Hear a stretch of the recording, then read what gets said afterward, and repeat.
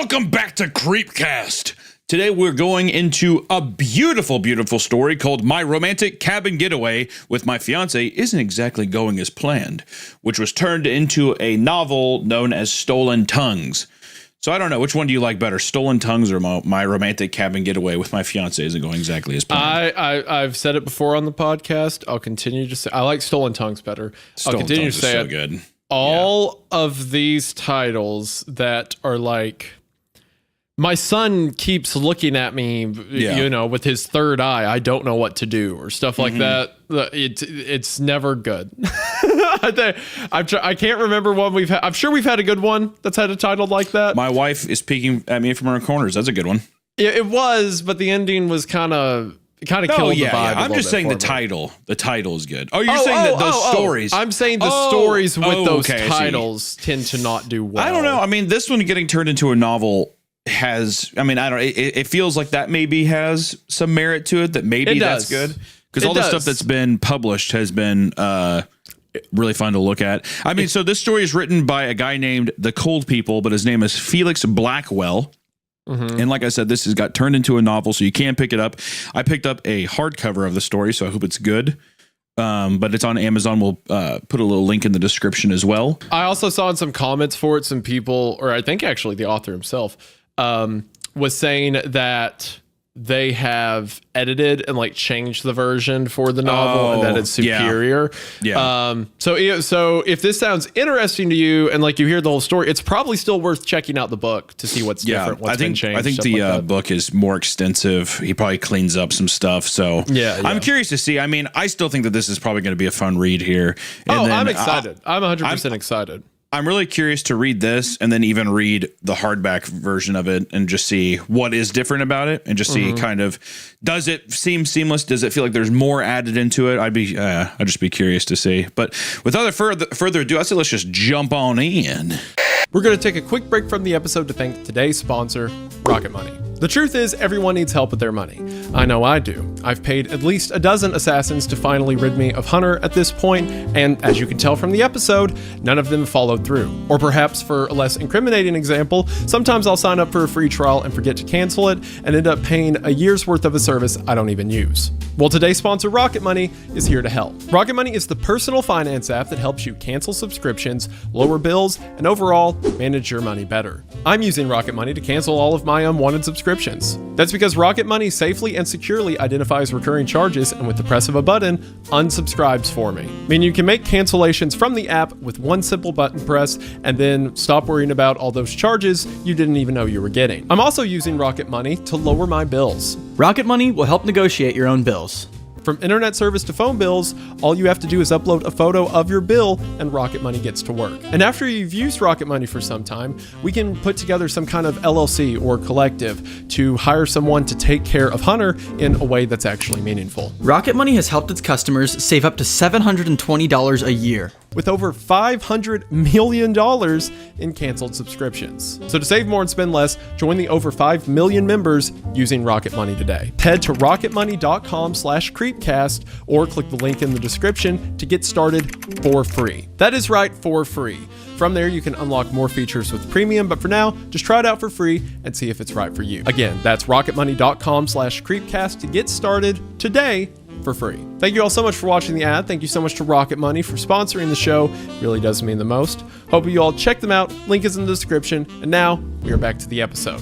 Let's jump on into This is a 10-part series in the original run, and then there's a thing that just says The Mystery Unravels, which is 11 through 16. I'm guessing that after the fact, he probably updated it for The Mystery Unravels, and that's maybe what's in the hardback as well. So I say we'll probably just focus on the first 10 and just see how we feel. See where we're going, see how we're feeling, see what the vibe is. Again, I want to emphasize, I wasn't saying none of that before about the titles, meaning the story's bad, to say that I think this won't be bad. I hope this one's great. I'm saying that so that I sound smart if I'm right. There you go. Historically, to be fair, you're right, though. Historically, so far, you're right that the stories have been kind of eh. My dead girlfriend keeps messaging me on Facebook. That one was fun. And we can't forget the thing in the basement's getting better at mimicking people. dare I say, one of the toughest and corniest reads, but albeit one of the fan favorite episodes. There you go. One of the favorite episodes. So I feel like it's gonna either teeter both ways. I'm curious to see which way it teeters. We're all in or we're all out. So I'm excited for it. I will also say thank you all so much for 500,000 subscribers. Yeah, for real. What the hell? It is wild. I know, right? Like awesome. This stupid little podcast of ours getting to 500,000. It's ridiculous. Yeah, it's amazing. And also, as always, if you enjoy the show, be sure to check us out on Spotify and Apple Podcasts and all those places where you can watch and listen. It means the world to us, and it just helps us, keep this thing running. So be sure to check it out if you're on a long drive. Isaiah, why don't you dive us in? Hopefully there's either something in here to scare me or make Hunter cry. Either way, I'll take it. My fiance and I are from California, but her family lives in Colorado, and they own a cabin near Pikes Peak, way up in the mountains. After visiting them, they recommended we go stay at the cabin a few days. We're avid hikers and jumped at the opportunity. Colorado is a very rich in Native American folk legend. Oh yeah, here we go. I didn't know we were getting into this. Okay, I'm down.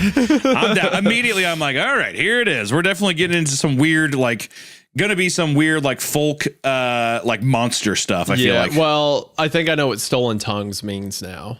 Oh, okay. I didn't know before, but I think I do now. Virtually every place you go used to belong to an indigenous community, and a few of them who remain keep the traditions and stories alive. Pikes Peak is no different. There are enough stories and gift shops to give anybody the sense that the land itself is alive. I don't know if this has anything to do with what is happening, but maybe someone here is from Colorado and could help us connect the dots. Faye and I are currently at the cabin. Did he say her name's Faye before? Yeah. Oh, okay. I believe so, right? Or he said my fiance. I guess my fiance, Faye yet, but yeah, Faye. I'm guessing Faye is his fiance. How you feel about that name choice? Faye? I like Faye. You don't like Faye? Faye feels like it's like naming your character Christian Grey. It's like it's a bit too much. Yeah, I guess so. I'm just being a hater, but yeah, no, I feel you. It's day 4, and we are planning on leaving today. But things have gotten very strange around here, and it looks like we're going to be here a while longer. We have enough food for a winter, and the heater is in stellar order. But the Wi-Fi is terrible at best, and there's virtually no cell reception. We feel isolated. I'll try to respond to comments, but the internet dips out for hours at a time up here. So I'm almost picturing a weird. So that's the end of the first entry to his journal. I'm almost feeling it's almost like one of those communities that's like a full Sasquatch town. Like their entire infrastructure is based on that kind of tourism. Sasquatch, yeah. Yeah. Or so it's Point Pleasant, West Virginia with the Mothman. Yeah, exactly. Yeah. Except now they're in rural Colorado and there's just no cell reception and stuff. And they did say that it is winter, correct? I don't know if they or he said that. we have enough food for a winter. Oh, for a winter. Okay, so but even then, Colorado's super high elevation, so it probably is snow laden. Just some snow. I'm just trying to get a sense of the environment. Like if I was in the cabin looking out the window, I'm just picturing snow. I'm imagining a Shining scenario being set up. Oh shit. Okay, wait. So here's the next entry. Immediately the first thing that is said. Yeah. The first weird thing that happened was the snow. Okay. Okay. Good job, Hunter. Well, I mean, you were thinking the right way. I tried. You just got a little excited. You just got a little whimsical. Got a little happy all of a sudden. That's what you get for being happy, though. There was no snow in the forecast, so we packed light. But on first night here, just our luck, a blizzard pounded the whole area. My little Corolla is basically a brick of ice outside. And there's no way I'm going to try to make this. I don't know why that was funny to me. My little Corolla. My little Corolla. Yeah, I imagine it's like a child-sized car. Like a Fisher Price outside. Car. Yeah. There's no way I'm going to try to make the 6-mile drive down the mountain to the town. I blame myself for trusting Colorado in spring. After a day, Thursday, of lovely hiking and sightseeing, some really unsettling stuff started happening. When we returned to the cabin just before dusk, we found an enormous dream catcher dangling from a tree about a dozen yards from the back door. Okay, did that get set up there while you were gone?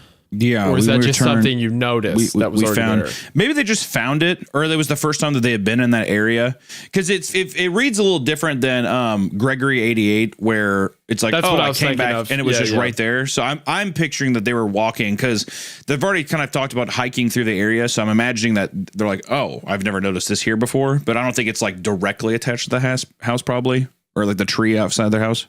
Yeah, it's like, it's kind of plausible deniability of if this is malicious or not. Yeah. This wasn't the kind you're imagining. The kind you buy from a novelty shop. This thing was made from twigs and twine, and it's about 3 feet in diameter. Damn. Yeah, this is literally a Gregory 88 scenario. Absolutely humongous. Neither Faye nor I were stupid enough to touch it. We're veteran horror movie fans, and we know that's how you get cursed. If the snow melts a bit, I'll get back out there, snap a picture of it, and post it here. The night while we were eating dinner, we heard a bunch of noises in the woods outside. Twigs crunching, leaves rustling, etc. This isn't unusual because we saw some elk and deer on our hike, but the sounds were slow and purposeful. They stopped and started and were rhythmic, like someone was casing the area in a crescent shape around the cabin. I used my really bright tactical flash... I used my really bright tactical flashlight to look outside from the porch, but there was nothing. Okay, do you know that guy who's just so eager to use his flashlight? Yeah, like the almost like borderline survivalist doomsday prepper guy. Yeah, that guy was like, let me get my industrial grade flashlight from downstairs. It's the power went out. Let me get my tactical flashlight I keep in my pocket. You know, it's actually 800 lumens, but it looks brighter because the way the candela is, it actually like puts a bigger beam onto the... That was the end of that post. And I will say, just from a first gut reaction, not to derail the story too much, but already I like these people more than the Gregory 88 people. Because at least you have common sense enough to be like, I'm not fucking touching that. Well, the Gregory 88 person was like trying to get killed because he's like, there's people touching stuff in the house. I guess I'll sleep alone here forever. You know, like he just was trying to die.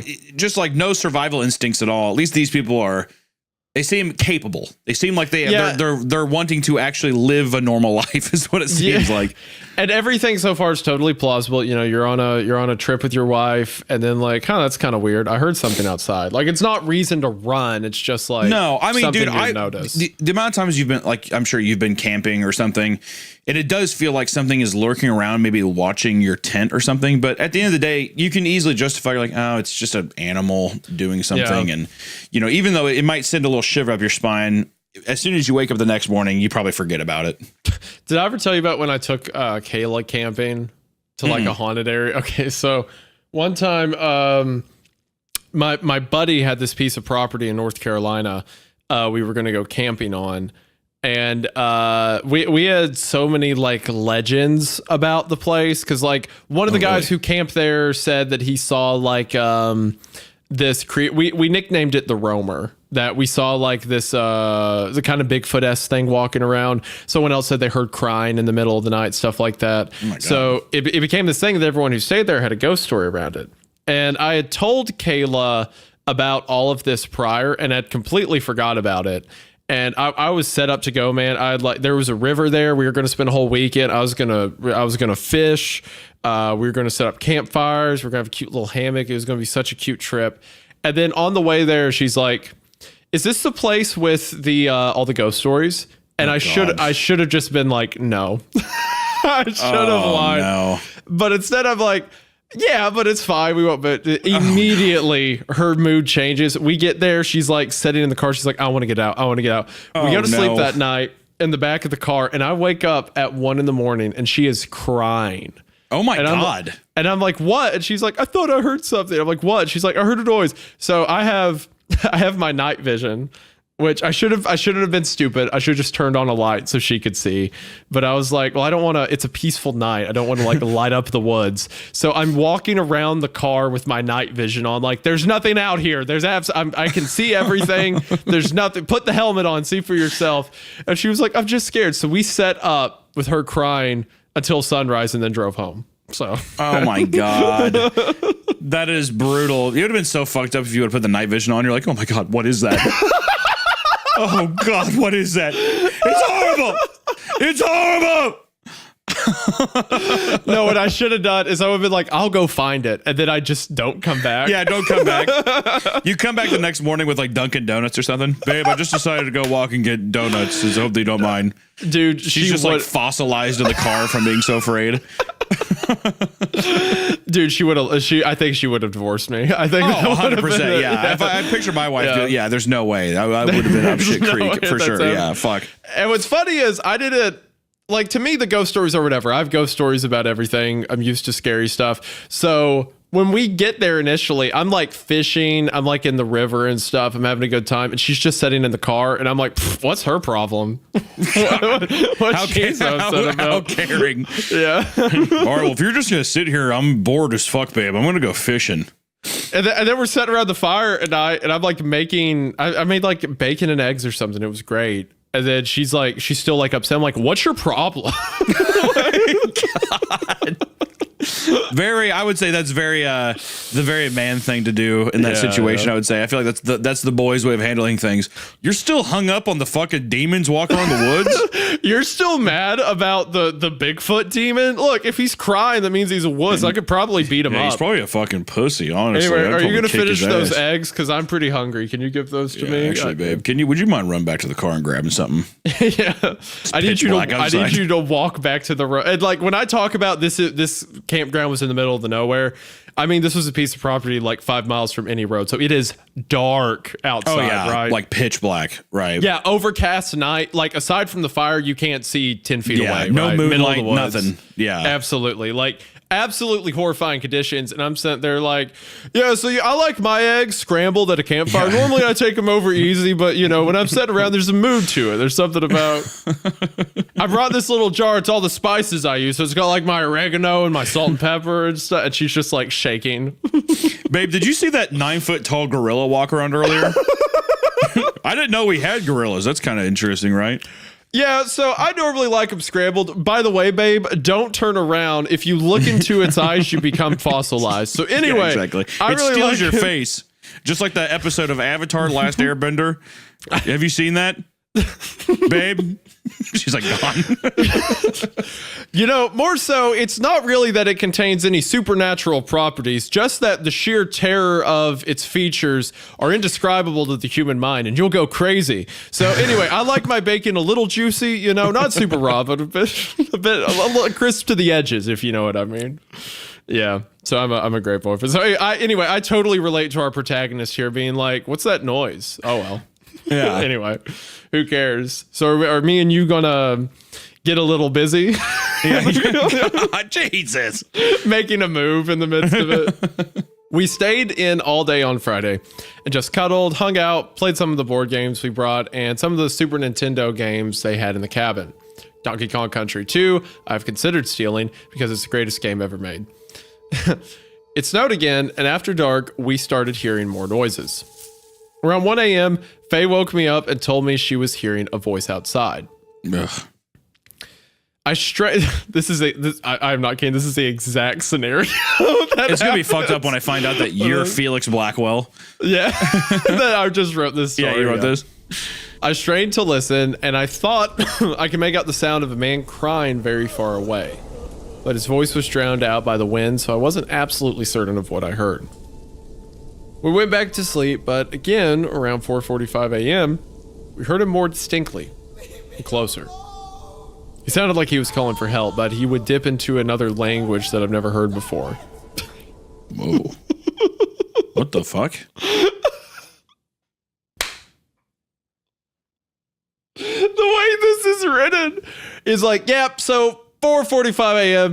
Definitely a guy cried for help outside, but then he started talking in German or Arabic or something, and I don't understand that. So I just figured, you know, let it be. Maybe he's got friends nearby. It was about 5 a.m. I heard him say help a couple times, but I think he spoke Spanish, so I just said I just better let him be. I opened the door and said, por favor to you too, and just, you know, let the elements, you know, have their way with him. You know, let the... This is actually you with Diego. Now that I think about it. No. I would have rushed to Diego's help immediately. Yeah. We called the ranger station at the bottom of the hill using my cell phone, and they told us to get up there and check it out. We never saw them, and I doubt they ever came. Interesting. So they were able to get reception. I wonder if that's going to, if later in the story, if somehow the cell phone thing is going to be depleted. Because if they're able to call that, then they probably can't call. Or I think he's also probably establishing, too, that they can't. What was that? It's probably a landline. If they have cabins at a park, right? Or I meant he's using his cell phone to call the people down on the hill, right? Oh, you're right. You're right. I didn't read that. But what I think, what I think they're setting up is like, oh, we called them to see if they would go help these people, and I doubt they even showed up or whatever. Which is probably setting up later to where, like, why the fuck would they even come help our protagonist? You know what I mean?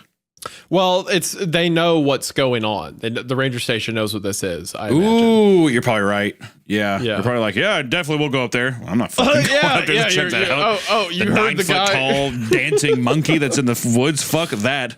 Oh, you all heard the guy crying in Greek, huh? Yeah, we'll be there ASAP. Like, yeah, it's a 9 foot tall monkey. 9 foot tall monkey that tickles you until you speak Spanish. He's looking over at the other ranger like not I don't think I'm gonna go up there. They're both just watching a Rosetta Stone DVD. We've got to learn to talk to these Miyamo. Miyamo S gorilla. All right. Miyamo S gorilla. On Saturday, shit got really scary. By the way, since I just had to read shit, I saw a video on YouTube like yesterday called Wendigoon Swears for 4 minutes, and it's just a compilation of me reading cuss words on this show. Yeah, apparently you're very loose-lipped on this show. Yeah. How dare you? How dare you be people so... love that. Yeah. It snowed again in the morning, and I stopped getting service for most of the day. Faye and I watched movies and tried to Skype with her family, but that didn't work. She went to sleep early, around 8, while I did some photo editing on my laptop in the living room. She woke up crying hysterically. When I asked her what was wrong, she said she had a dream that she was lost in the woods outside, and something was following her. I cuddled with her until she fell back asleep, and eventually I drifted off too. Can I just say something real quick? Yeah, go ahead. If I'm being completely honest, and this is just, I'm cringing just a little bit. I fucking hate when people, the word cuddled. He keeps talking about he's cuddling the whole time. I had to put it out there. I don't know. So this goes back to my kind of overarching thesis with you that you just hate fun.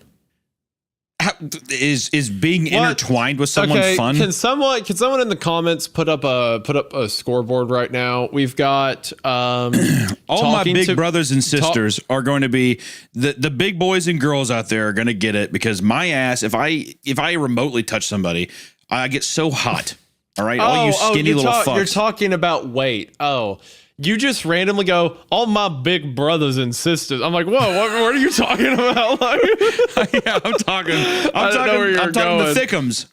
Can I be okay? I'm tired of this too. Can I be honest? You're not that fat, and it's kind of pissing me off. Morbidly obese is what my doctor said. We walked through the French Quarter for 12 miles. Yeah. People who are morbidly, debilitatingly obese cannot do that. What you didn't realize is every time you turned around, I actually was throwing up, and I had to like grasp walls, and I was like, you still had enough energy to be sarcastic and a jerk. I was like, this is my first impression with my friend. I can't buckle under my sheer weight, my sheer girth. No, you guys go ahead. I think I saw something. I just cried on the floor. No, you weren't. See, you're painting this image to the audience so that you can be the sad boy, so that you can be the victim in this scenario. Okay, but I'm not buying it. You got through it fine. You are built like a football player. You're not like super fat. You're just like, you're bulky. It's completely different. All right, man. All right. Look, all I gotta say is this: I just don't want to cuddle with people. All right. You know what the difference is? You know what the difference is between you and someone who's morbidly obese? If someone who's morbidly obese wanted to get strong, it would take a long time of like losing weight, gaining muscle, losing weight, gaining muscle. I feel you, man. I'm there. If you just started like powerlifting, you would be a machine. You would be the scariest dude I've ever met. No, I've been doing the only thing I can actually physically do is sitting Kegels, and that's what I do. Okay, I'm tired of you. I can't. Whatever. Sure. You're stupid, fat, and can't do anything. Is that what you wanted? Is that the lie you want me to tell to make you feel better, to fit your world? Okay. All right. Yeah. Anyway, what was I even talking about? Oh, you the things you don't like. Yeah. You don't like talking to people at gas pumps. You don't like cuddling. What a crime. You don't like, what was another one we brought up? I mean, there's several. Someone mentioned up. Okay, for one, we haven't said that before, but sure, throw that up there. Any guy who does not like grilled zucchini is an enemy. All right, what are you talking about? I do actually. I love grilled zucchini. It's so good. It's so good. It is good. It's very good. But yeah, guys in the comments, someone give me a list of like all the, because I know there's like 8 things he said that are completely normal human experiences that he's afraid of. So someone put that together for me. All right. Whatever. Doesn't like cuddling. Anyway, okay. Faye woke me up around 1 a.m. She was absolutely beside herself. I've never seen her so afraid in my life, and just the look of her face really unsettled me.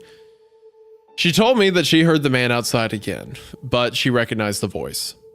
She was absolutely convinced that it was her grandfather's voice, and that he was wandering around outside begging for help.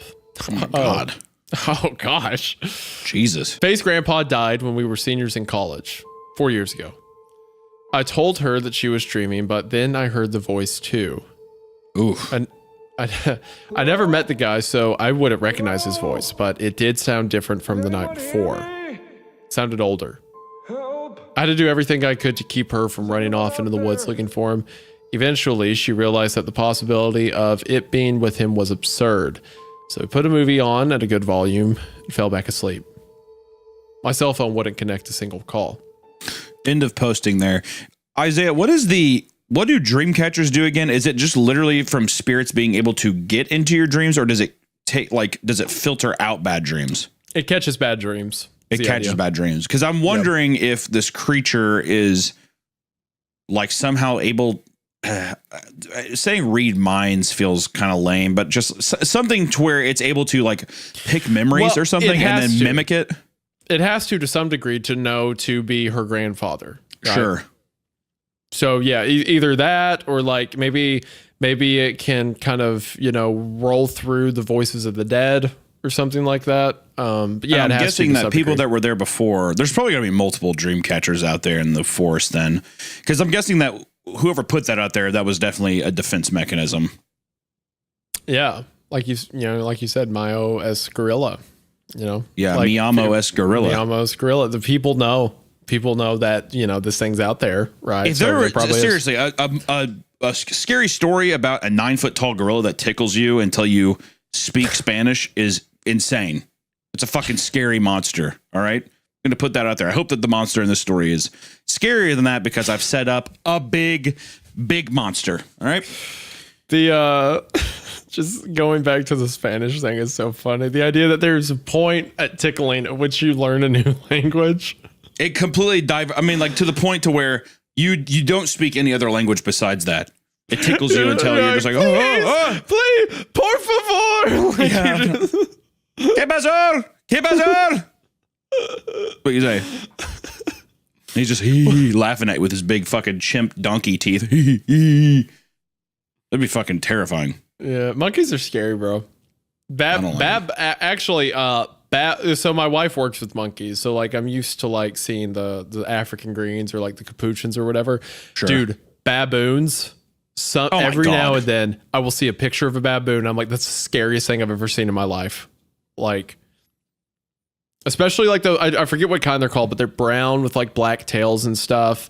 Their eyes sometimes will look like a mannequin's eyes. It messes with me. Oh, it's like pitch black. They look like demons, honestly. Yeah. They're like little fucking, like even the way that people drew demons in like Renaissance paintings and stuff. They all look borderline monkeyish, the way they bend over like little imps and stuff. Yeah.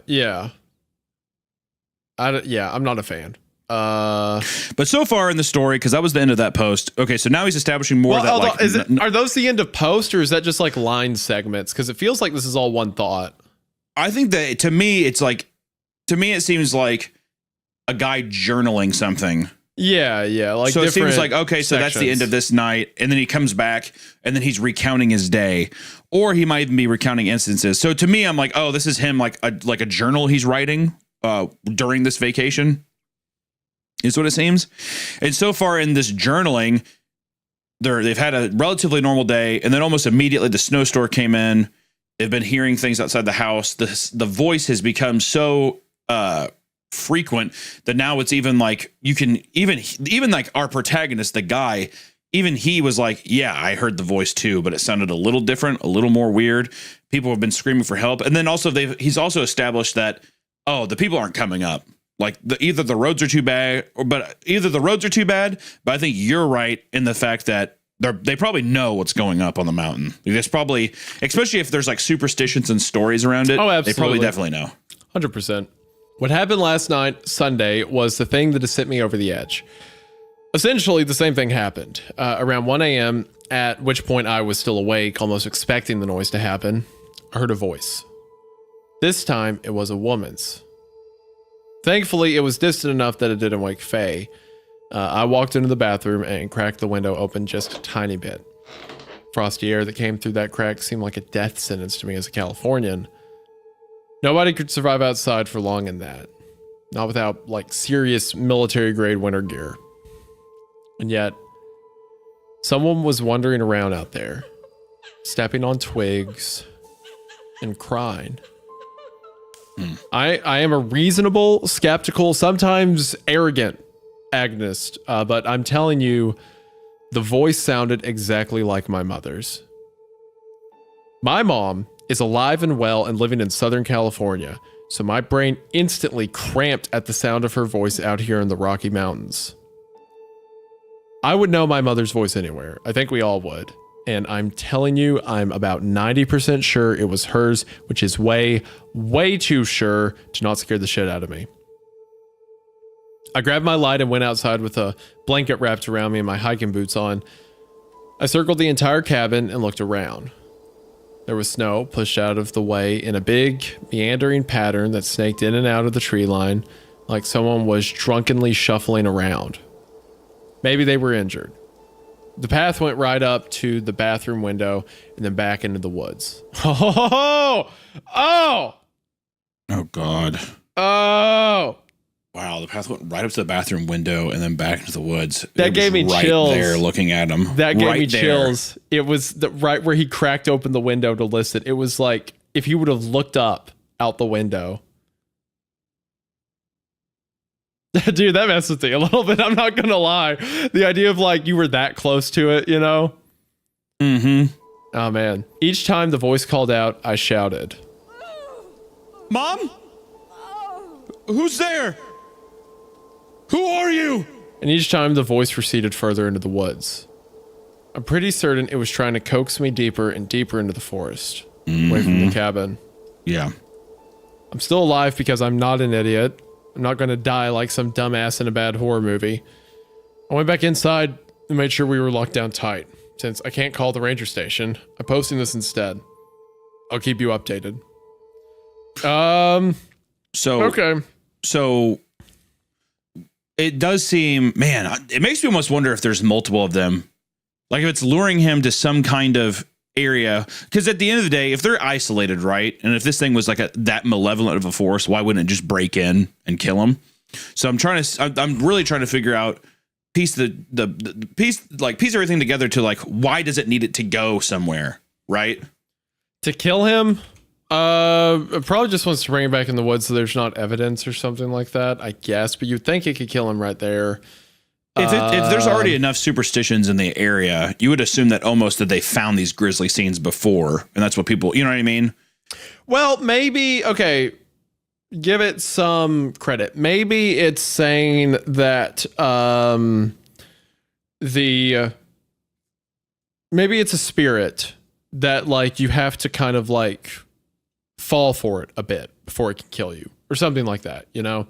Maybe it's not an outright just kills you instantly kind of thing.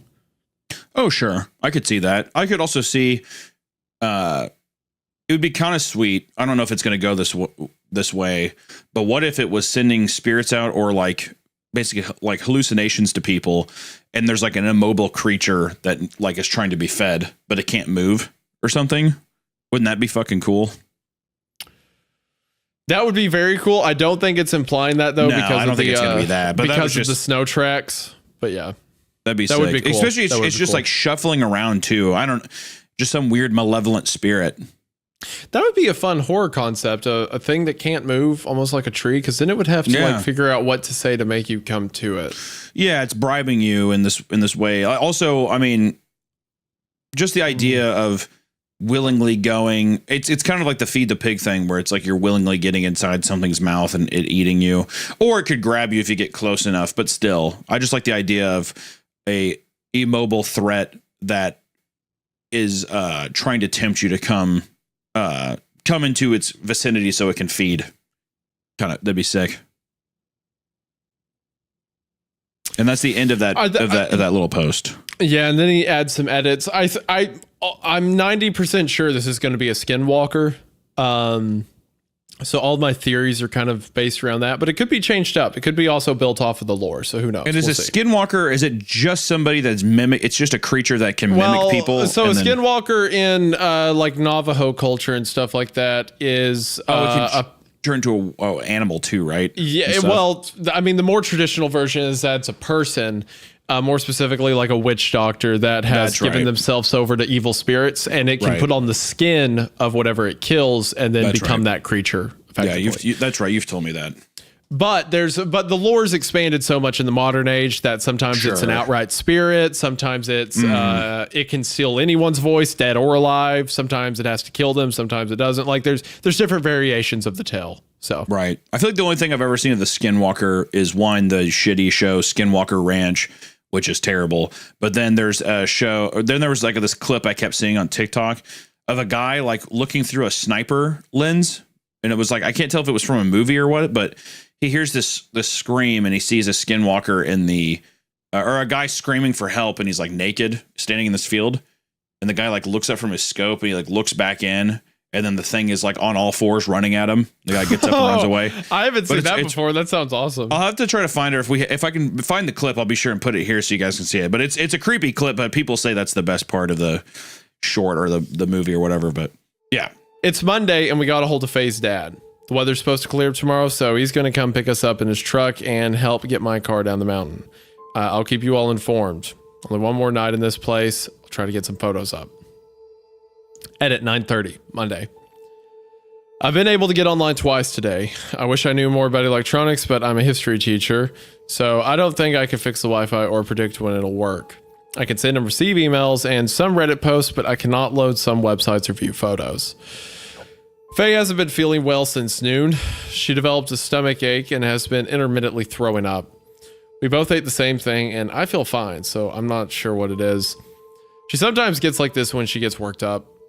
Although I'm an agnostic/atheist, she is very Catholic and is pretty convinced that something supernatural is going on. No need for alarm at that moment. She does not have a fever and I'm keeping her hydrated and in high spirits. She seems to be on the mend, went to sleep about an hour and a half ago. Some noises to report. There's cackling, repetitive vocalizations in the forest, probably 100 yards out. The tree line starts at about 20 yards out, so the sound is coming from much deeper. Some movements spotted just behind the tree line at dusk, but could be elk, deer, etc. Couldn't see very much. Keeping all the curtains closed, windows locked, furniture in front of the front and back door, and I'm checking on Faye every half hour. Her dad will be here in the late morning to pick us up and dig my car out. Another Redditor near us pointed out that I am an idiot for not double checking the weather, and you are correct. So I promise I'll provide an update as soon as new post tomorrow, should anything significant happen. That is the end of part 1, which, you know, man, I like the end. I like the end of that part 1 because I love the idea of them ending. I like the idea of this first part ending with, oh yeah, my husband's or my wife's dad's gonna pick us up out of this whole thing, get my car out. It's just, it feels like such a beautiful setup of like, that feels like that's not going to happen. That's not going to go as according to plan, you know? And I always love little setups like that. What could go wrong? Oh, wait, I know why the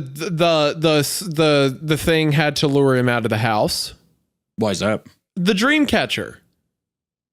Oh, to get out of the vicinity of maybe that protection. It protects the house. Yeah, the evil spirit cannot step through the house. Yeah, that's why I tried to lure him out. It makes sense too, because I doubt if it was being able to protect stuff, there's no way the thing could just rip it off a tree, right? Like that logic doesn't work. No, of course it wouldn't be able to touch it. Yeah, okay. It can't. Spirits of evil cannot interact with like blessing stuff of good. It can't just get rid of it. Yeah. Interesting. I like this so far. This is fun. Yeah. Cool. Okay. Yeah. I like it. I like part 1. Are you ready for part 2? Yeah. Numero part 2. Part 2. All right. Here we go. I'm sorry for the delay, everyone. We're collecting ourselves. Sorry for any formatting issues. I'm writing this on my phone.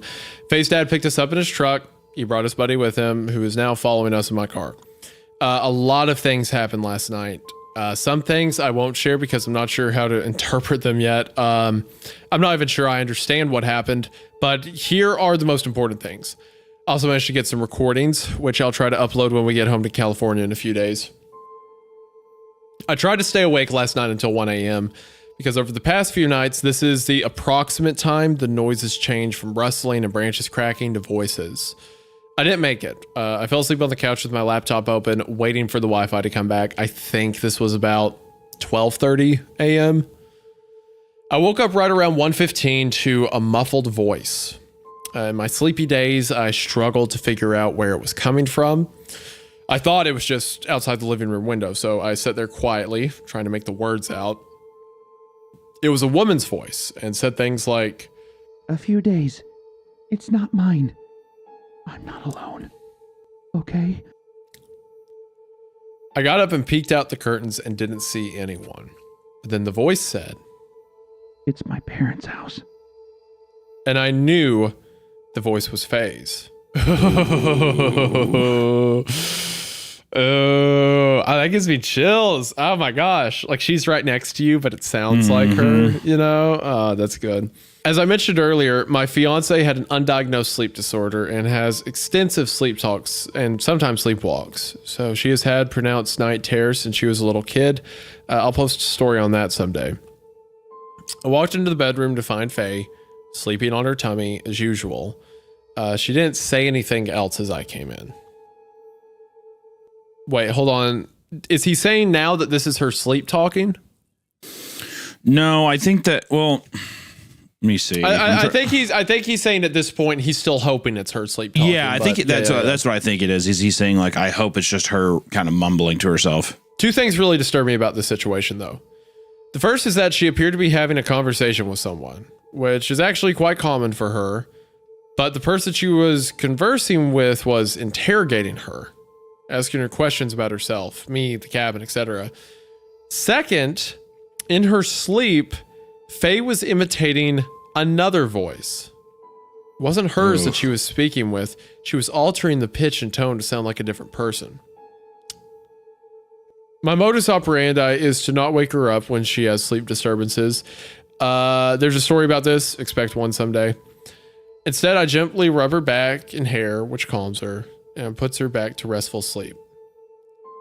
I did this for a few minutes, but then there was another noise, off in the distance outside. I got up and walked to the window to listen, and I think this was the first time that I really felt scared enough that I felt like we were in real danger. First of all, Hunter, as the certified hater of fun on the channel, do you find that gross that he rubs his wife's back and calms her?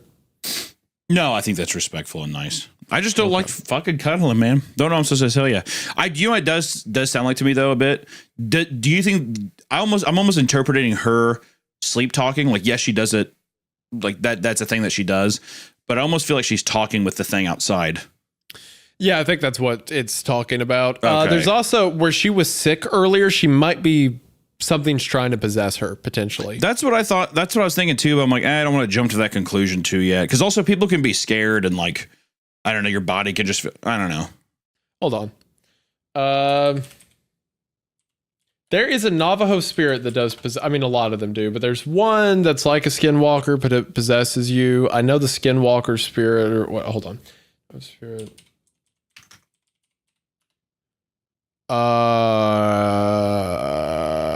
The chindi. I think that's the one I'm thinking of. The chindi.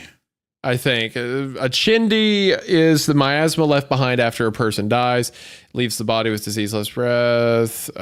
Maybe this isn't what I'm thinking of. Believe that contact with... Okay, here it is. Traditional Navajo believe that contact with the chindi can cause illness and death. Chindi are believed to linger around the deceased bones. No, this sounds like more like the unclean parts of a spirit. Maybe not. Maybe that's not what I'm thinking of, but... Yeah, anyway, there's spirits that can cause possession in the tradition. Navajo aren't super associated with Colorado, but I think they're like, this is clearly Skinwalker, like dream catcher stuff, like it's using symbols of it and things like that. So maybe it is some Navajo spirit that can possess. I don't know. But yeah, anyway, just theorizing. But yeah, right. I think it's some kind of possession or something. So anyway, he hears something outside, feels like he was really scared. It was a child singing in the dark. I couldn't really make out much of what she or he was saying, but I'm certain that it was a child, like ages 6 to 8, trying to sing a song. The snow had abated for a while now, and the stars were notably bright, so I could see all the way to the rim of the forest, about 20 yards out. There was a figure standing there, just past the first trees, back facing me, looking up at either the moon or the tops of the trees. It stood so still that I convinced myself it was a tree stump or something. And in a few minutes, it was no longer visible. My skeptical nature compels me to be reasonable and say my eyes were playing tricks on me. When I turned around, Faye was sitting straight up in bed. I don't like that. Oh, God. Eyes closed. She does this a lot in her sleep. She craned her neck and said something like, "Don't let them in. Don't let him inside." She was still doing the weird voice, so I woke her up. Yeah, damn right I'd fucking wake her up. I'd shaking baby syndrome with that shit, dude. Are you kidding me? Hey, Faye, you want to wake up? Faye? that's how I'd be. I just, nope, like kicking her. There was something Kayla did one time. Oh gosh, what was it? She said something like, "Why are there chains?" or "Why do I have chains?" or something like that in her sleep. And I was just like, nope. Just like I started shaking her super hard, like, you're awake. Oh God, dude. Yeah. I don't care for that at all. I had my youngest sister, she used to talk in her sleep all the time. Like she'd have whole conversations. And one time I think we had friends over or something, or we had family over. So all of us had to sleep in the living room, and just, for no reason at all, at like 2 a.m. in her sleep, she just starts screaming. Yeah. Like fuck that. Like full from the gut, like, a high pitched woman scream. And I'm up and I immediately like hit her. And she wakes up and she's crying. She's like, "Ow, why'd you hit me?" I'm like, "You were screaming." She was like, "No, I wasn't. I was having a good dream. Why are you mean to me?" And I got in trouble for it. Jesus. I remember that thoroughly. Yeah, I can't stand that shit. Yeah, not a fan. It creeps me out too much, and I'm like, okay, haha, we're done with that. Thanks. Also, everybody who ever wakes up, they always get super pissed every time. What the fuck? Yes. What? Yes. I dated a girl one time who, like, she would sleepwalk. They lived in a 2-story house. She would walk all up and down the stairs back and forth. Oh God, no, completely asleep. No, thank you, sir. No. One time she went to her parents' room while her parents were asleep, and goes and opens their door, and standing in the front says, "I have a speech to make." And they wake up and they're like, "What?" And then she goes, "Never mind," and then turns around and starts to walk away. So the mom goes up to her, is like, "Are you okay?" And she wakes up. Like, my buddy's brother used to sleepwalk really bad, and he would do something similar where he would go into people's rooms and just stand there. And it was fucking horrifying. Yeah. So his little brother would put Legos in front of his door, so he stepped on them. And there'd be times though where he would step through them, and like that wouldn't wake him up, like the pain. Dude, if anyone's ever stepped on a Lego, it painful. Hurts. Yeah. He'd wake up and be like, "What the fuck is going on with my feet?" Because he'd like crumple on them. But yeah, I just thought that was funny. Dude, I'm not. It's terrifying. I don't like it.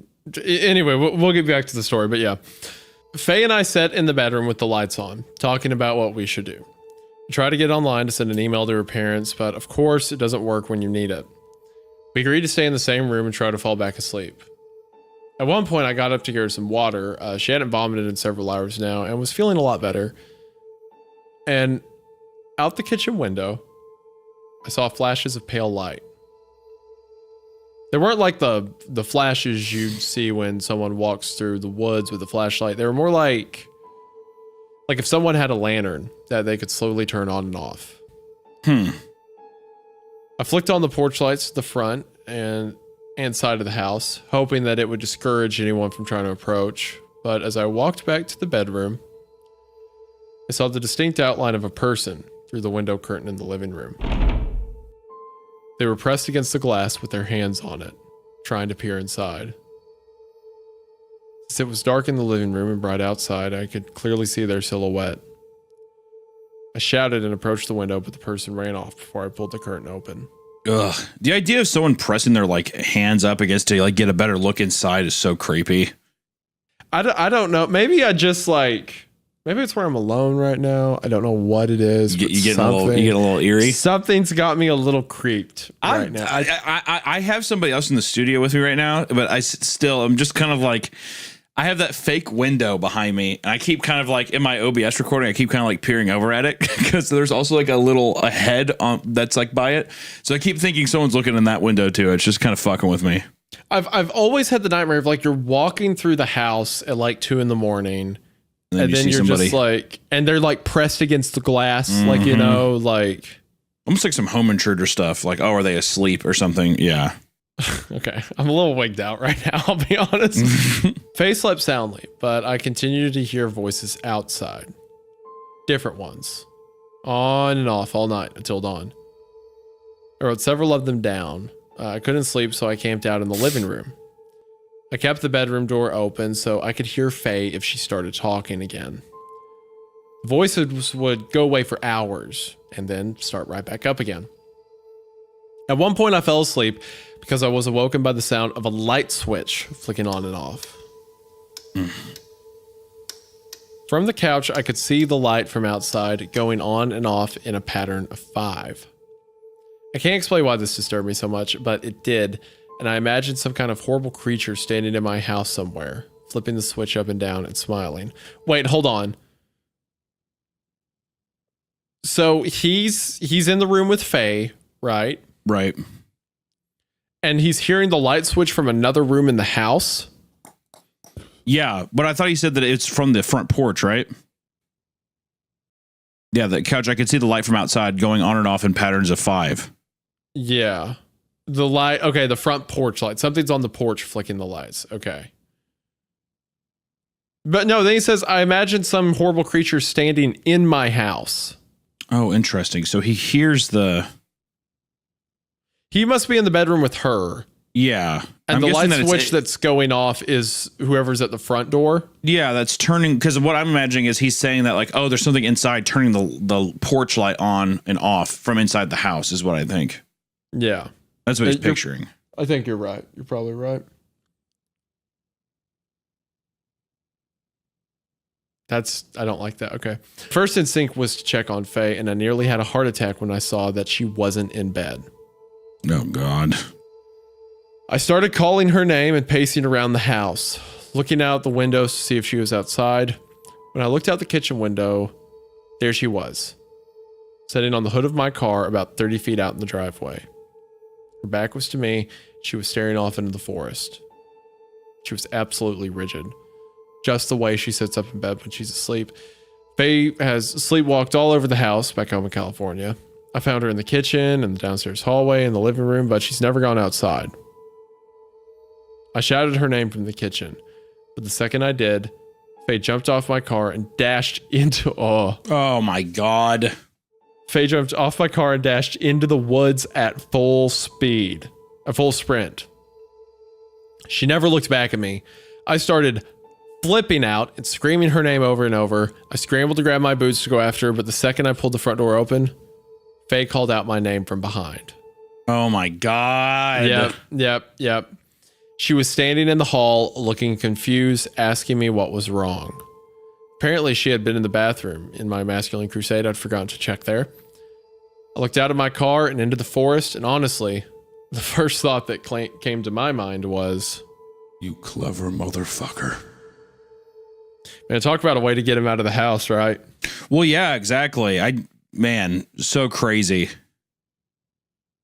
And that's the time too that it doesn't say anything. It just darts. Because I feel like also if it would have talked there, he would have been like, why does she sound so strange? It would have thrown off the illusion. Mm-hmm. Yeah. Versus him thinking she's sleepwalking into the woods. Needless to say, we stayed up the remaining few hours until dawn, intermittently writing down the voices we heard, which faded away and became less frequent with the passage of time. I'll try to get the recordings up in a few days. For now, here's a list of the voices we heard. We recalled some of the voices from the previous nights from memory. I just figured you'd like to know what was being said throughout the duration of this lovely cabin experience. I'll return to Colorado, but screw Pikes Peak. The question mark indicates words that were very unclear. So these, I'll let you do all of these. This first set is in a man's voice, vaguely familiar, but couldn't put a face to it over the past several nights. Hello? Oh, God. Look at it. Look. Hello? Don't. They see in the dark. I'm lost. What you? Wolmai. It's very dark. I see those lights. I'll come down there. Don't smile. I see you. I didn't like those. Yeah, it could have been the goat smile. Just weird. Yeah, so that reminds me. Okay, so one of the main ideas was like skinwalker stuff or mimic stuff in general, is that it can like copy, people it kills or like their last words and stuff. So a lot of that could be the last words of someone who was attacked by it, right? Yeah, like the weird last things that they learned from people and they stole their voice. Yeah. Mm-hmm. They see in the dark, look at it, stuff like that. I see those lights. Okay, the next set is from a woman's voice, sounding age 20-ish. This was all heard last night. Lay it on the ground and burn it. Turn it. La la la la la la la. I don't like that. La la la la la la. Dude. I don't like that at all. The monotone, not melodic at all. So weird. Just like bro. La la la la la. Stop. I'm actually creepy. I'm actually kind of scared right now. I don't. Just the idea of like, you can't even process what it's trying to do. Yeah. It's just like it's so uncanny. Ooh, this next one though. She talks in her sleep. She's talking to me now. I don't like that. I don't like and it. It's abbreviated, threatening, else? malicious voice. How creepy is that? Can we do something else? No, this is our job. Sorry. All right. Okay. The next set is for, I don't want to give Hunter this voice direction. A child sounding about 6 to 8 years old, indeterminate sex. And this was all. They're young enough. You probably wouldn't be able to 6 to 8. Yeah. So crying and whining, just like. Which also, dude, kids laughing, scary. I don't give a fuck if it's like joyful or not. I'm always like, well, imagine you hear. Oh, in the middle of Colorado, fuck that, dude. I would also think about it this way: you hear the singing and stuff like 100 yards away, and then you hear the laughing in the house or something. Mm-hmm. No, absolutely not. No. Oh, so me I do. Why do I do? Eat, eat, eat. I am a vacant, naked soul. Me I do. When do we go inside? Sounding like a robot trying to mimic a child.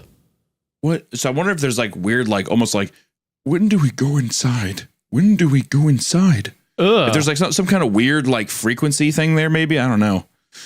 When do we go inside? Or like if it's trying to be a kid, it'd be like, when do we go inside? When do we go inside? Here we go. When do we go inside? The next line too is voice of my mother a few nights ago. I love this. Laughing, joking. She had a recognizable Bostonian accent. Stop!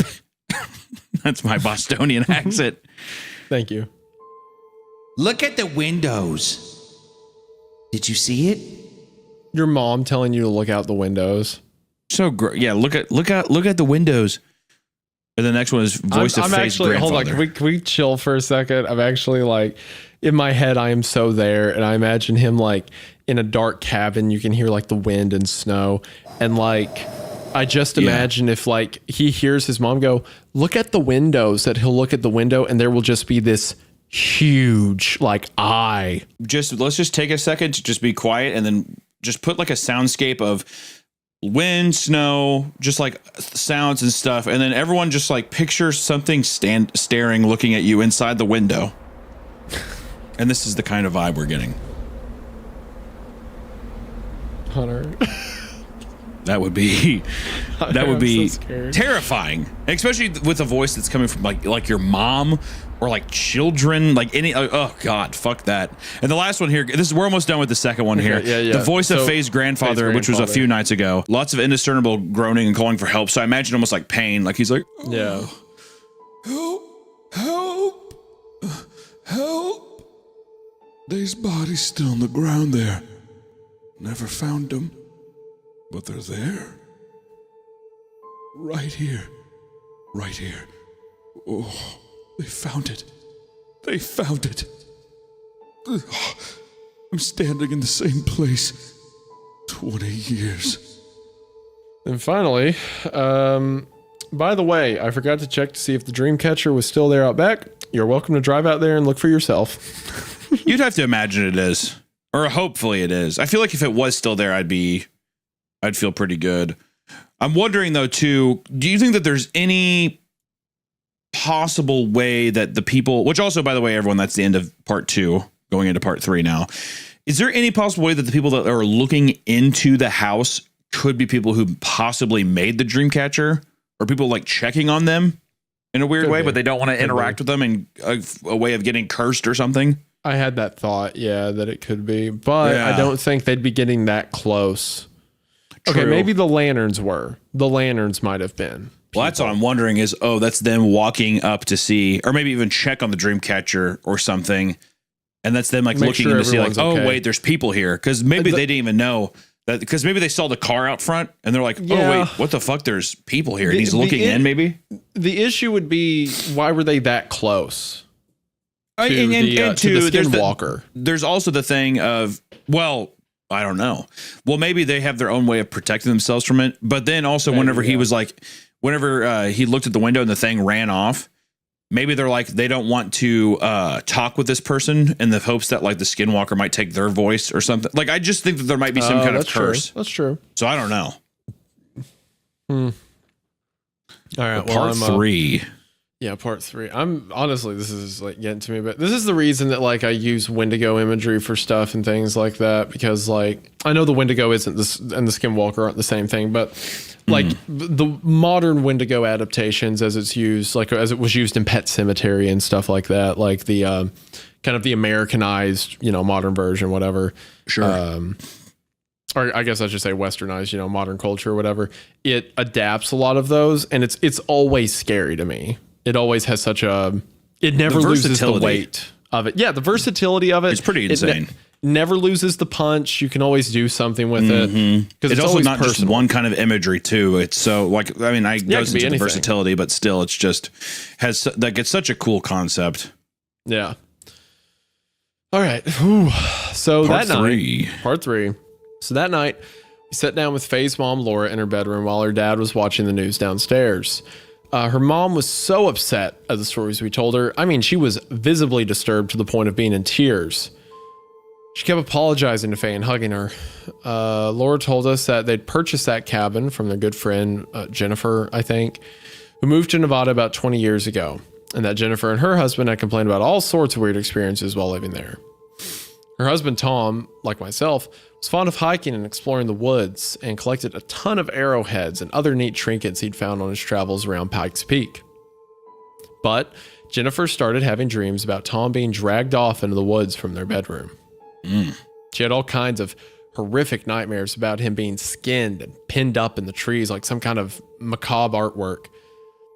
Jennifer said that while Tom was at work, she would occasionally hear the voice of her daughter, who died in childhood of some kind of bone cancer, calling out, Mommy. from the edge of the forest. Jennifer's doctors claimed it was the medication she was on and changed her meds. Tom got a new job in Vegas, and they basically noped out of there. On a lighter note, Tom himself. On a lighter note, Tom took his own life in the garage 2 years after they moved. No note or anything. That's great. That's so cool and awesome. God, I feel bad for Jennifer. First, or their child, and then Tom, just inexplicably. Well, I think where this is going is that you take a part of it with you. Oh yeah. Mm-hmm. Because I mean, the story, they're not going to go back to that cabin. It feels like there's some kind of curse aspect. So yeah, it's like a curse aspect. Another, and I also understand why the mom wouldn't. It's like, oh, you bought it off your friends and they had like nightmares there. Okay. Yeah. Or just like, oh yeah, we used to be in the cabin up there, but it was really weird. So we're just, I don't know, we're just going to leave. And then I don't think that you would immediately interpret that like, oh, this is crazy. Instead, you're probably like, oh, okay. I mean, yeah, we like hiking. I mean, there's already established too that like they're all kind of like active people as well. So it's like, might as well. Why not? Yeah. Also that you're good buddies. I don't know. Anyway, Laura, Faye's mom, and Greg, Faye's dad, only used the cabin as a getaway in summers. Laura never experienced anything beyond weird feelings while she was there, and she chalked that up to all the crazy stories Jennifer had told her. Greg, however, who suffers from PTSD-related nightmares occasionally, experienced exacerbated sleep disturbances in the cabin. Over the years, he became reluctant to go there and claimed that all the things he'd seen in Vietnam came back to him while he slept there. Mm. You want to know one of the craziest stories I've heard from a Vietnam vet? What's that? This is unrelated, but while we're talking about terrors of war, I think this is interesting. There's a guy I know who used to work at this gun shop I would frequent, and he was a riverboat gunner in Vietnam. And he did some deployments to like, set up ambushes or whatever. And he had completely forgot about this story where one time he was, waiting on patrol outside of a village, and he was using a little nail that he had found like just lying in the rubble outside of the village. And he was cleaning the dirt from under his fingernails. And he hears a noise, and he was laying on the ground next to the M60, the big belt-fed gun. He was cleaning his fingernails, and he hears a noise, and he looks up, and like 5 feet from his face, there is a guy standing there holding a rifle, like a Vietnamese, like a Viet Cong, standing there just looking down at him. Oh, God. Just holding the gun. And he says that the man said, "Are you going to shoot me?" in perfect English. And like in reaction, he like dropped the nail, pulled the gun, shot the guy. And while telling me the story, he said, to this day, I don't know if he spoke English or if I heard it in my head. That is fucking insane. He had completely forgotten about that story. Never remembered it, got out of the war, never bothered him until 40 years later, he was helping his son build a barn on his property. And then midway through, he picked up a nail and started to pick dirt from under his fingernail, and it all came back to him at once. It's insane what the human brain can just store away. Yeah, just completely blocked off until that moment. And he remembered it all like it happened yesterday. Yeah. Also, to go back to the story as well, the dad having those kinds of sleep nightmare issues. Do you think it's just something gene wise that he passed down to his daughter with hers, or do you think do you think it could have affected them from whenever she was maybe younger and they bought the property? Maybe the dad's getting it just because maybe it just targets whatever the weaker link is at the time, because the dad has those memories from Vietnam, so he can be targeted there, and she has religious beliefs and suffers from like sleepwalking and stuff like that. The other owners too, it seemed like Jennifer was maybe the most mentally stable and like the most strongest willed person maybe. Yeah. Maybe it just picks a target, Allegedly, some of the people he saw get killed would come back to talk to him in his dreams at that cabin. The last time he stayed there, he woke up in a dream to find a few of them sitting in his bedroom with him, maimed, rotted, etc. Privately mentioned to Laura that he also heard their voices in the forest, crying, begging, screaming for their mothers, etc. Oh, and guess what time he always heard them? Yeah. Do we think that some of these memories or some of these souls or ideas could maybe get trapped in the forest as well? Like we had the old man before who was like, I've been standing here for 20 years. Do you think that any of these things could like be aberrations that can manifest physically in the space out in the woods? Potentially. We don't know enough about it yet. We don't know if it's just repeating the words that were said. Right. But yes, I think it's very possible that it could be just repeating words of spirits, like, the lost, or it could be maybe maybe the monster itself is trying to tell them something using the voices, right? Maybe something did happen at this land 20 years ago or whatever, and it's using someone's voice to say that. Who knows? Laura told us that she honestly did not believe that there was anything really wrong with the cabin. Faye was extremely pissed and let her have it. Kind of ended our visit on a bad note. Later that night, I was up reading, and Faye was sleeping next to me. She always falls asleep before me. That girl could fall asleep on a pile of rocks. She started mumbling in her sleep, so I listened carefully. Here's a few things I heard her say. Never. Never, never. No, I wouldn't. On the mountain. I can't. Why? His name? We don't know you. No, it's Felix.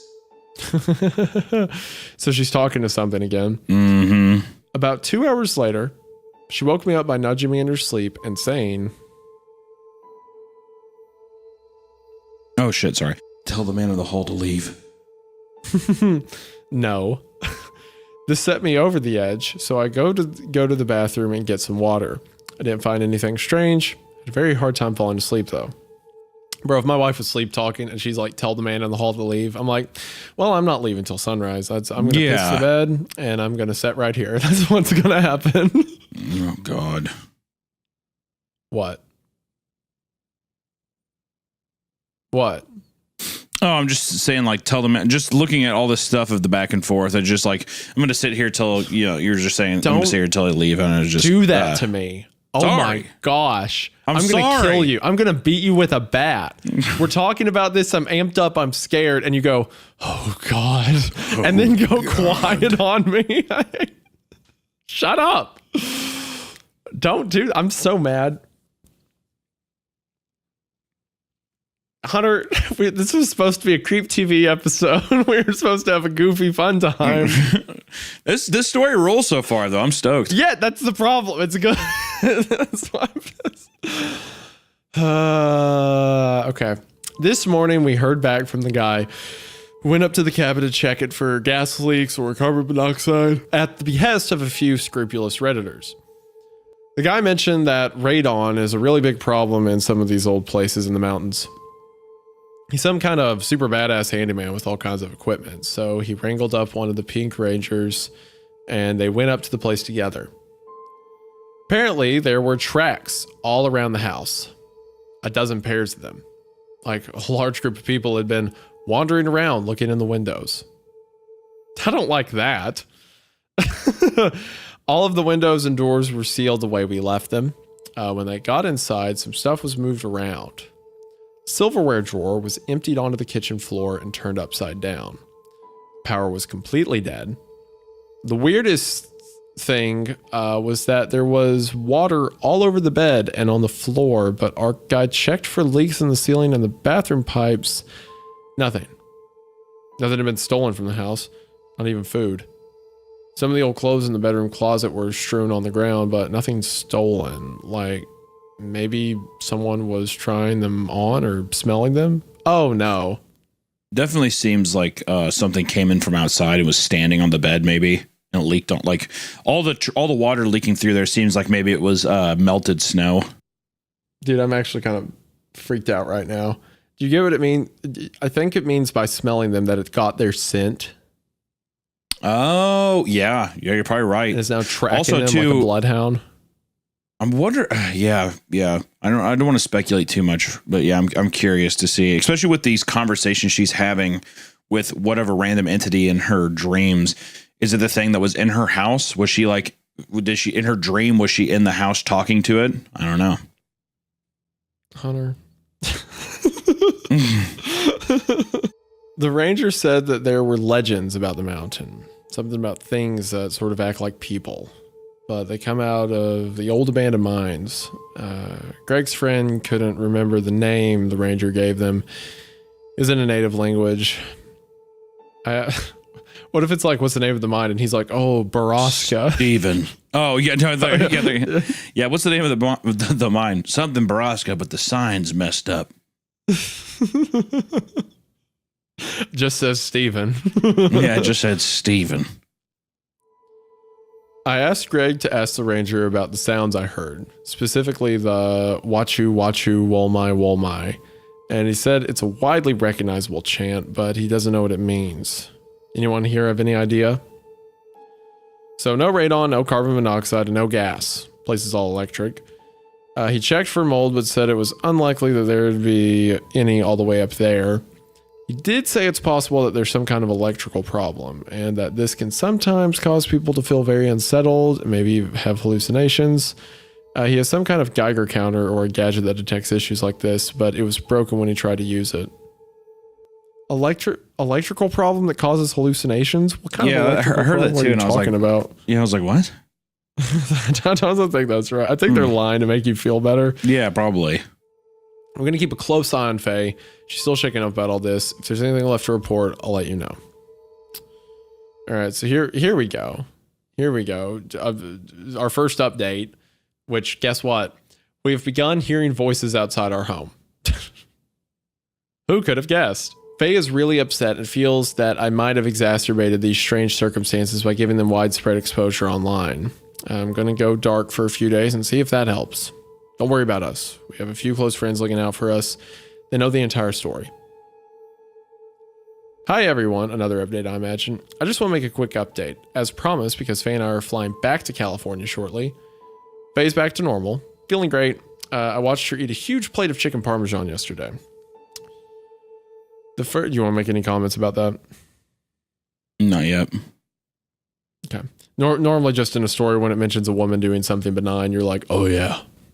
Or whatever, but Oh god, chicken parmesan. there you go. That's one. Eat it up, baby. Eat it up. There you go. All right, just making sure you're feeling yourself. A gabagoo. I'm just checking to make sure you're not a skinwalker as well. Yeah. The first thing I should mention is that Faye's father was very reluctant to talk about the cabin or the weird experiences we'd had there. He kept trying to change the subject and was generally in a bad mood, which is pretty normal for him. He's a really grumbly Vietnam vet and has been in the army since he was young. His personality is exactly what you'd imagine it. Faye asked him bluntly, If something is wrong with the cabin, why would you let us go up there in the first place? and his response was, Talk to your mother. Into part 3. Ooh. The mystery keeps unfolding. I like it. I don't know, do you think that's a mystery step, or do you think that's just an old man who doesn't want to talk about it, being like, oh, go to your mom? I feel like, yeah, he's grumpy, but I feel like these things, it's a Vietnam vet. Obviously, somebody has, reasons to be grumpy, or that's just their personality. But I feel like to be that blunt about ask your mother. Also, too, the mom was like, yeah, I don't think anything's weird up there. Seems like she's trying to cover her tracks a bit, is how I'm reading it. Do you think he might be or Faye might be possessed? Well, that's what I wanted to say when you said, do you want to say anything? When you said, do you want to say anything? I thought you were referring to question there. No, I was just making a joke about a woman eating. To me, it almost felt like that post felt way too positive for the turn of events that had been happening. So that's why I was like, oh, this is the part where, yeah, has maybe going from hearing voices outside to suddenly like, oh, she's like, now. oh, it's fine. That felt kind of weird. Yeah. Yeah. All right. Well, are you ready with that to go to part 4? Part 4. Part 4. Over the weekend, my fiance and I stayed in her parents' cabin up in Pikes Peak, Colorado. I made a no-sleep post about the disturbing events, which is what we've read so far, that transpired over the course of a few nights. Many people have messaged me for an update, but I stopped responding because things have gotten worse since we returned home to California. Well, it's time I say what's going on here. I'm sorry that this is long, but I wanted to document everything. Faye and I flew back from Colorado on Wednesday afternoon. She slept the entire flight, despite the noise, which amazed me. I can't sleep on planes because I'm absolutely terrified of flying. I'd rather stay another night in that cabin. No, you wouldn't. Yeah, no shit. God, dude. Yeah, don't give me any of that cutesy like, oh, well, geez, guys, I'm so afraid of flying. Shut up. No, you wouldn't. Grow up. When we got home, I ordered a pizza and she wolfed it down.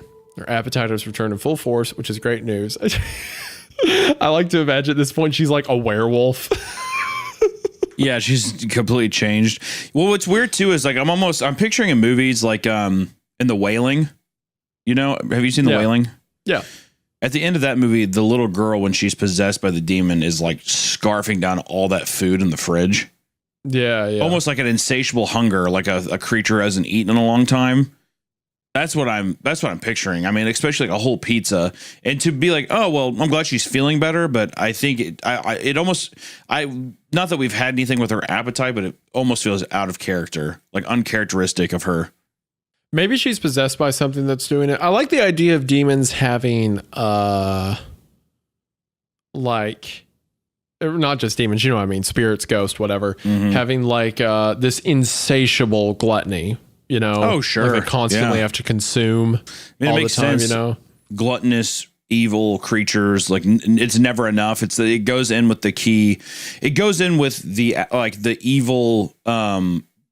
Like there's like, you know, why do you choose your victims? It's just evil. There's never enough victims. You know, it's just a gluttonous kind of act altogether. So she wolfed down a pizza. I mentioned this in my original post, but Faye has an undiagnosed sleep disorder. She has pronounced night terrors, sleep talking, occasional sleepwalking. This disorder lies dormant 90% of the time, but it tends to flare up when she's under a lot of stress. If we're moving, if she's changing jobs, or if a relative dies, I can expect a night of horrifying talking and odd behavior. Needless to say, our experiences at the cabin have set Faye on edge. Although she's in high spirits, she's still afraid at night. I am too. That night after pizza, she fell asleep on the couch while we watched Wedding Crashers. Around 10 p.m., the movie ended and I turned the TV off. So I brought our plate to the kitchen, passed by the stairwell. I don't like this. Bro, I'm right outside your house too is those staircase. Yeah, that's exactly what I was thinking. I'm like, you have a full flight of steps looking at you. I'm like wigged out now. I don't like it here. Where's my gun at? Someone move my gun on me. And I always pull out the gun that makes me safe. My safety gun. It's not here.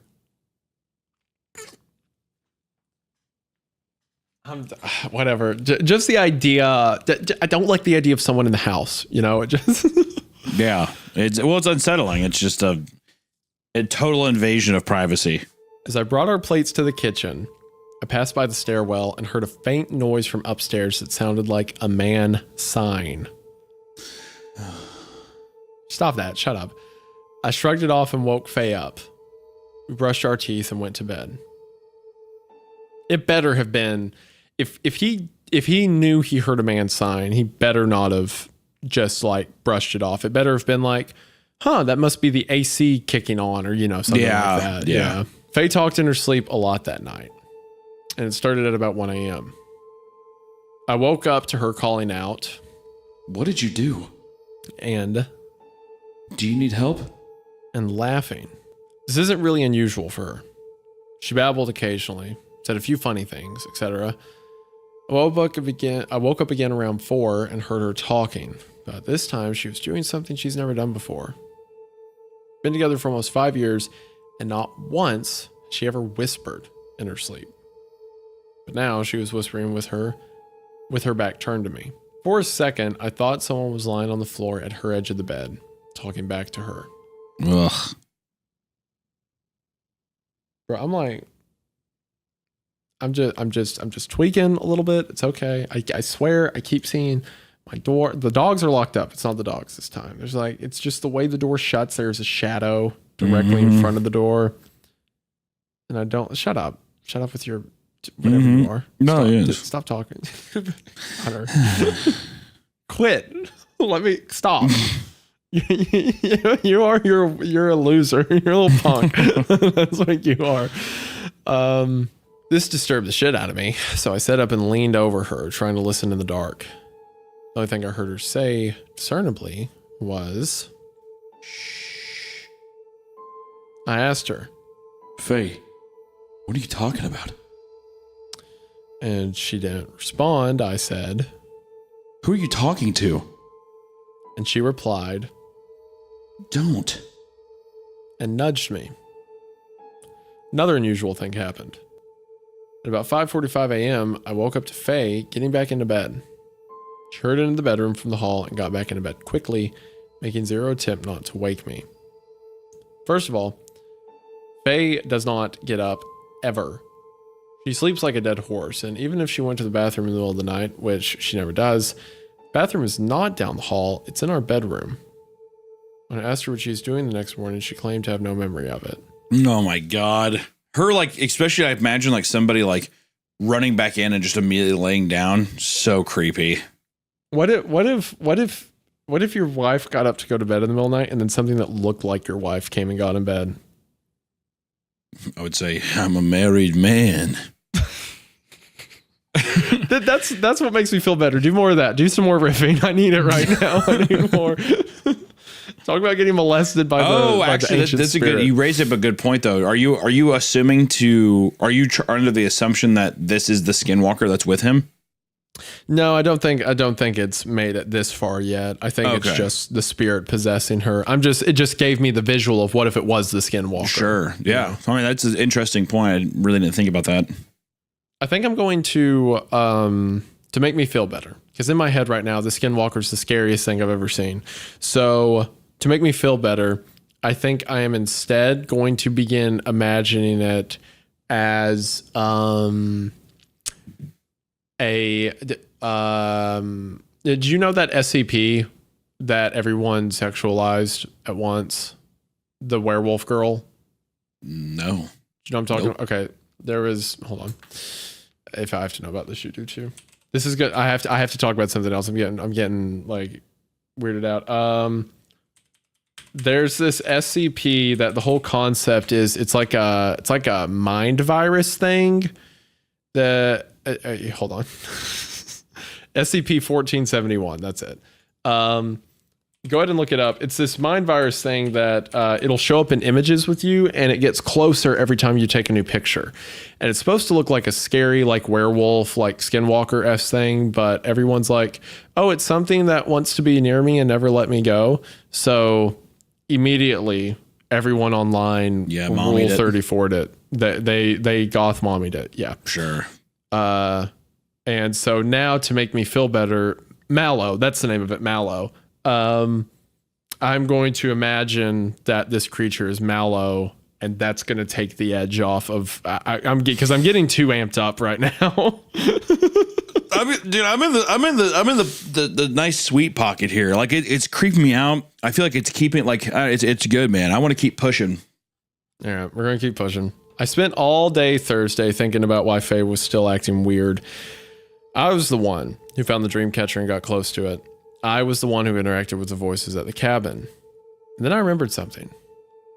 On our last night in Colorado at her parents' house, Faye got back into bed around the same time, 5:45 a.m. I barely remembered because I was half asleep, but the image returned to my head. She'd been getting up really, really early for a few days. So last night, I set my phone's alarm to vibrate, and I put the time to 4:45 a.m. In the middle of the night, Faye started talking again. This time, she was doing the same thing she did at the cabin, changing her voice to sound like someone else. For 5 years, she sleep-talked a bunch, but has never whispered or changed her voice until recently. She said a few things which I try to commit to memory. La, la, la. day on Toya. He's still in the trees. Where were you? I look for you. Oh, it's time. Hold on. If I can pull up her previous sleep talking segments, are any of these a conversation with herself? That's why I don't. Where were you? I'm wondering how much of it too is also people. It was some of the stuff. It was some of the stuff of the younger kids. The younger kids did the indiscernible male or female child did the la la thing. I think it's a mixture of the child and the old man. Maybe is what I can't tell if it's just like hopping between those things. Because it's all her. It's all her doing this, so it would be her. Oh no, I know it's her doing it, but I'm wondering if it's just correlating with the voices we've heard before. So I don't know if the spirit is like going between those things through her. I don't know yet. Well, maybe we'll get another piece to it that kind of clicks it together in a bit. Mm-hmm. About the same time, I heard a noise outside, which sounded like an old man grumbling to himself about something. We live in NorCal in a really woodsy town. So when you look at our bedroom window, there are tons of trees across the street. The reason I keep pausing is I keep looking at my door, I'm losing my mind. It was very dark, but I'm fairly certain I saw a man walking behind the first line of trees. He was too far away to be the one grumbling, but it is very unusual to see anyone over there at this time of night. In fact, I've never seen anyone there at night, ever. Okay, I'm moving the screen over to the right monitor so I can just keep it in my peripheral. How's that? All right. Looking outside required me to open the curtains, which lit up our room with moonlight. When I looked back at the bed, Faye was lying there with her neck craned toward me. I don't like this, bro. Her eyes crazy wide and fixed on me, and her mouth was open. Dude, she issued this really frightening, gurgly, drawn-out groan and flicked her tongue around. Looked like an epileptic fit in slow motion. Faye has definitely opened her eyes in her sleep, but never like this. She looked like a murderer. Is she just like, is it like almost like a la la la la la like la la la la la thing, like flicking her tongue, or is it just like? I imagine more like a snake, but at a normal speed, you know, like it's trying to get to you almost. Because it says, it's like because he looks outside after he heard the noise, right? Yeah. And then he looks back and she's like, like staring at him. Neck craned, so like bent, looking at him, eyes wide. Her mouth is just open, and her tongue is flicking. Her mouth is wide open, and her tongue is flicking. So it's like like that, and then she has a gurgly like sound coming from her mouth. I got so scared, I called her name really loud and woke her up. She was confused and asked me why I was at the window. I lied and said I was just closing it because it was cold. I didn't want her to know I'd heard a voice. We talked a bit, but I'll skip that because this is getting long. My alarm woke me up at 4:45 a.m. and I lay there awake, waiting for Faye to get up like she has been the past few nights. She breathes very rhythmically when she's asleep, so I can always tell how deep she's under. Around 5:20, she sat straight up, swung her legs out of the bed, and tiptoed down the hall. I followed behind. When I say that my fiance tiptoed, I don't mean like a child on Christmas Eve. This was robotic, alien, inhuman. She moved like a meth-addicted ballerina zombie. A meth-addicted ballerina zombie. Stiff. Yeah, I'm almost picturing like an animal walking upright for the first time or something. Yeah. Have you ever seen the movie Mama? Yeah. You remember the way that thing ran? Yeah. I picture that, but slower. I just stood there in our bedroom, poking my head out into the dark hall. Faye looked down the stairs, still standing rigidly on the balls of her feet, swaying to and fro slightly. She did some weird shit. She touched her face slowly for several minutes, touching the banister, touched the wall, flicked the light on and off a few times, all the while maintaining her perfectly regular coma breathing. Then she reached an arm out in the motion of a bicep curl, stretching her fingers and wiggling, then curling them, her hand and her arm back up to her face. I watched her do this motion for about 4 minutes. It looked like she was testing the limb, as if she never used it before. Then I realized she was actually communicating with someone on the first floor of the house. She was making a come hither motion. With full confidence that Faye was sleepwalking, I walked into the hall and leaned over the half wall that overlooks the living room. It was totally dark down there. I couldn't see anything but the clock on the cable box. Faye stood there, waving, smiling, making gestures, then touching her face, pulling gently on her hair. Carefully ushered her back to bed, talked to her softly, trying not to actually wake her. She didn't resist, she never does, and went back to sleep without another word. Dude, that is so menacing. It is so creepy. It kind of reminds me of the parts in like Paranormal Activity in the first one when Mickey gets up and brings the camera downstairs and he's like looking for his wife. You know what I mean? Yeah. Just that part. It's so creepy. Especially too, it definitely reads like something has possessed her and yeah, she's definitely possessed. I'm still sure. I mean, I'm still not fully convinced that this isn't still just this isn't that skinwalker thing. Like I still don't know. You mean that like she's gone? Like totally, the physical, like the actual Fae is gone is what I'm wondering. I don't know. Potentially, but then I don't know why it's acting like her the rest of the time, you know? I don't know. I think it's I don't know. I think it's a spirit myself, but dude, there's something about, gosh, that whole scene, the way it's described. That was genuinely unnerving. Like beckoning towards like a pitch black, like a void, right? Because as he describes it, it's like past the banister, you just can't see anything, and just standing there like in the darkness, doing like a come here, smiling thing. And like basically just, I mean, almost enjoying like this body. Like it just looks like she's just like overcome with herself. Pretty creepy. And that's the end of part 4 though. Okay. Well, no, there's one more line. It says, I have zero clue what's going on. I told her this morning what she did, and now we have a doctor's appointment for her at 3 p.m. today. I don't think the doctor's appointment is going to do much. I'm going to be honest. I don't think that's, I'm going to be honest. I am not hopeful of the healthcare system at this time. No. Maybe another one, but not this one. I'm scared, dude. Part 5. I was having a fun time today. Today was like an easy day, and now I'm like kind of wigged out a little bit, but that's okay.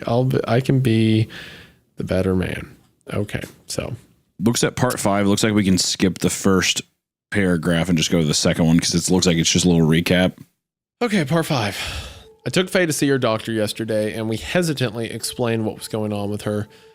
I left out the paranormal stuff because I didn't want to get put in a ward. She seemed really concerned about Faye, ordered a blood test, gave her a physical, asked her about diet and drugs, medications, etc. Faye and I are both non-drinkers, non-drug users, and neither of us are on medication. She wants Faye to be evaluated by a psychiatrist next week. For now, she gave her a sedative at night and some anti-anxiety medication. She wants us to get some fresh air and get out of the house, so we're going on a hike today. A Redditor named Pixie Dix brought up the possibility that the child's voice outside the cabin asking, "When do we go inside?" might not refer to inside the cabin, but rather inside of Faye. What a great thing to suggest to this poor man. This really worries me because it corroborates some of the strange behavior she's been exhibiting in her sleep. I contacted the park ranger, who's pretty sympathetic to our situation, and he's going to get in touch with some of the members of his tribe. Some of the members of his tribe who have experience with spiritual guidance and medicine. He is convinced that Faye and I have attracted the attention of the ones who come out of the mines. Lucky us. More on that later. That's so funny. It's like you call the park ranger. It's like, yeah. Oh, yeah. Ghost in your blood. Yeah. Yeah, that's a tough one.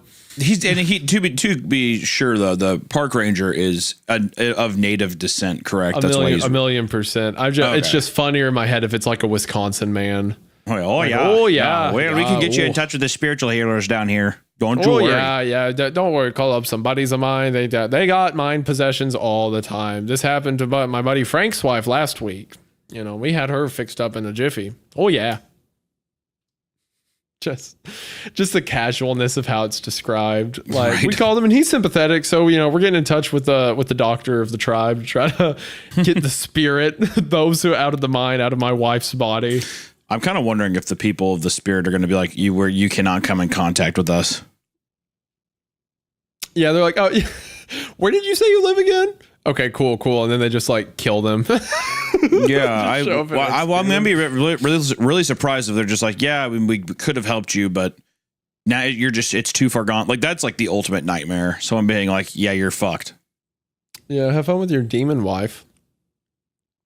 Hey, we all got one, don't we, bud? Haha. Yeah, all right, now you kids be safe.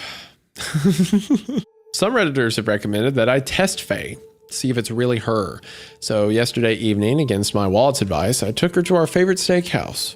I only ever ordered one meal there, medium tri-tip, house macaroni and cheese, and a bottled root beer. I mean, that's a very childish order, but that's also, I think, exactly what I would order at a steakhouse. I mean, it sounds pretty good, if I'm being honest. It does not sound bad. Faye only ever orders one meal there, too. Barbecue chicken sandwich with mac and cheese and a salad with ranch dressing. She gets a barbecue chicken sandwich every time she goes to a steakhouse. And a Coke. She drinks Coke only. Her blood's mostly Coca-Cola. Faye took a long time deciding what to order and ended up ordering a New York strip. I jokingly told her to order for me too, and she said, I don't know what you want. Oh no, she also ordered water instead of Coke. Usually we have arguments over how much Coke she drinks and how I'm always trying to get her to hydrate better and just drink water. This was really unsettling to me. At the end of the night, when we were walking back to my car, I kissed her temple and asked if she still liked it when I called her Noodle. She said, of course. I've never called her Noodle in my entire life. Her nickname has always been Monkey Toes. Long story. Gross. Shut up. Okay, hold on. Yo, what pet names? You don't like pet names? Nah, dude. Nah. Someone add that to the list. Whoever commented the list I asked for earlier, add that to it. Make an addendum. I'm not about to call my bitch Monkey Toes. All right. Monkey Toes. I swear. I'm gonna call her Angel or Pretty Face. Pretty eyes. Angel. Toots. I call Kayla Stinky all the time. Yeah, I don't agree with that. I'm like, oh, look at how Stinky doing, or something like that. Okay, when we got home, she cracked open a Coke and got on Facebook, which is completely normal for her. This threw me off. Okay, so I'm guessing it's intermittent, like it's kind of swaying back and forth. It is. Also, that's not like a foolproof test. Like, oh, she didn't get the same thing. Yeah, again. Maybe I mean, a lot's changed. Maybe she just wants to get something else, right? To be fair, if you do it every time, it is odd to the point. But it seems like if he admits it to her, then the thing is going to be like, oh yeah, I know, I just want to try something new. So it's not foolproof. If you do think she's possessed, how creepy is it to just like go about life, you know? Go out for a date night, go home, cuddle on the couch, you know? Like how weird is that? Very. I mean, I would probably not be in that relationship anymore. That would be I'm no longer dating that person. Well, I mean, they're married, right? Or fiance. Even better. You know why? Because then guess what? Divorce. You think a demon understands the litigious aspect of a divorce? I'd be like, hey, here, sign this crazy thing. It's a fucking post-nuff. If you find out right now your wife's divorced, what are you doing? What's next move? If I found that she's possessed? Yes. I'm gone. No, that's your I'm gone. wife. That's I'm gone, your wife. dude. You talk. I'm You gone. talk big talk Till but there's death, no because way. guess what? Till death do us part. And for all intents and purposes, that bitch is dead. No, Dead to me, dude. No. Ain't no way. Mm-mm. I would seen still. enough- I would still love my wife. I think, and I would still. It's not your wife. It's the shell of your wife. I would still. I would still cuddle her, even though you hate that, and I would wait for it to go away because I love her. That's fine, dude. You do that. I'm gonna do me. I'm gonna say Vegas. No, I'm kidding. Hey, sorry that I'm a feminist like that, man. I'm a male feminist. One thing that's been on my line lately is the song the little kid was singing outside the cabin. For those of you who don't know, in the middle of the night at this cabin in Colorado, we heard a child's voice come out of the forest singing an eerie song. I've been catching myself humming it almost every day. This guy's So me I do. I asked Faye if it meant anything to her, and I sang it to her while she was sitting on the couch. After a few repetitions, she sort of went blank. Like she like she was hypnotized. All right, maybe you have to get rid of her. And just wobbled back and forth ever so slightly for about 8 seconds, then snapped out of it and said, I don't remember that. So do you think that? Okay, so I'm guessing that's like some kind of spell or something. well, it wouldn't hurt the spirit because it was the spirit that was singing it. No, I'm saying that if that's the host, right? So if he's singing it to Faye, and that's the same thing that the spirit used to kind of like infiltrate her, I'm wondering if that disrupts the curse that she's already under. Oh wait, counter theory. You know, we talked about maybe there's like people coming to check on him and stuff like that, like a group of people who knew what was going on.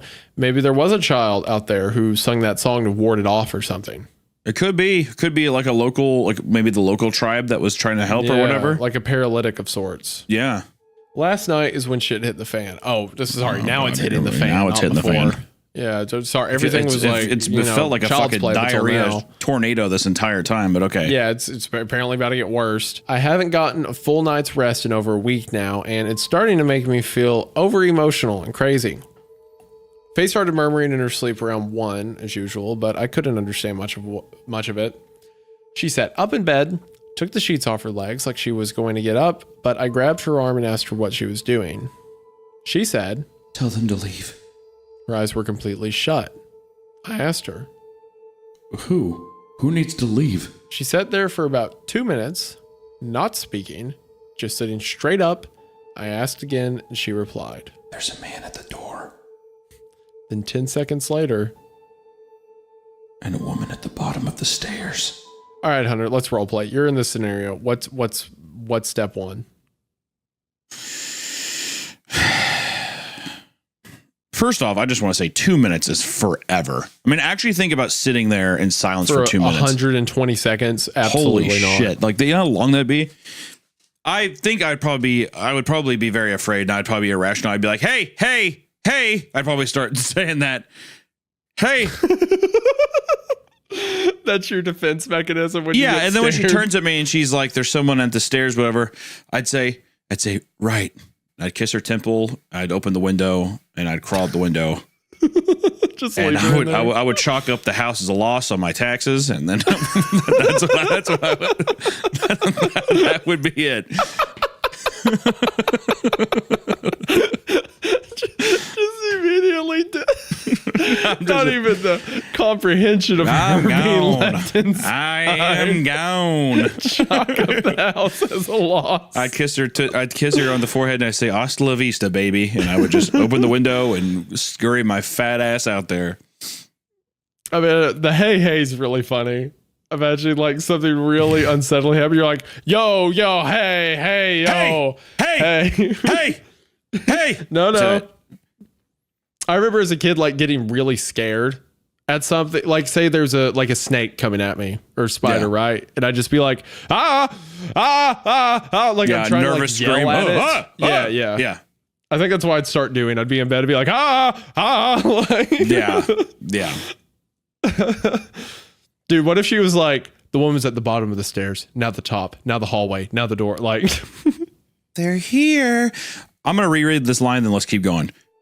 And a woman at the bottom of the stairs.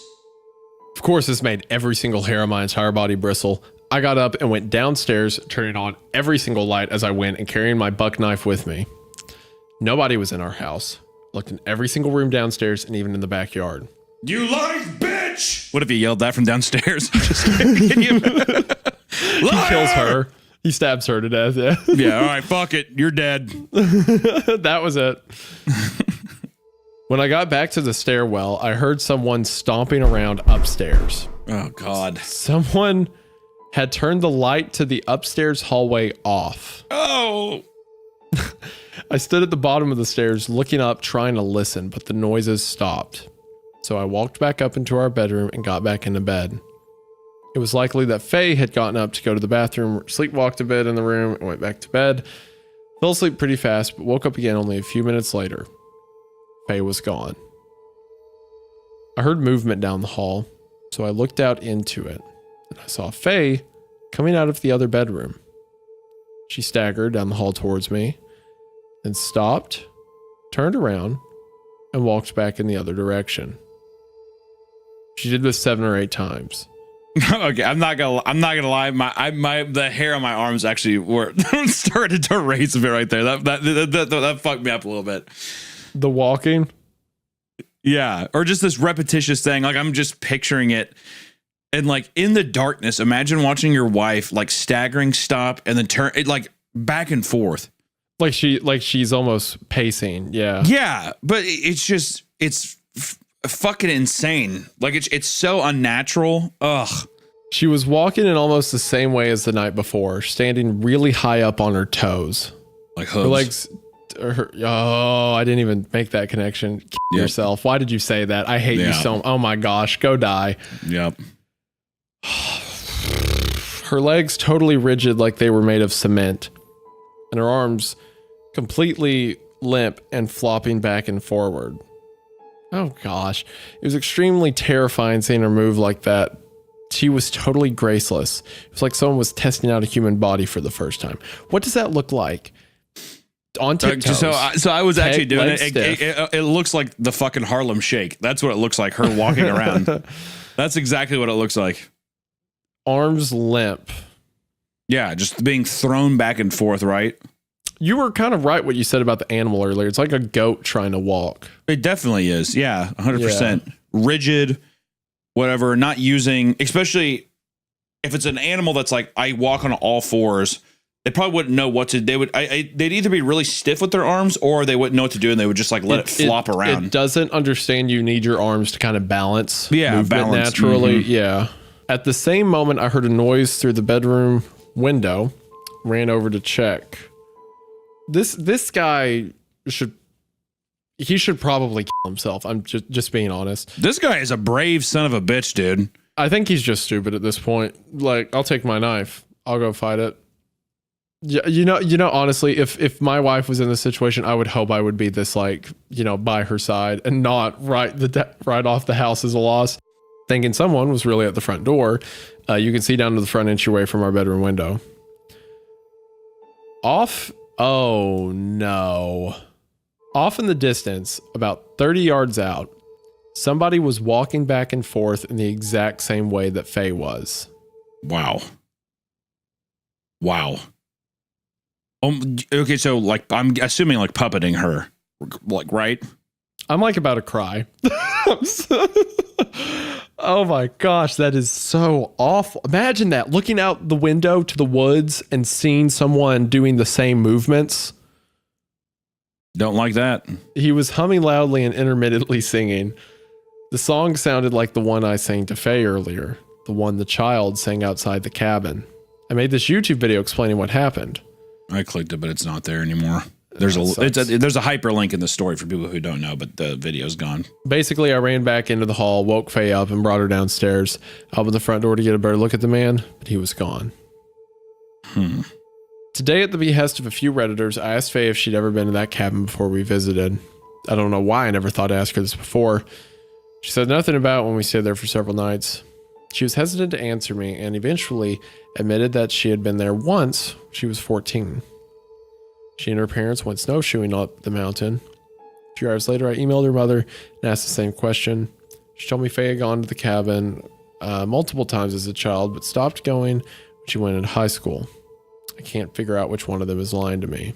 Because so many people have questions about Faye, she has agreed to do a filmed interview. If you post questions for her, we'll film her responses and post them here within a few days. I haven't told Faye this, but I think I'm going to go back to the cabin. I'm going back to the cabin and meeting with the ranger. Okay. He wants to do some ritual with the dream catcher we found, if it's still there, and he says he will bring his friends and try to cleanse the house and the surrounding area. This will cost me like $500 just to fly out there, but if this shit gets any worse, it might be worth it.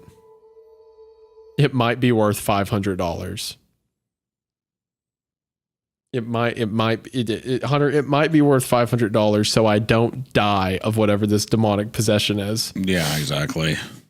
Edit. A Redditor sent me a private message telling me to investigate the guest room to see if Faye was doing anything in there. Turns out she was. She had written the number 5 on the window with her finger. I only saw it from the condensation from the cold this afternoon. It's written backwards so that someone standing in our backyard can read it. Well, I absolutely don't like that. I don't like any of this. I love that ending part, especially because it's in chapter 5 of the story. That's just so fun. That too. And remember the thing in the hallway back in part 3 or whatever that was flicking the lights on and off was doing it in intervals of 5. Part 6, baby. I'm so hooked in, dude. I honestly cannot think of a time I was this freaked out about one of our stories. The only time I can think is I remember when in Pen Pal, the river, like the boat section was pretty crazy, but this is very unnerving. Very good. The ending of Pen Pal, I think, got me that bad when the coffin. I think emotionally, yes, but I just that part where it was dark and there was somebody walking on the outskirts of the river, like watching them float down the river, whatever. That was crazy. And there's like the old woman, but this one, I gotta say, so far, this is by far the scariest story we've read. It's got to be. I saw like the author and stuff like that saying he didn't like this way the story turned out and that the book's way better. Here's the thing. I'm curious. We're on part 6, right? I'm curious to see how does the ending turn out. I mean, all this shit always boils down to how's the ending. The ending? Yeah. Well, I mean, even if the ending sucks or whatever, like what we've gotten so far so good is so viscerally terrifying. I don't think an ending could take away from it, like even if something turned out to be dumb, the idea of like you said, the movements and the beckoning. Oh yeah. No, I mean, just the perfectly so far. I mean, we'll get more into it at the ending. I don't want to bog it down. Yeah. I'm so fucking stoked on part 6 of 10. We're already over halfway. Okay, my wife's going to be home in exactly 1 hour. I'm telling myself that now so that I don't have a heart attack. I cannot tell you how much all of your support has meant to us over the past few days. Faye feels so good knowing that people are constantly asking about her health, and I feel like a few of your suggestions have literally saved her life. So thank you from the bottom of my heart. I don't even know where to begin. So much has happened in the last 2.5 days. The sedatives and anti-anxiety meds the doctor gave to Faye worked during the day, and she's been less stressed. However, at night, her behavior is still highly unusual. I've taken the overwhelming consensus of Redditors seriously. I went out and purchased a bunch of childproofing materials for the house to prevent Faye from harming herself or going outside while sleepwalking. I could not afford a bunch of cameras. Sorry, I'm a teacher. I bought these knob covers that little kids and hopefully sleepwalkers are too stupid to figure out. Outlet covers in case she tries to jam anything into them. And I hid the kitchen knives. I also brought in a spiritual healer after very carefully searching for one. It's in my opinion that 99% of them are frauds and hucksters. This woman did not charge us anything, and she was recommended by close family. She's the daughter of a Shoshone tribal leader. I think my dog just barked. The long and short of it is, she believes our house is not haunted. However, she says that Faye feels very off. She said she couldn't get a good read on her at all, and that there is, quote, a dark cloud over her. Still suspicious of this woman, I took her to a random upstairs window and told her that I had seen something outside near the edge of the woods, mimicking Faye sleepwalking. Which is true, but I pointed out the wrong window to the wrong part of the forest. She quietly examined the other windows upstairs and said that our bedroom window, the correct one, gave her a terrible feeling. She said, he watches from here. She can hear him whispering at night. We told her everything. She was horrified by our story. The look on her face unsettled me so much. It was like she'd never heard of anything this bad. She went out of the room and had to collect herself downstairs. The woman prayed for several minutes, sang a beautiful song in a language I can't even begin to describe, and saged our entire house. She put some kind of crushed herbs on the ground in front of the 2 doors that led into our home. Then she told me in private. You are dealing with the Hollow Ones. She said its name, her ancestral language, but I can't even come close to remembering or spelling it. She said that one is infatuated with Fae and will do absolutely anything to get inside our house. The process takes time. I don't know if I actually buy any of this, but at least she didn't sell it to me. I would immediately believe it. I would immediately be like, yep, hollowed one. Sure, sounds great. I've heard that word before. That sounds like, yep, I agree, lady. Whatever you said, I'm buying. You know, this kind of reminds me of, it's funny, you mentioned the Wailing earlier. But remember how in the Wailing, the whole thing was, it was that, it was the guy for the longest time in the story they thought was just like a Japanese guy that was away from everyone. Or the Chinese dude. Was he Chinese? I thought, isn't the movie set in Korea? Yeah. I thought they thought he was just a Japanese guy. Oh, you're probably right. And then because they're like, oh, he has a bunch of like cultural religious beliefs and stuff, and that's what they blame it on. And then at the end, it turns out he's a demon. Yeah, he's the devil, pretty much. Or he says he's the devil, but a lot of demons say that. Yeah, this is also giving me a lot of hints of the first Paranormal Activity movie of like woman has weird thing happen to her when she's a child. Even the demonologist comes over and they're like, hey, seriously, don't fuck with it. Comes back. He's like, hey, I can't even be in here. This thing is pissed. It really wants to, you know what I mean? Yeah. It is giving some of the stages of that too. It's really fun. The introduction of people outside of the house is just really, really fun. That reminds me of Hereditary. Yeah, almost like cult member kind of thing. Yeah. Mm-hmm. Only I think it's one person, and their amount of power is so. Man, this is good. Gosh, one undescribed person. Like they're always too far away to really know what they look like. Yeah. We also had Faye take a pregnancy test, as recommended by many Redditors. The woman said it was a good idea. Good news, not pregnant. And the woman stood in the bathroom with her like a prison guard so she couldn't mess with the test. We then thanked the woman and she left. That night, we attached a little jingle bell from Faye's Christmas-themed lingerie. I'm sorry, I'd pass, I think. The what? The little jingle bell lingerie. Yeah. Yeah, I'm good. That sounds horrible. I'm not interested. We attached the jingle bell to a hair scrunchie and put it around her ankle. I'm such a light sleeper. There's no way she'd be able to get out of bed without waking me.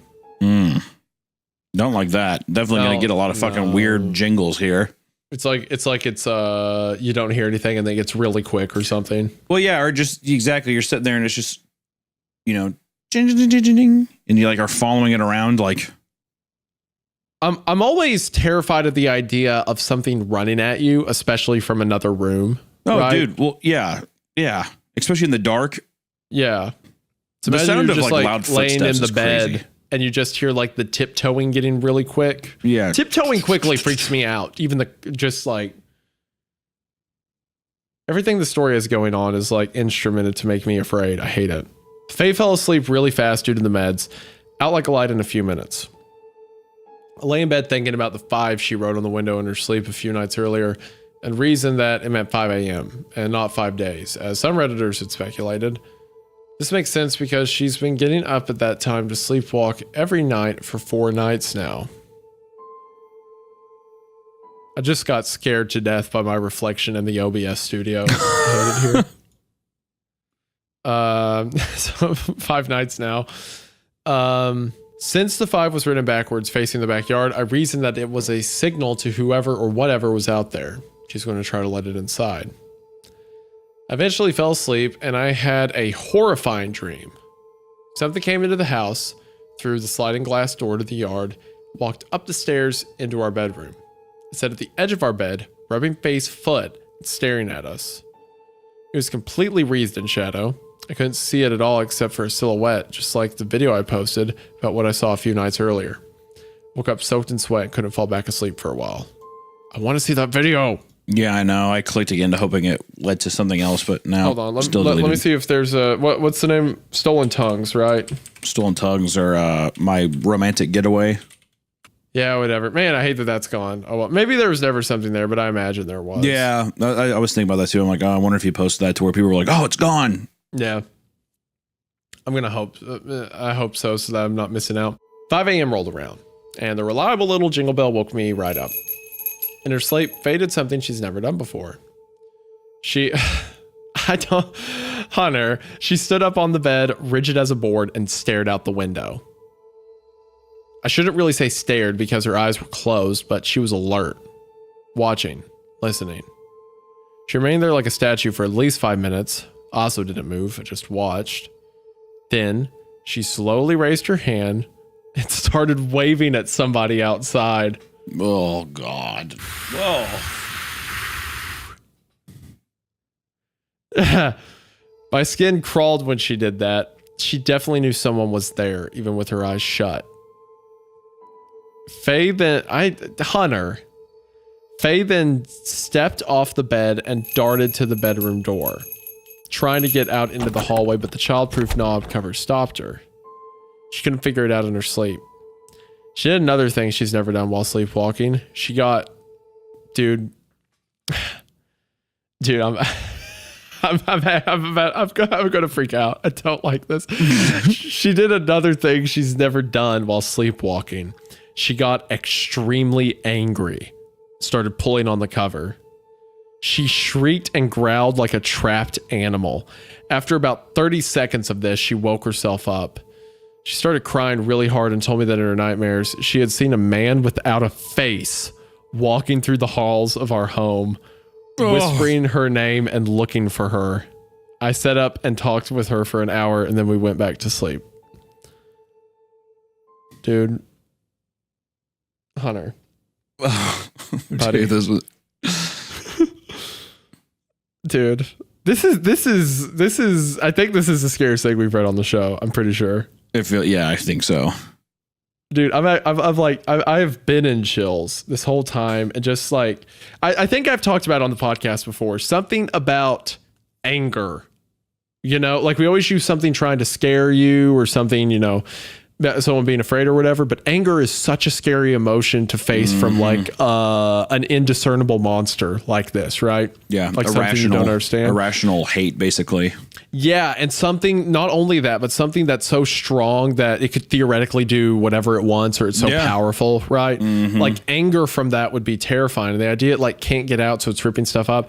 And she saw a man without a face looking for her. Like she couldn't come out to the hallway to be possessed by him. So it's like, yeah, it seemed like it was right on the hallway, but the childproof doorknobs saved it. Crazy. Oh my gosh, dude. Okay. When I woke up again, it was around 10 a.m. And Faye was gone. The bedroom window was open. As I walked downstairs, I saw her in the backyard reading.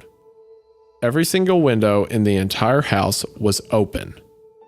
Dude, and it was like 55 degrees outside. She told me the smell of the sage made her nauseous. That's the demon. That's the demon. Damn it. Yep. That's the demon. Made her nauseous, and she wanted to get it out of the house. I couldn't smell anything. I suggest that we go to the church downtown today to speak with a priest. She's Catholic, but she refused. So I had my buddy Kay, who is a very, very devout Catholic, come over with some holy water and his crucifix. Apparently, Kay told his priest what was going on, and the guy very reluctantly blessed the water and told us to call him. Faye was irritated that I'd done this without her permission and waited outside while Kay stood up. Dude, if my wife was doing this, and then she was like, I'm just mad that you got holy water, bro. I am tying her in duct tape and dropping her off at a nunnery. Okay. You know what's fun about all this, dude? I'm already across the country. I've already talked to the accountant. the house. It's like I said. Well, I've gotten that written off. What wife?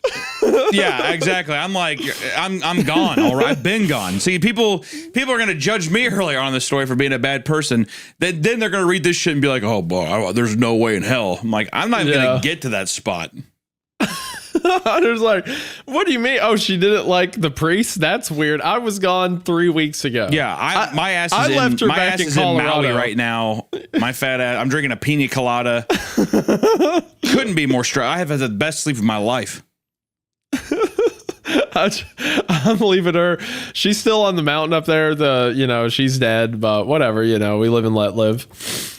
I mean, like, yeah, especially because he established pretty on that she was a pretty stern Catholic. So being upset by crucifixes being in the house is just such a red flag, dude. Yeah, she's full of the devil. She waited outside while case up a few little crosses and his big crucifix around the house. Faye refused to have any holy water put on her. She kept saying, I'm freezing, don't you dare. She's going to be super pissed when she finds out I put that shit in her shampoo and conditioner bottles. That's the first smart thing he's done. I mean, he's doing some smart things. He's done horror movie logic good this entire time, to be fair. Yeah. Aside from removing himself from the situation. Yeah. Mm-hmm. Yeah. I mean, he's dumb because he's not in Maui with a pina colada, but still. Right. For horror movies, he's playing it well of like getting the priest involved and stuff. He hasn't done a lot of stupid things. Like you said earlier, it's like, I'm not going to follow that thing out in the woods. Or like he's very, very level-headed. She was in a really nasty mood all morning, but after we went out for lunch, she was feeling better and agreed to film the interview video and answer questions from Redditors. While filming, I noticed that she wasn't wearing her engagement ring and realized she hadn't been wearing it in several days. Asked her where it was, and she said it was in our luggage, which we've now only partially unpacked. Later, when I checked, it wasn't there. I'm worried about this for a few reasons. I'll post the video as soon as she watches and approves it. She's self-conscious. Shut up. Post it. Expect it within a few days. I've finally begun moving some more of the photos from the cabin onto my laptop too. I cannot bring myself to listen to these voice recordings yet. Since this is getting overlong, flash forward to last night. I got up about 1 a.m. to pee and I knocked the bell scrunchie off the bed. Faye had taken it off and was gone. I got angry and scared at the same time. I thought, bro, yeah, your wife's just in the hallway doing the tiptoe, like rigor mortis dance. Mm-hmm. Yeah, so normal. I found her sitting on the stairs, looking down into the dark, spreading her arms open like she was... Spreading her arms open like she was trying to get a child to climb the staircase for the first time. She was smiling with her eyes closed. As I usually do, I gently got her up and walked her back to bed. When I laid down next to her, she leaned over and with her eyes still closed, said, "They're gonna kill you." And then licked my face.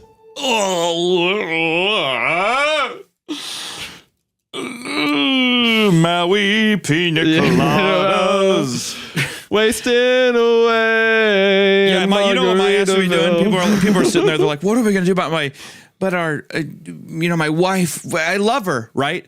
My ass is on a plane. I'm like, take me down to Kokomo, but not too fast. We'll take it slow. Aruba, Jamaica. Ooh, I want.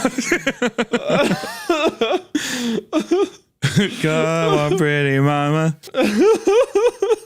Dude, like the priest is in your house. There's blood everywhere. The police are holding them off. They're like, "What happened to the husband?" And you're just on a plane. Like, Aruba, Jamaica. Ooh, I want to take it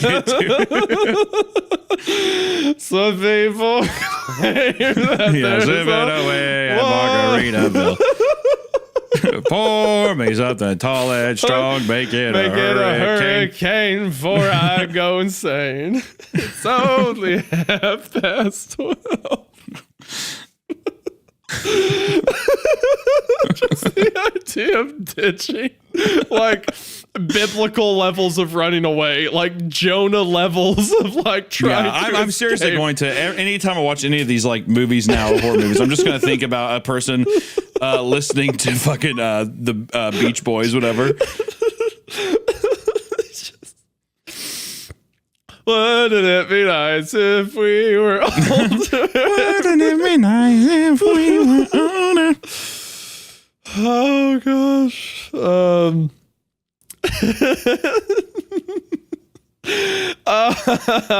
They're gonna kill you Because it's not your wife anymore. It's something possessing her, right?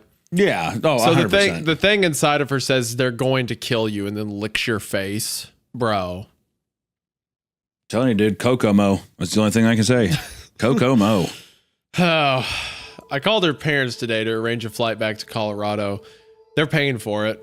Her mom, Laura, admitted to me that something had happened to Faye as a child at the cabin. What up? Yeah, what a fucking bitch. Honestly, I would be like, you know what? You're going in the same house with her. I called you over this in confidence, and you lied to me. Dude, you knew fuck something was you. happening, and you lied to me. You kept this from me. This is my life and your daughter's life. Sorry, I have to admit something, but something did happen to Faye as a child. Why didn't you tell us? Yeah. What the fuck? I literally called Jamaica. you at Ooh, I want to Bermuda, Bahama. Come on, pretty mama. Yeah, she's like, well, I've left him several voicemails, but he won't call me back. Take me down to Kokomo, but not too fast because my wife's possessed. It's like an edit of a horror movie where it's like all the exactly. scenes with the mom like, I've never told you, and then just like TV static shakes to like, wasted away.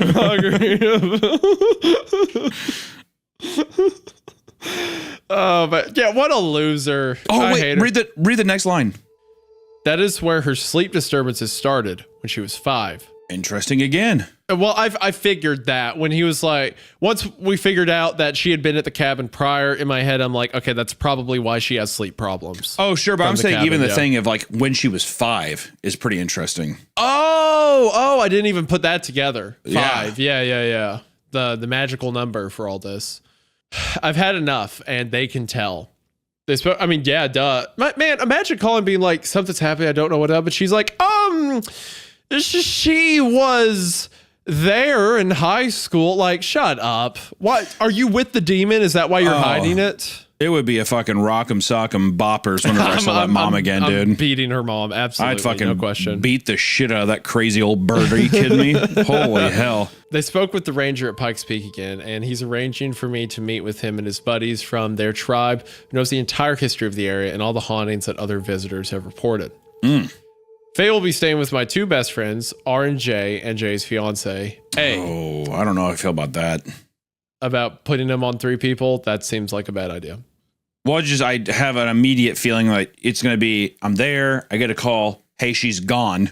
Because that's the thing too with these things, like not to derail the story too much, but people I don't think fully appreciate the severity of things. You know what I mean? So they're going to be like, oh yeah, we'll watch her, but they're not really going to watch her like especially our protagonist has this whole time, you know? I don't know. And especially we've seen her get angry and now she's saying like, oh, they're going to kill you. If somebody threatened me like that, I would not put that person on other strangers where they could potentially be hurt too. Yeah, it would not be the same thing, especially when people don't know what's going on. I'm going to open my office door because it's where the clouds are moving by the sun, but there was a shadow cast back and forth under the door, and I'm about to fly out of my chair. So I'm going to open the door. I would not open that door, Isaiah. Hunter, that it's a door. It's not going to help me. Isaiah, I would. Yeah, it is a door, but it's at least a moment of it's one last layer of defense.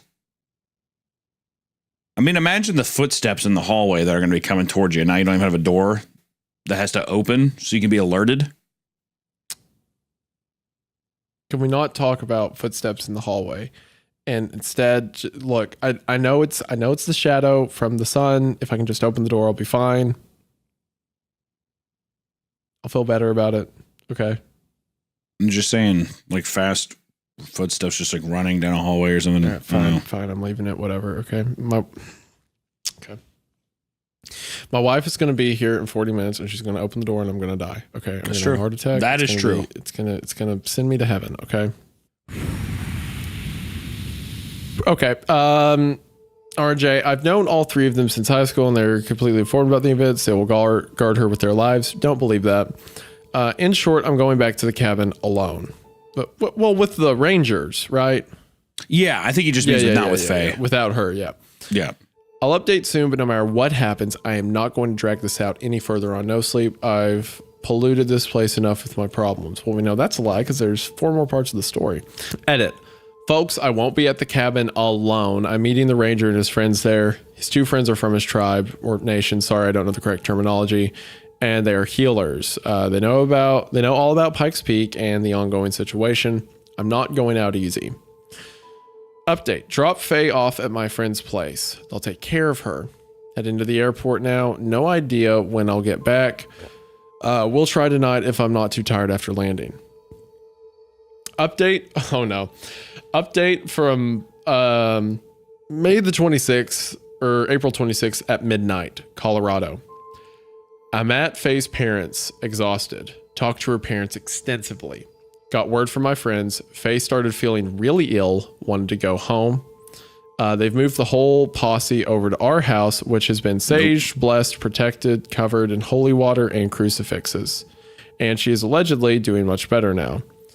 Richard and Jason's fiance Allison, are all sleeping over for a few nights to ensure Faye is all right. Heading to the cabin tomorrow morning to meet the ranger. No, absolutely not. She's like, I want to be back at my house. And then she's like, I'm actually much better now that I'm where the evil demon thing knows I live. Yeah, whatever. I wonder if we went back and looked at some of those conversations, if they make sense now. But we don't need to worry about that right now. Another update from 9:45 a.m.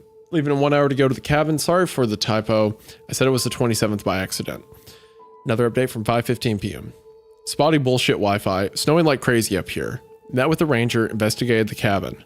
Nothing unusual inside except a lampshade removed from a lamp, which he claims was not like that when we came in here a few days ago. His friends will be here tomorrow morning. I'm alone for tonight. Why would you be alone for tonight? Why would you be alone for tonight? Are you stupid? Are you a stupid idiot? Are you a stupid dumb idiot man? Why on God's earth? You were with someone and you're like, I'll stay alone in the cabin that started all of this. I hope you die. I hope you get killed by. Why on God's earth would you be alone? Okay. I went outside for just a minute when it was still light to grab some things from the truck and heard 2 voices. Making short videos with my phone. We'll try to upload. And then an update from the next day at 9:12 p.m. So much has gone down. I am so terrified and sleep deprived. I'm writing a huge post right now with everything that's happened. I will post it tomorrow morning because I know I can't finish it tonight. I'm going to fall asleep in my chair. Sorry to keep you waiting. Oh man. End of part 6, going into part 7 now. 7 out of 10. We are getting here. I hate him. I still don't think it's totally unreasonable. I mean, I think that especially he did clarify as well that nothing was different besides the lampshade being off. That being said, I'm not saying that I advocate for it, but I think that it's just, I don't know. I mean, he could have been like, hey, can I stay at the park, like the ranger's house? But who knows? Can I stay in the floor of a 24-hour Walmart, literally anywhere else other than the cabin that caused all of this? That's true. You know, can I sleep in my car in your driveway? Yeah. Can I just, is there a 24-hour Taco Bell? I'll go to sleep in a booth. Sure. Great. I would gladly go to sleep in a 24-hour Taco Bell. Anything other than that. Oh my gosh. All right. Your wife has the devil in her. Act like it. All right. We're part 7 now, right? Yeah. All right. It has been an interesting few days. I have so much to say, so I'm going to try to be terse. Sorry that it's taken so long to report. I really am trying. All of your questions and analysis of these events have really helped us through this struggle, and some of your observations are what brought me back here to Colorado. I landed in Denver International Airport 2 nights ago and stayed with Faye's parents in Arvada. While there, we all sat down, and I basically forced them to tell me what was going on. Redditor pointed out that Laura, Faye's mom, appeared to be lying or hiding something. Another Redditor asked me if Faye had ever been to the cabin before, since her family owned it for almost 3 decades. I never even thought of this. When I asked Faye, she said no, and that her parents just used it as a getaway a few times a year. Faye's mom told me she'd been there multiple times when she was little. This time, Faye's parents told me a different story. They claimed this was the truth. Faye had been to a cabin as a toddler a few times, and when she was 5, something happened to her. While Greg, Faye's dad, and Faye were outside playing in the snow, Faye wandered off towards the edge of the forest to look in. She was following a voice. Greg was building a snowman and keeping his eye on her. They're only a few dozen yards apart. Allegedly, Greg heard Faye talking, answering questions, but he couldn't hear anyone else talking. He started walking towards her to bring her back, and he heard her say, Faye. No, it's Faye. I can't see you. A moment later, little Faye began shrieking and crying. She went stiff as a board. Greg had to pick her up and haul her back inside. She was almost catatonic, would go through bouts of total silence or inconsolable hysterics for several hours until Greg and Laura decided to go back down the mountain and take her to a hospital. Greg claims he never saw anyone in the woods and never heard any voices speaking to Faye. The doctors thought she had an epileptic seizure, and to this day, Faye does not remember ever going to the cabin. When I took her, she acted like she'd never seen it before. Okay. Laura is part skinwalker. So you think that she's just been possessed this whole time? Well, no, I'm being a little obtuse because Laura's, Faye's mom. I'm saying that Laura is the dumbest person like you saw such a strange experience like that led to your daughter's sleep condition she's had her entire life. You somehow think it's fine for her to go back years later. When they ask if anything's wrong with the house, you say no. When they get back, they say, yeah, we had extreme sleepwalking. There were things in the woods. The same thing that happened to your daughter years prior. And you're like, yeah, the previous owner said something about that. Oh, I don't know. That's weird. Then they go home. Your son-in-law calls you hysterical because your daughter, his wife, is going through something. And you're like, yeah, she visited a few times as a kid or in high school and stuff. Yeah, insufferable. She's a horrible person. Absolutely irredeemable unless she's person. Still holding on to shit that maybe hasn't been unveiled yet. But as even of then, now, she's just terrible. She's risking the safety. I mean, don't get me wrong, she's gonna be terrible no matter again. what. But I'm just wondering if she has an ulterior motives or something. Do you think that what was happening there when she started crying as a kid is she says, oh, I can't see you. And then maybe it steps behind a tree or something. It reveals itself to her. And that's why she starts screaming. I think so. I'm sorry. I'm thinking. I'm like, I mean, possibly.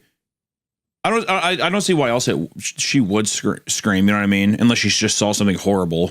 It's like, I can't see you. It's like childlike wonder. And then when the child actually sees it, then it's like fucked up. Yeah, that's why I think she starts screaming. I mean, you're probably right. Do you think the child at all could have been echoes or reverb? Like the child she heard before was Faye as a kid? Oh. You know what I'm saying? From the beginning? That's an interesting idea. Yeah. It stole Faye's voice all the way back then. Mm-hmm. I'd believe it. Yeah. I believe that if Faye did remember being traumatized as a child, she'd never want to go back. So I really think she's blocked out the whole experience. And when we visited a week ago, she thought it was her first time going. In Laura and Greg's subsequent visits to the cabin without Faye, Greg experienced terrible nightmares in which dead people entered the bedroom and sat on the ground in bed watching him sleep. Yo, we'll let our kids go there. I hate them. In the morning, Greg let me borrow his truck but refused to go to the cabin with me. I hate both of them. He told me when I left, we let you kids go up there because we honestly wanted to believe there's nothing actually wrong with the place. And we decided to test you all out. What a fucking weird, what weird guinea pig kind of experiment is that, Greg? You fucking moron. We wanted to believe, so we sent you all there. Now our daughter's possessed. You can take my truck, but I'm not going. Unfortunately, we were proven wrong, I guess. But you kids have fun. Fucking idiot. Yeah, what a loser. And then he's like, oh, my daughter's being possessed? Well, I'm not going to, go try to fix it. You have fun with that. They used us to validate their denial, but I don't hold them responsible. You should shut up. Oh my gosh, you absolutely should. I never have believed any of it if I were them. Why? Dreams and a frightened child do not a haunting make. What? Oh, this one location that you knew from the previous buyers was like nightmares all the time. Your daughter talked to someone in the woods and freaked out. You can't go back because of it, but just sure, we'll send it back out there and then lie to them repeatedly. I hate these parents. Oh my gosh. Mm-hmm. I arrived, but you know what? They're not as evil. They're not as evil, but they are as frustrating to me as some of our Hall of Famers. Stupid. Yeah. Some of our all-time like Blue Jay. That's why I feel towards them right now. They feel like Blue Jay. I arrived in Pikes Peak around 1 p.m. yesterday, and the ranger met me at the cabin. We investigated the place and didn't find anything unusual, except that a single lampshade had been removed from one of the lamps and placed on the couch. We checked out the nearby woods. I was kind of surprised to discover that the creepy, enormous dream catcher was still there. The ranger told me to not recognize it, and it was not something that his people made. Oh no.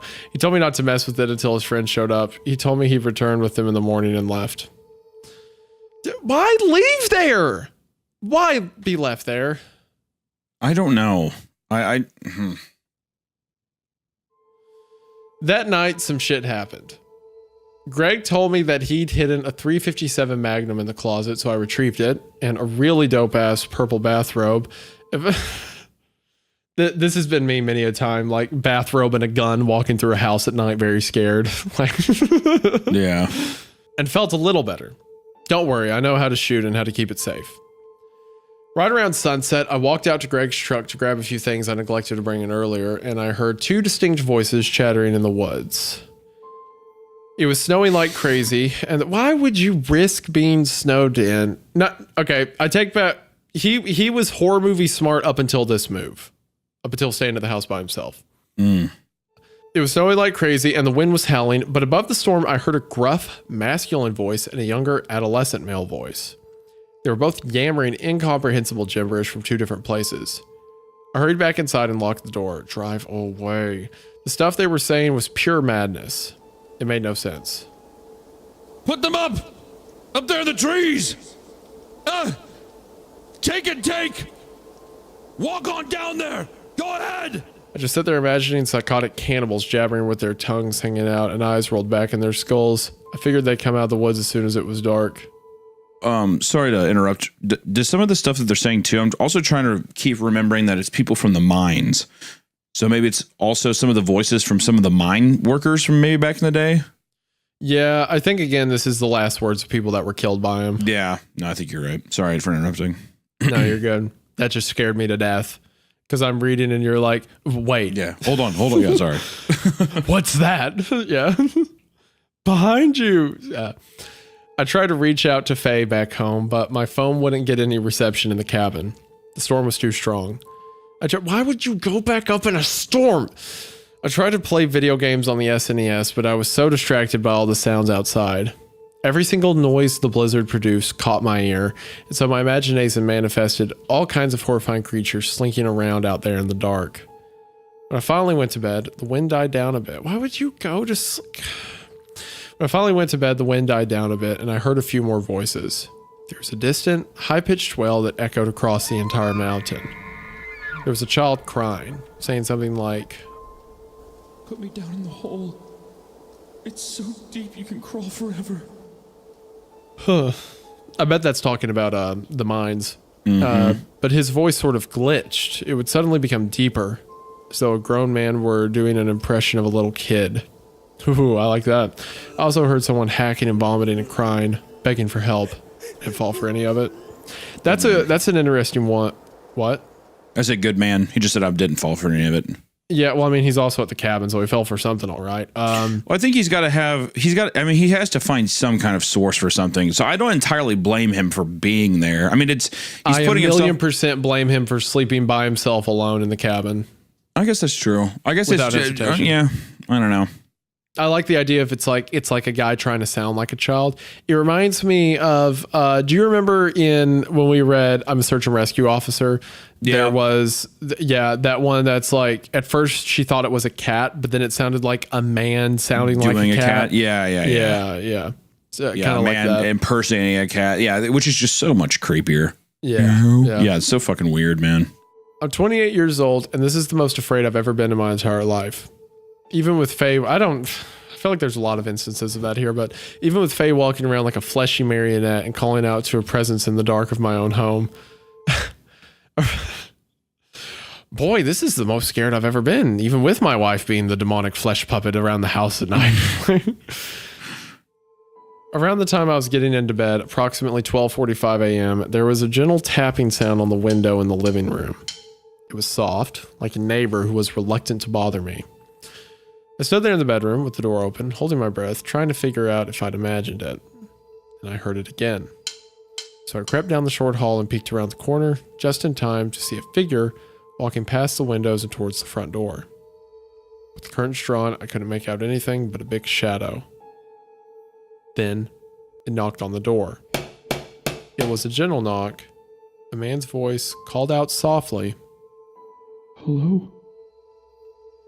I just listened intently and tried to keep silent. Eventually he knocked again and said, Hello? I need to speak with you. He was speaking through clenched teeth. He was either extremely cold or extremely angry. Gosh, that gives me chills. That is good. That's a great line. The extremely angry. I need to speak with you. Oh my gosh. Oh, that runs through me. I very carefully stepped back into the bedroom to grab the gun. But the damn place is so old, the doors creak. I barely tapped the bedroom door as I passed, and it squealed like a dying pig. Then the man outside said, just above a whisper, I know you're there. For just a moment, in my lethargy, I considered the possibility that this was one of the ranger's friends, or maybe somebody else who lived on the mountain.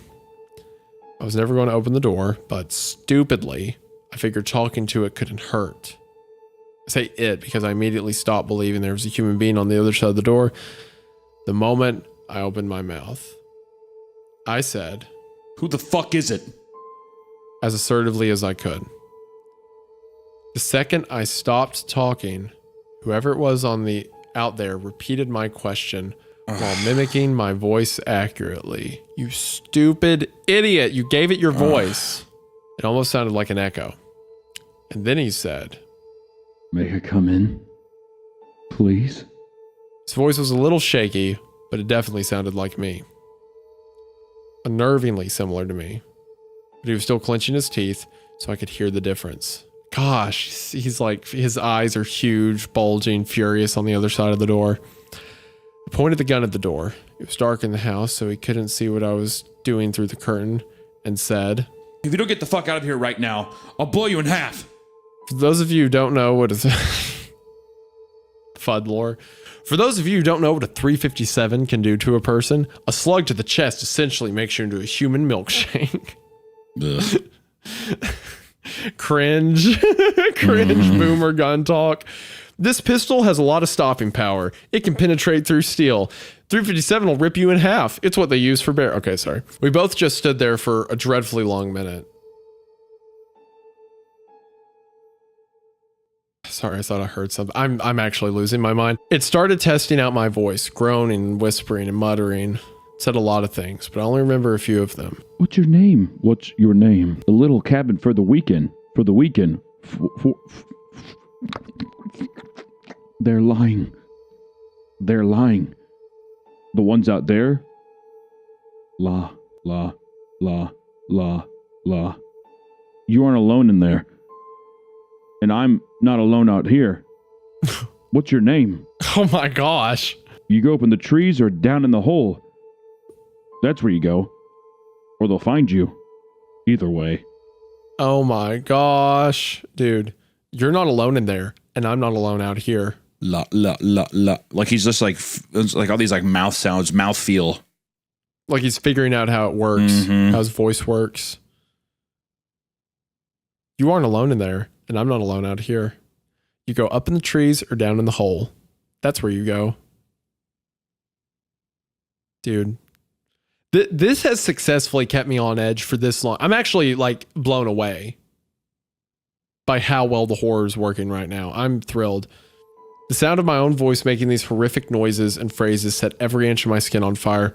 I can hardly describe the physical sensation of fright this intense. It was almost like having a bad fever, hot and cold and wet and sticky, all at the same time. I shouted for it to leave and said I was armed.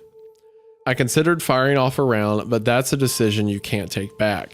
And my number one rule is to only fire when I'm certain I've got a target and a clear reason. I think you have both of those right now.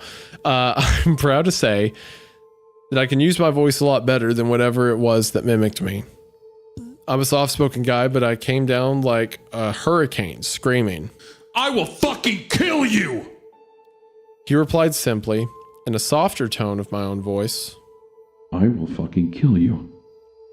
Then it went back to babbling gibberish, knocking politely on the door over and over and over. After another minute or two, It suddenly stopped. The last thing it said was, I know where she is. Then it kicked the door. And I mean harder than any human could possibly kick a door. And ran off. The boom was so loud I couldn't believe the door didn't implode in its frame. The person or thing bounded down the wooden patio and off into the snow. And I swear on my life and honor, it sounded like a horse or some other huge four-legged animal charging off into the woods. Child's laughter rang out, and then everything was silent. Okay, for one, bravo, dude.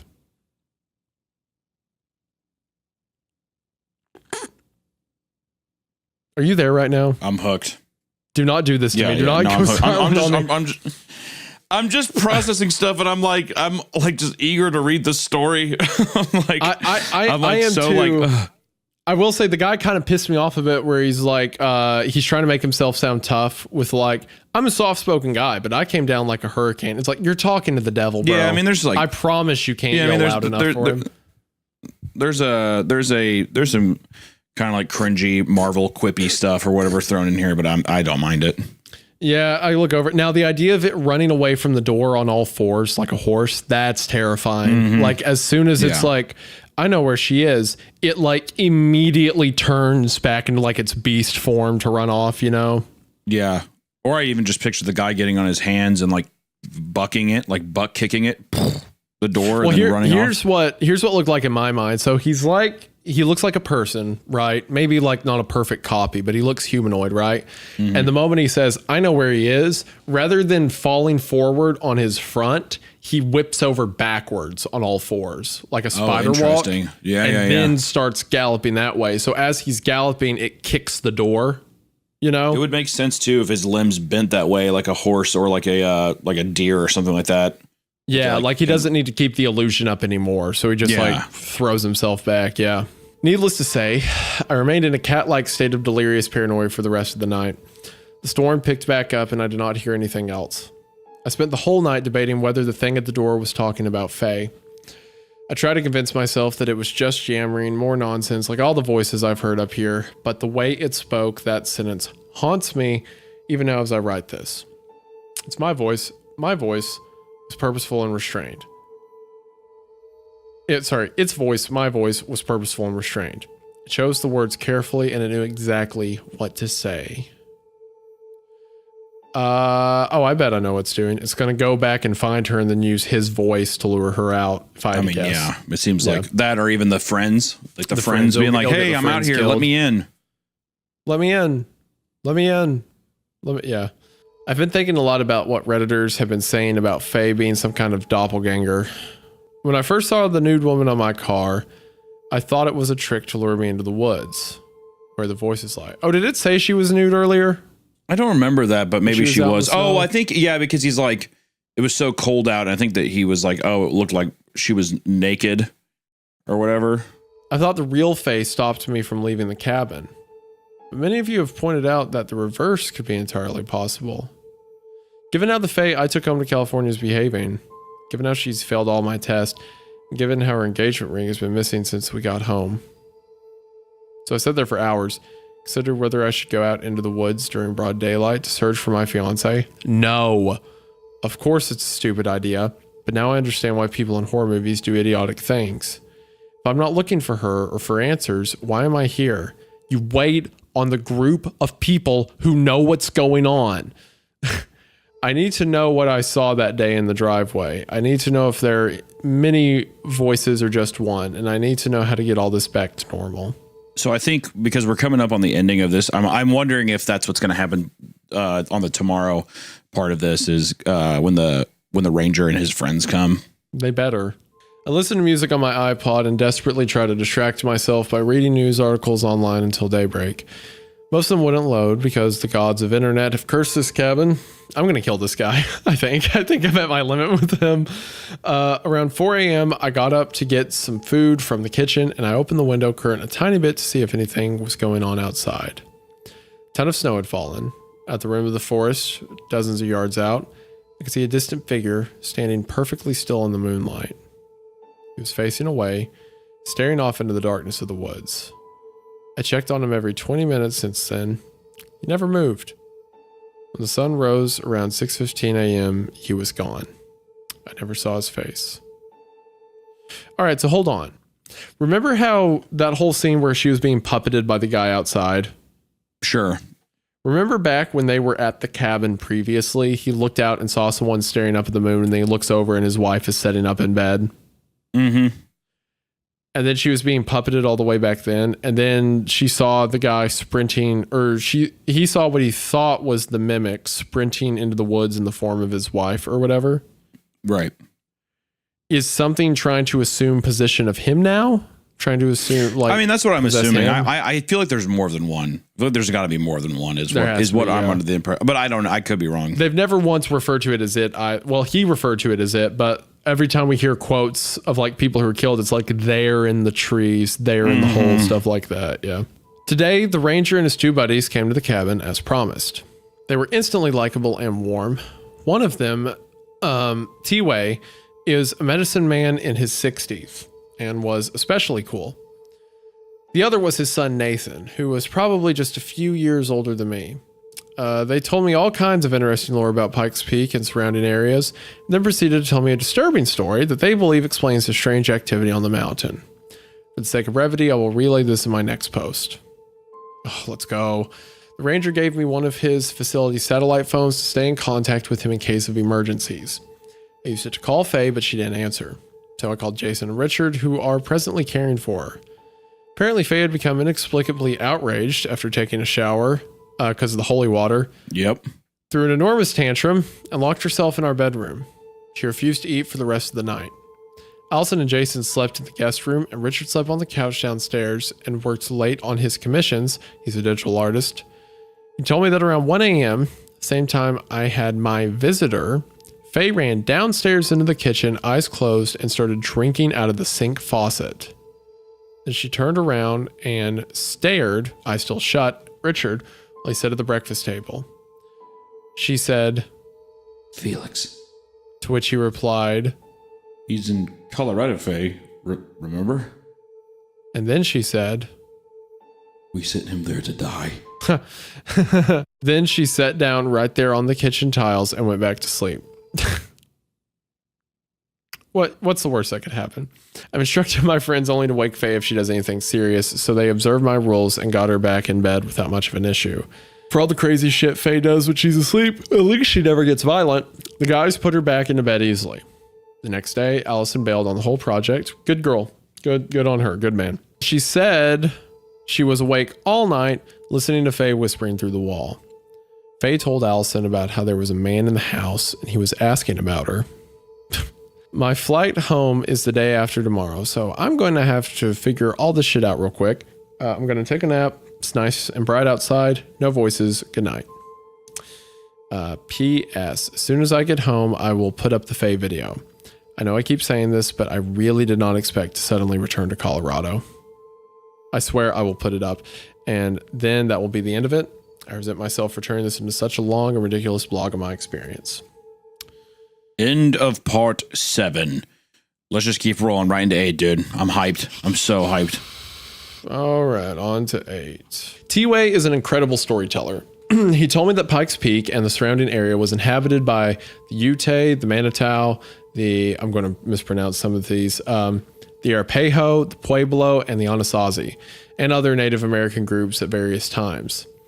In the 1860s, when the gold rush was in full swing, many Indians were violently displaced because of mining operations there. They were torn away from their sacred lands, which was catastrophic to their cultures. T-Way stressed that, historically, Americans have not understood the significance of land and names to Native Americans, and this is critical to understanding the supernatural presence on the mountain. The major world religions like Christianity and Hinduism and Islam are, quote, universal. They can be practiced anywhere. You can pick up your whole life and move to Kentucky or Scotland or Istanbul, and you'll still be whatever religion you are. Your God still hears your prayers. He still intervenes in your life. But Native Americans practice land-based religions. The land they inhabit is a part of their creation stories. It's not that the land belongs to them, it's that they belong to the land, and both are in a symbiotic relationship with one another. History is embedded in the landscape. A person is reminded of specific lessons and wisdom when they see a part of the land. The mouth of this river has a story attached to it. That fallen tree has a story attached to it. A battle was won here. A chief died there. Peace was made between tribes with a feast here.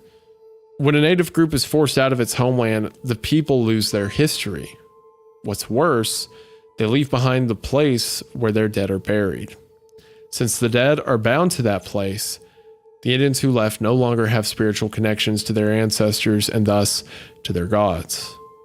Their medicines and magic no longer work. They forget the names of sacred places. As the names in history and wisdom are forgotten, the tribe's spiritual power evaporates. Dude, I gotta say, that one line was so menacing to me. Your God still hears your prayers, you know? Mm-hmm. I mean, that was like a ton of bricks. What a heavy phrase.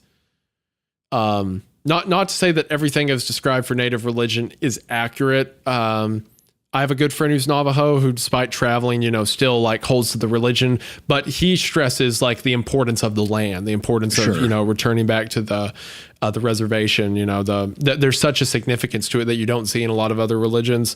But man, that hit hard. Your God still hears your prayers. T-Way said that when Pikes Peak was taken, a group of disgruntled Utes descended, is it Utes or Ute? I'm not familiar with that tribe. I'm not sure either. Honestly, I have no idea. I think it's Ute, so I'm going to keep going, but apologies if I'm wrong. They descended on the miners and slaughtered a bunch of them. Because a complex network of alliances and peace treaties, these Utes were punished by another tribe. They dug holes in the ground and slit the Utes' throats. They then buried them upside down in the holes with their legs sticking out of the ground so that the wolves would feast on their calves. Ugh. Wow. That was supposed to be the end of it, but then something else happened. Legend says that these dead Utes arose from the tainted ground one night. Because their flesh had been filleted from the hips down, they looked like walking skeletons. Oh, they hobbled into the Arapahoe camps and took women and children back up the mountain. They forced them deep into one of the mines, never to leave again. Howls of women and children have been reported on the mountain for over 100 years now. Oh gosh, it's so good. The Utes and Arapaho engaged in blood feuds, sometimes called mourning wars, for years over this. They exchanged curses, executed and skinned and tortured each other. They stained the once sacred earth on Pikes Peak with rivers of blood. I was pretty mortified by this story. I just kind of sat there with the ranger while T-Way and Nathan blessed the cabin. They burned sage and tobacco inside and outside and used crushed herb dust to cover their hands. They made a handprint on every window and drew small symbols in ash at the top of the front door inside and outside. They gave me bundled sage, cedar, hawthorn, told me to burn it if anyone tried to get inside. It drives bad spirits insane. Then they provided me with small pouches filled with herbs and blessed objects to wear around my neck and in my pockets whenever I went outside. Nathan gave me a totem that he wears around his neck and told me to give it to Faye. Then they sang a really incredible chant in their language. It lasted about 15 minutes. I was blown away. I love these guys. Then we went outside. I showed them the dream catcher. And they told me that they had never seen anything like this. The dream catcher is made with 3 branches woven together with hair, and it has old yarn or wool string with glass beads crisscrossing the center in a pattern. It is old and handmade. T-Way told me not to touch it or move it. If you find an object of power and do not know who made it or what it protects, you should leave it alone. I asked him if it could be evil, and he said maybe. I got them up to speed on everything that has happened. I said that a lot of my friends, Redditors, but I didn't explain that, suspected that the Fae... I wouldn't either. Suspected that the Fae at my house in California was a duplicate, and that the real Fae was somewhere in the woods. T-Way and Nathan disagreed with each other on whether that could be, but we searched the woods looking for signs of my fae. We found nothing. I told them about the missing ring, and they said exactly what many Redditors have said.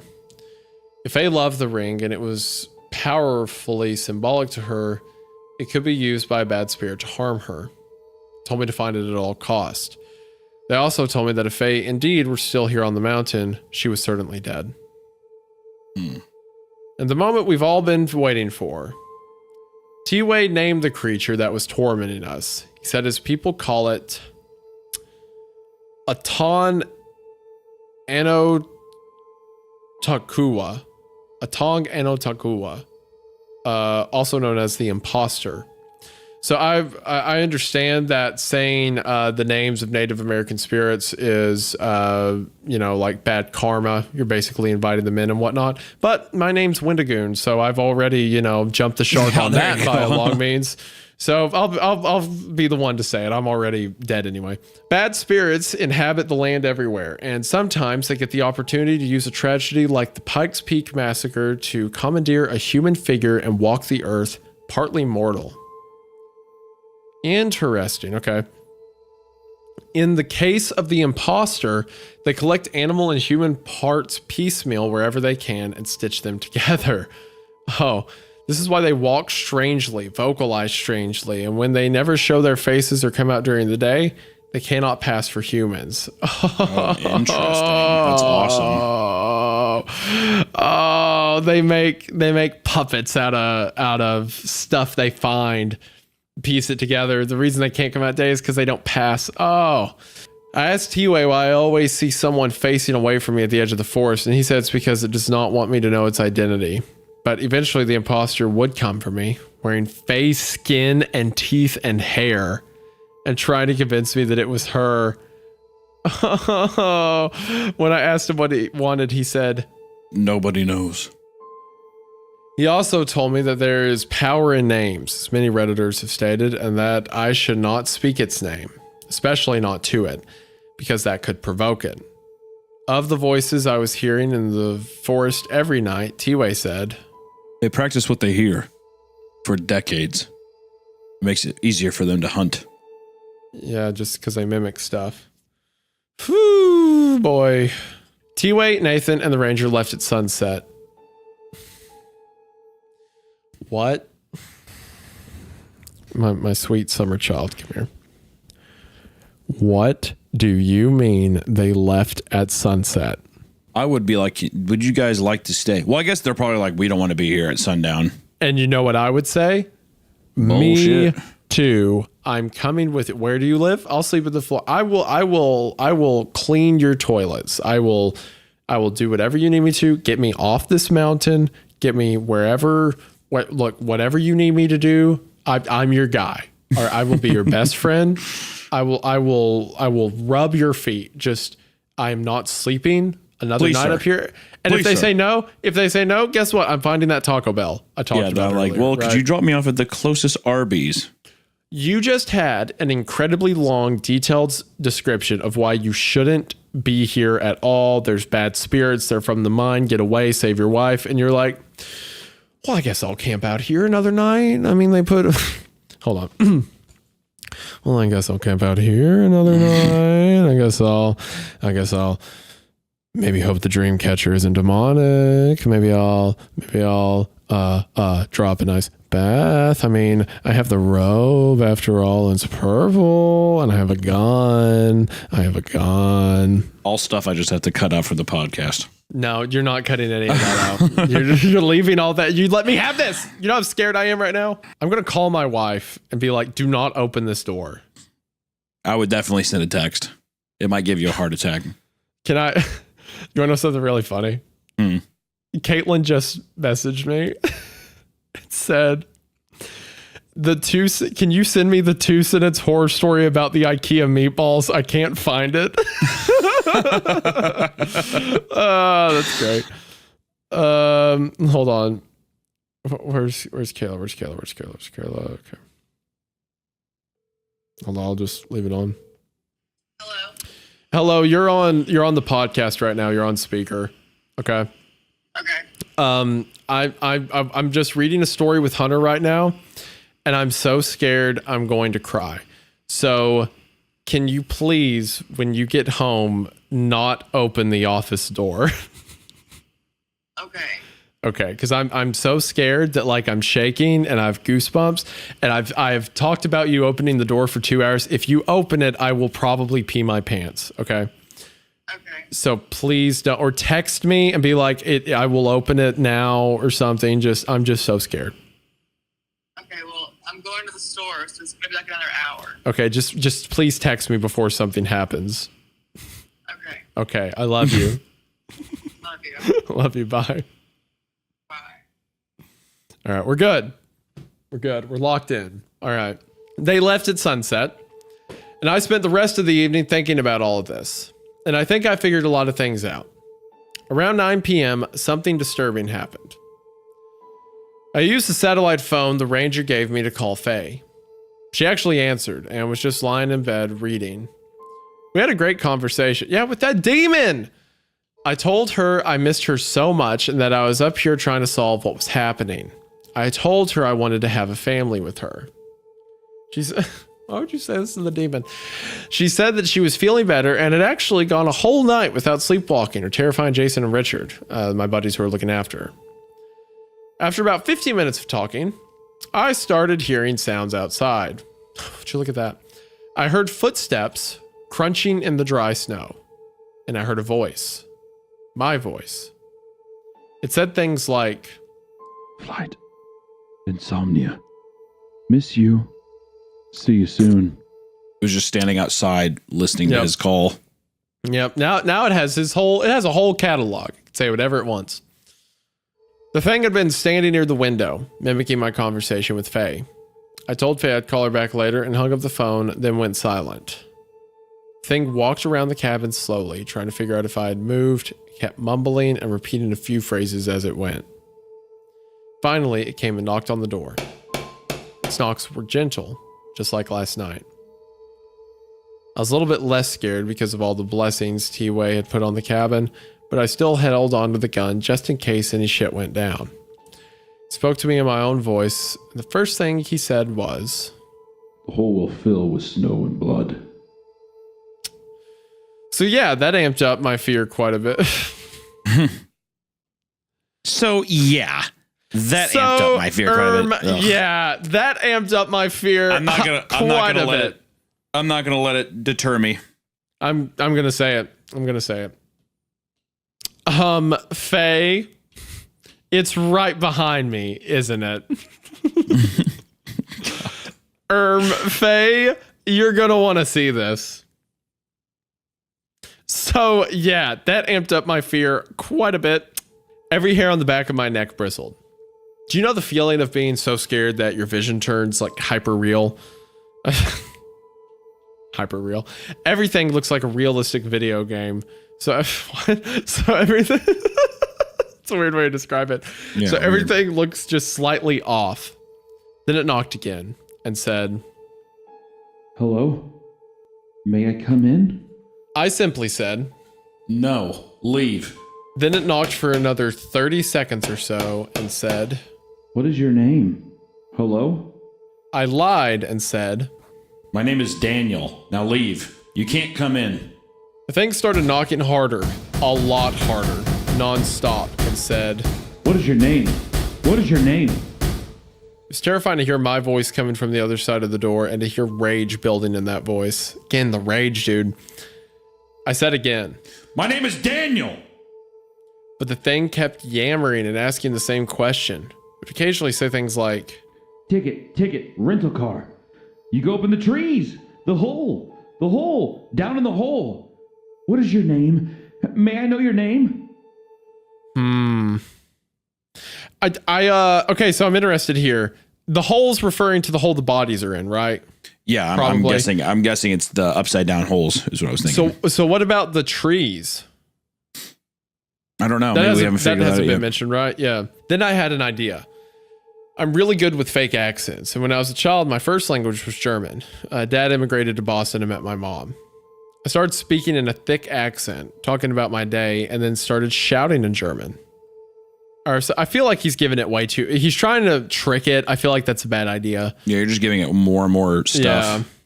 I recited a poem I know by Hermann Hesse, Die Frane von Ravenna Tragen. My visitor went silent and stopped knocking. I could tell it was just listening. So then I started shouting in a British accent, reciting lines from V for Vendetta, my favorite film of all time. Well, that actually explains a lot about this guy. Now that I think about it, he does strike me as a V for Vendetta guy. I shouted, "Thank you," in every single language I know. I once committed to learning it in 100 languages and stopped around 20.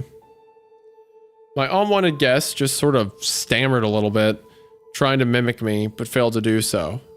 I was no longer speaking in any recognizable pattern or tone.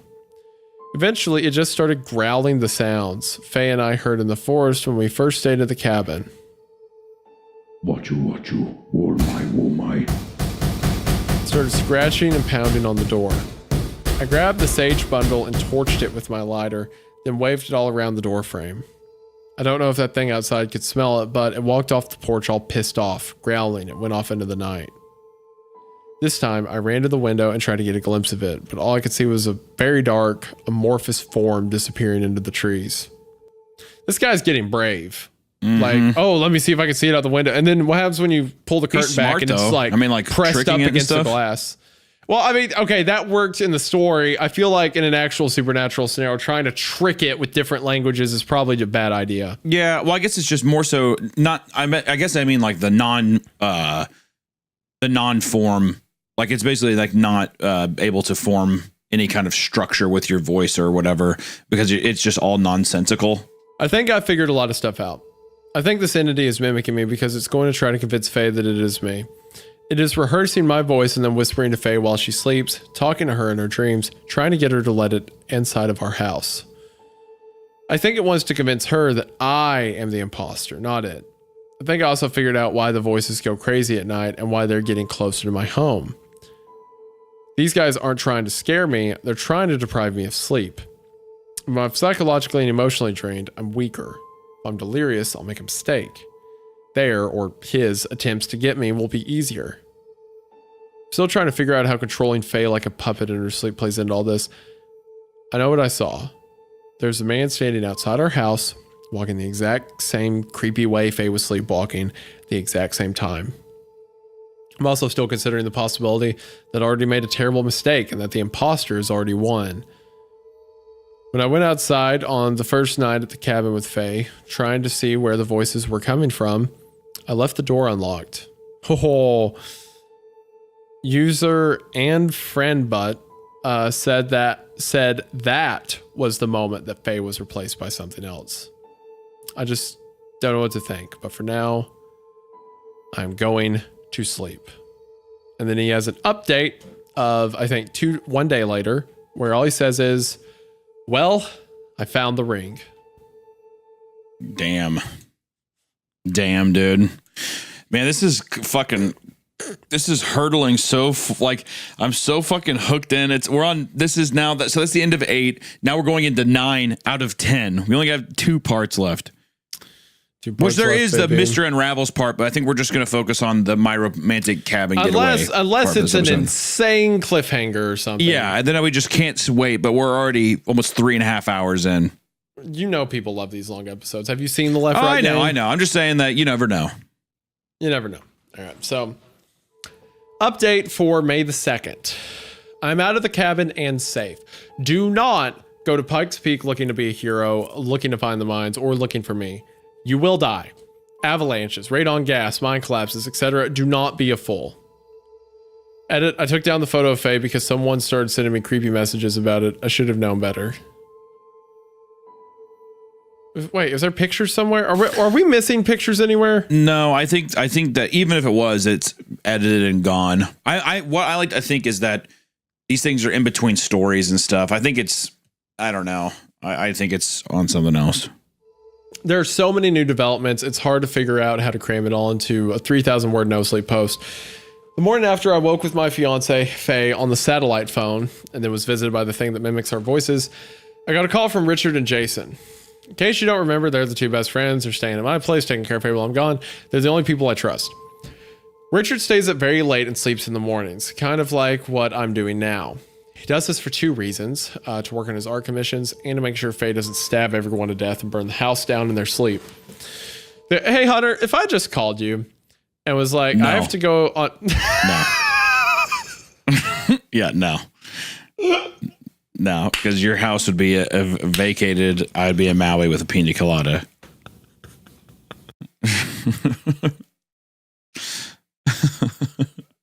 Wasted away, get a margarita. What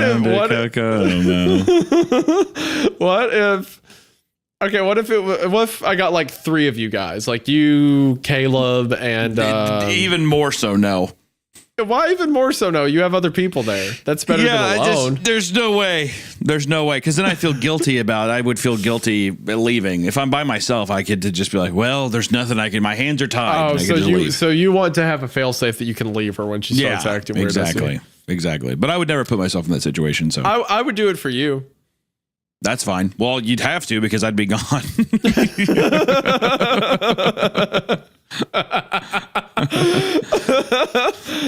Well, yeah, someone's got to take care of her. Ain't gonna be me, idiot. You'd have to, because I'd be gone. She listens to these, you know. Yeah, I know. She knows. If it was the same for me, it'd be the exact same thing. I feel like that's a beautiful understanding between us. I just started speaking and you went, no. The guys report that she is behaving quite normally and feeling good, being productive during the day. But then at night, she is unpredictable and weird. I feel like her soul is being cleaved in half. 2 distinct sets of behavior are drifting further from each other every day. Around 1 a.m. that night, Richard heard the voice of a young child, mumbling incoherently. He's up to speed on all the unusual experiences that have plagued my fiance and me, so he immediately got up to investigate. He looked out the kitchen window, which faces the same part of the forest where I saw the man mimicking Faye's sleepwalking movements. Richard didn't find anything, so he walked a circle around the house and realized that the sound was coming from our bedroom window. He went inside and woke Jason up. They stood outside the bedroom door, listening. They claimed they heard the distinct sounds of a child whispering and softly singing, and I bet you can guess which song. Oh, so meow do. I'm a naked soul meow do. Song Faye and I heard outside the cabin on her second night, sung in a child's voice. Both of these dudes are super ripped climbing enthusiasts, and they said that they had never been so creeped out in their entire lives. Jason knocked on the door and said, Faye, who's in there? And he promptly heard the child go, shh, and whisper something inaudible. Richard pushed the door open and said that Faye was standing in the corner of the room in the dark facing the wall. Oh, God. She was standing up on her tiptoes, dragging her hands and nails down the wall and talking to herself. Ugh. With her back turned to the guys, she said, Oh, their skin is so perfect. Which one? Put him down in the hole. Nope. Richard saw something out the window and hurried over to it. Jason stepped inside the room, reached out to put a hand on Faye's shoulder. She whirled around quickly and covered her face with her hands. Her eyes were open, which is unusual for when she sleepwalks. Then, these are the exact words Jason used. She started speaking in the voice of a little kid. She made whining and crying sounds, rocked back and forth on her feet, cradling her arms as though she held a child. Then, she turned around and started scratching at the wall again, still whispering in the kid's voice, saying things like, It's Faye. I can't see you. Are you up in the trees or down in the hole? Oh, that was her voice. That's what she said all the way back then, right? It's Faye, I can't see you. Yeah. Also, I think it's interesting that she's covering her face, trying to hide her identity. Yep. I think the possession's taken over all the way at this point. I think it's, like the analogy he used of like every time it happens, her soul is being drifted farther and farther away. Yeah. I mean, I think it's like, who knows how much longer she has. Now she's like more the imposter than she is then. Yeah. Oh, 100%. Yeah. Then she started singing again. Richard ran down the stairs and out the front door, barreling towards the tree line. Richard's a G, dude. I love Richard, dude. I'm going to get you. I'm coming for you. From the window, he had seen a small child walking around on its tippy toes, flailing its arms up in the air. On the phone, he told me he could hear it singing while he watched it from the window. Richard got about 20 yards away from the kid. It took off running on the balls of its feet, heading straight into the trees. Richard stayed in pursuit and went in after it. It was too dark for him to follow, and he lost the kid after a few moments. Wandered around for a few minutes, searched the area, and eventually heard the voice of an adult male. Rich says he walked a few steps deeper into the grove and saw a huge man standing about 30 feet away, completely naked, looking up into the trees. No. Whoa. Absolutely not. Dude. There were lacerations or dark pock marks of some sort all over his body. Now, Richard is about 6'1" and 210 pounds of bulk and muscle. And he said this dude was way bigger than him. He said the man was perfectly still for several seconds, but then started rolling his head around, cracking his neck loudly, started making gurgling and mumbling sounds. I guess Rich was paralyzed with fear because he claims he stood there for an entire minute or more before running like hell back to the house. As he turned to get out of there, the man let out a long hello. And as he did, his voice transformed. It became my voice. Oh, interesting. Richard said that the thing in the woods called out with my voice several times as he fled, wailing. Please help me. They're going to kill me tonight. Jason says that he did not hear or see anything out of the window, only Richard running back inside, ghost white with terror. He said Richard actually cried. While they talked in the living room, Faye sat at the top of the stairs, just watching, wide awake, with a little smile on her face. Ugh. Yeah, so Faye's gone, and the thing in the woods is now, it's stolen Felix's voice, and is now, they're in the final stages, effectively. Yeah, I think so. I also think that all these sleepwalkers, or all these skinwalkers are all of the dudes. So, like, how many did they say? 5? Or they didn't, I guess they didn't give a number, did they? Set a group, I think, yeah. Yeah, so just 3 to 5. Seems like they're all kind of in cahoots together doing the stuff, and like maybe the head one or like one of them is in Faye right now. Yep, I'm looking at the story.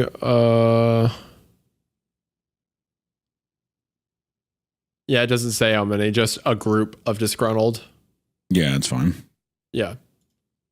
So yeah, I think it's each one of them, and they put together skin and people piece by piece. The next morning, they took her to her psychiatric appointment, the first she's ever had, and I will hopefully hear back on that soon. Kills me that I'm not there with her now. Put her in a home. Put her in an asylum, a loony bin, whatever you want to call it. Just get her away. Right. I'm still stuck at Pikes Peak. It's like this. Good. I'm glad you are. You deserve it. It's like this place doesn't want me to leave. The ranger station shut down the entire road network on the mountain because of the huge blizzard that rolled in, and there are avalanche warnings. My road out of here is completely iced over, and one part of it has a snow collapse or mini avalanche. Shut up, I'm from California where God pays attention. That's a funny line. That's actually a funny quip in the middle of everything. Like, yeah, this place has snow and avalanches. Shut up, I don't know about it. God actually cares about me where I'm from. Yeah. I'm in contact with the ranger station. His name's Greg, just like Faye's dad, so that's why I avoid referring him by name in these updates. And he assures me they're working on getting the roads cleared every time it stops snowing. I missed my flight, but thankfully they gave me a voucher, so now I could just roll into the airport whenever I can. I have enough food to feed an army, and the electricity here is surprisingly reliable, so I'm warm. The Wi-Fi dips out for 5 to 10 hours at a time, though. I'm working on Donkey Kong Country 2 and Secret of Mana on the SNES, and writing about my experiences here in my spare time. I also slipped on the icy porch steps and fell on my side, so I've got an enormous bruise and it hurts like a bitch, but only when I breathe, so I got that going for me. So I've got that going for me. Yeah. Users I mean, there's not a lot you can do with those. Like, No. This honestly, I'm going to buy the book as soon as we're done here. No, I'm see so curious to see what what's changed. And to see what a second draft of this kind of story would. Because there's no way that like the way that he's saying Redditors and stuff, that's probably all changed. Yeah. User Sweet Rosemary asked me if the cabin had a basement, and I never thought to check. Outside, under the snowpack, and halfway covered with old chopped wood, I found a little locked door. The key was in the kitchen cupboard, and it turns out that there's a decent-sized cellar under the house. Down inside, I found a ton of creepy shit. You didn't think about there being a basement, a whole nother floor to the house? Okay, I'll be completely honest. I didn't even think about that the entire time I've been reading You're this. not at the house. You're not at the house where there's a basement. And then, I'm just saying, if just there's devil's a door advocate. outside, all right, whatever. There's a bundle of long black hair, several dozen jars of some rotten mutant-looking shit, and tons of old books from the 60s and 70s, and lots of porno magazines. Yeah. Oh yeah. It seems that these demons from hell like to get up to no good. There's also lots of sticks and yarn, all of the material necessary to make a dream catcher, like the one hanging at the tree line behind the cabin. I didn't touch anything. I just snoped straight out of there. I've been thinking about something that user wait time is lame said to me the other day, which was, have you considered that it's not a dream catcher at all? And he's right. I'm not an expert on Native American symbology or artifacts. It just looks kind of like a dream catcher to me. So I've been calling it one all this time. T-Way, the Pueblo friend of the ranger, didn't call it that. He just said to leave it alone. I'm wondering if that thing attracts the imposter instead of keeping it away. It could mark the house. I kind of want to move it for one. Night to see what happens. The recklessness of that phrase. You know, what's the worst that could happen? You know? Who knows? My dog is barking at something. I'm about to shoot someone. After all, T-Way blessed the entire cabin, so I feel quite safe. I have a 357 Magnum in case leaves don't protect me. I'm going to kill this guy. I'll just shoot it. No one's ever thought of that So naive. Before. Yeah, what an idiot. In case leaves don't protect me. Good luck, dude. At about 9:30 a.m., there's a knock on the door. I grabbed the gun, suspecting another encounter with the imposter. It was lightly snowing and glooming, so I figured the sun was blocked enough that the creature wouldn't be willing to come out of the woods. Then I heard familiar voices, talking cheerfully. I looked out the window, and to my total surprise, it was T-Way and his son Nathan. These badass guys had hiked up from the ranger station in the snow to check on me. I let them in, and they made tea. I cannot tell you how happy I was to see them. Okay, do you trust them? Yeah, I do. You don't think it's the imposter? No, I don't think so. Okay. T-Way brought me his own dream catcher. It was one he made specifically for me, and he told me I should hang it beside the creepy one. It's very colorful and ornate. I could tell he spent a lot of time on it. It's even got 2 beautiful hawk feathers dangling off it, which Nathan says represents freedom and unboundness. He reiterated the importance of finding the engagement ring Faye had lost and blessed the house again. I tried to get them to stay longer, but they had to get back down the mountain before the storm picked up, told me I should come with them. Yes. We all knew I wouldn't. Yeah, because they're like, oh, this guy's stupid. This guy's a big dumb idiot. If I left with them, I'd be leaving Greg's truck. What? If I left with them, I'd be leaving Greg's truck, and I never have found what I came back for. Okay, the second line's fine. Why even mention the truck? We hate Greg. Greg is part of the reason this all happened. Well, I can't leave his truck up here. I never found what I came back for. What? You're not finding anything. You're sitting in the cabin. I said goodbye, and T-Way hugged me. I wish that guy was my grandpa. Okay, watch it turn out that like the 2 hawk feathers like make the dream catcher have like an opposite effect. Like, Yeah, so actually it opens you up for tons of crazy other stuff. Sorry about that. Forgot to tell you. Yeah, so remember how dream catchers like keep bad things from happening? Well, this is a reverse dream catcher that ensures only bad things happen to you from here on out. You're going to poop yourself. It's pretty much what's going to happen. Yeah, and that's if you get off easy. And that's if exactly. If they're going easy on you, Felix. I took a nap after they left. I figure out how to sleep without being interrupted by the damn voices in the forest. From 6 a.m. to 3 p.m., it's pretty quiet outside, so I nap on and off, but something really bad happened this time. I woke up opening the bathroom window. Oh, shit. Damn, dude. He's hooked. They got him. Hook, line, and sinker. He's on it. Okay, so for what? Okay, this is entirely his fault. There's no reason for him to be on the mountain. There's none. He's not smart enough. He's not doing anything other than sitting around the cabin. This is his own fault. I've never sleepwalked before in my entire life. Faye's been sleeping next to me for 5 years, and she says I don't move. I don't speak. I don't snore. I don't steal sheets. I'm the most polite bed buddy on earth. I don't like that word. But when I came to, I was standing next to the toilet, both hands prying the frozen window open. It was about 2 inches up, and the freezing cold wind on my fingers is what woke me up. I slammed it shut and checked all the windows, ensuring that they were locked and sealed tight, then went back to bed. I dragged one of the living room chairs into the bedroom with me and propped it against the door so that I'd knock it over if I got up again. This did not work. At around 1 p.m., I woke up standing at the front door and found myself pulling it open. The loud groans it issued were what snapped me out of my stupor. I slammed the door shut and looked out the window next to it, praying nothing was out there waiting for me at the tree line. I saw nothing. Then I remembered that I'd had a dream. Images of a huge hole carved into the mountain surfaced in my mind. Snow and branches were caked all around the mouth of the entrance, and an impossible, yawning blackness emanated from within. In the dream, I just kind of stood there, gazing into the vacant face of the deep, listening to Faye's weakened cries. I sat down on the couch and just sort of cried for about a half hour. I thought about what our lives had become and how bad I missed her. I thought about all the dreams we had of our future, things that can never be if I don't figure out how to save her. I thought about all the promises I'll never keep if I die up here. I decided that it would be best to hang the dream catcher sooner rather than later, because the clouds broke for a while and it was fantastically bright out.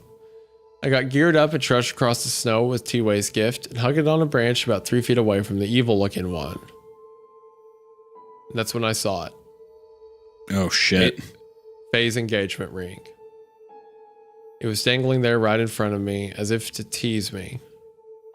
Someone had woven it into the strings of the dream catcher. I stood there for a long time, right between the two objects. I couldn't figure out if some benevolent force was giving me a break or if I was being taunted by whatever beings have haunted my footsteps ever since I arrived on the mountain. Retrieving the ring would require me not only to touch, but destroy the creepy dream catcher. I had the thought to go ask No Sleep what I should do, but I feared that if I left for even 1 second, the ring would be gone when I got back. So I just tried to solve the riddle by myself. I wish I'd brought the satellite phone out there with me. After a few minutes of standing there, I reasoned that T-Way's Dreamcatcher would probably do just as well in protecting me, if in fact that was the function of the original one. I also figured that if it were cursed or something, touching it couldn't actually be worse than leaving the ring there and allowing Faye to be completely consumed by her madness. If the ring has anything to do with the creatures who are controlling Faye and me while we sleep, then getting it back is a priority over not touching weird stuff in the woods. That shadow under my door keeps moving, but it's so sporadic. Okay, well, it's not in the house yet. All right. So that's what I did. I broke the brittle thing apart and took my damn ring back. What else could I have done?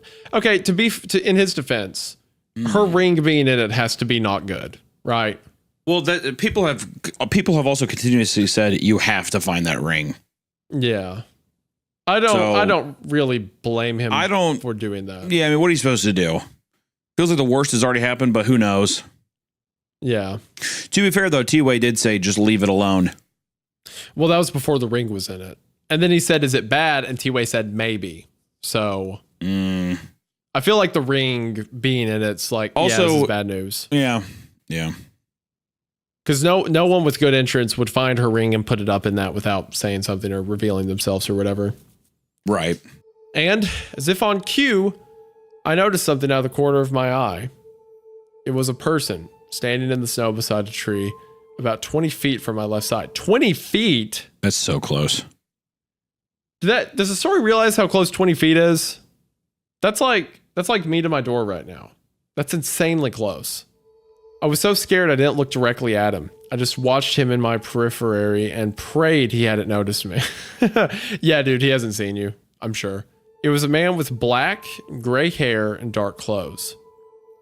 Facing away from me, his head was tilted all the way back. He was looking way up at the tops of the trees. His limbs looked mangled and bent and elongated. Even without looking right at him, I slid the ring into my pocket as slowly as I could, trying not to make a sound. And as I did, the man hobbled around and faced me. I really didn't want to look now. Just slammed my eyes shut.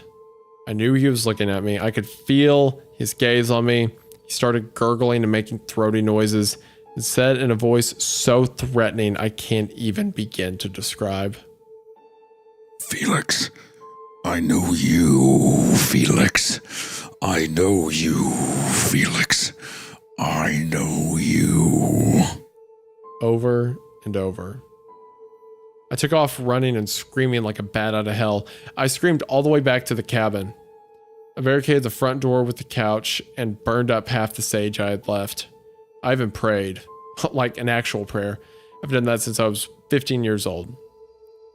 I'm really struggling to write this part. It's taken me hours to finish this entry because I keep getting up to distract myself. The ranger isn't answering his phone and nobody's at the station. Maybe the power's out. Yeah, maybe, bro. I don't know what I did by breaking the dream catcher, and I don't know what tonight's going to be like, but Faye, if you ever read this, and if something happens to me, don't forget. Your tenderness, your softened skin, all I needed, your love is my tourniquet. That's the lyrics to something, right? I think so. I have to say this even though I desperately want it to not be true. Oh, no. The man I just saw was T-Way. Oh, fuck. Oh, shit. Holy fuck. We're going into the last part right now. Get me in there. Get me in. What does that mean? Does that mean it killed T-Way or T-Way was always that? It means it killed him, right? I don't know. It has to mean it killed him because if these guys are just like piecemealing, like, well, yeah, because also he didn't answer the phone. The ranger didn't either. So I'm guessing the thing killed him on their walk back. Yeah. Yeah, probably. Oh man, and they had no protection going down the mountain, I guess. I'm guessing not. All right, are you ready to end this? This is it. This is part 10. I'm so ready. Part 10. Here we go. Here's the interview I've been promising for so long. Can we actually watch it? Nope. No, video's not available. I hate it here. As you can see by its length, there's no possible way I could have uploaded at the cabin on the crappy Wi-Fi. Sorry about my allergies. Oh, he's alive? Sorry that this is so long, but people have been hounding me for as much information as possible. This will be my last update. We need to rest. Things have spiraled out of control up here on the mountain. I made a decision that changed everything and it almost killed me. Only time will tell if it was the right choice to make. But for now, I'm just piecing everything together in my mind and trying to convince myself that I'm one step closer to solving all of this. I destroyed the strange dream catcher that's been dangling on a tree behind the cabin since Faye and I first came to this place. Nobody knows who made it, what its purpose is, or why it's on the side of the tree facing into the woods. Rather than the side facing the house. I found all the supplies to make another one. Kayla?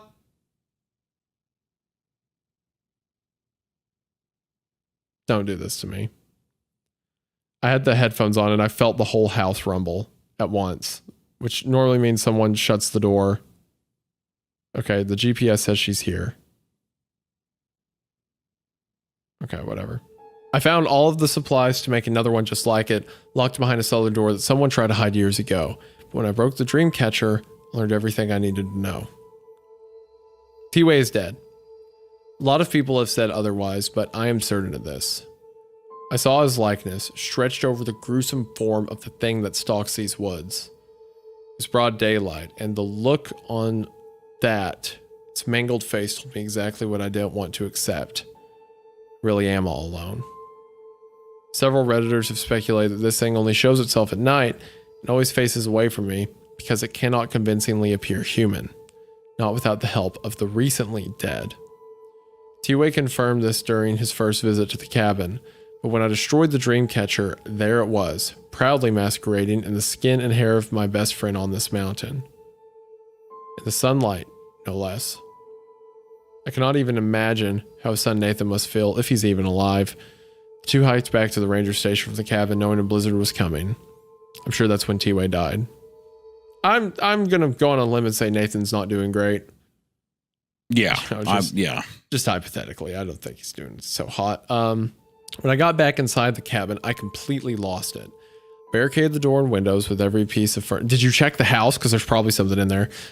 But there just isn't enough stuff inside this little cabin to protect me. So I sit there on the floor against the bed, clutching the gun, sort of wishing my dark visitor would come and kill me already. But of course, this is Pikes Peak.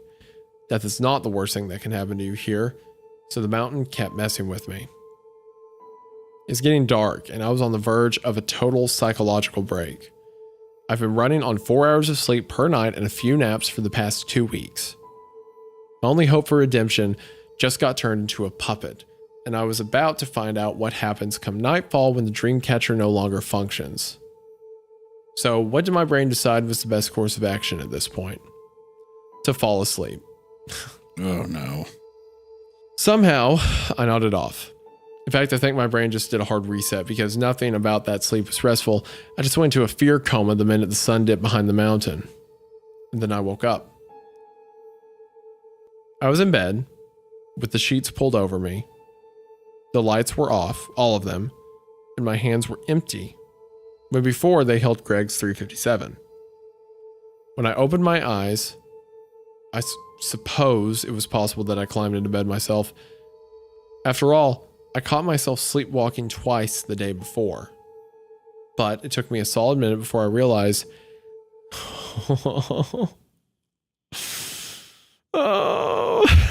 It took me a minute before I realized there was an arm wrapped around my chest. Fuck. I did not have the reaction you'd expect. Most people would fly out of bed screaming bloody murder, but the first thought I had was... Where am I? My parents divorced when I was 3, so as a kid, I'd spend a few nights a week at my dad's house and a few nights at my mom's. Sometimes I'd wake in the dark and not be sure which bedroom I was in. It always took me a second to remember where I was. This is a thought that crossed my delirious mind. Maybe I was back at home in California. Maybe I was at Faye's parents' house in Arvada.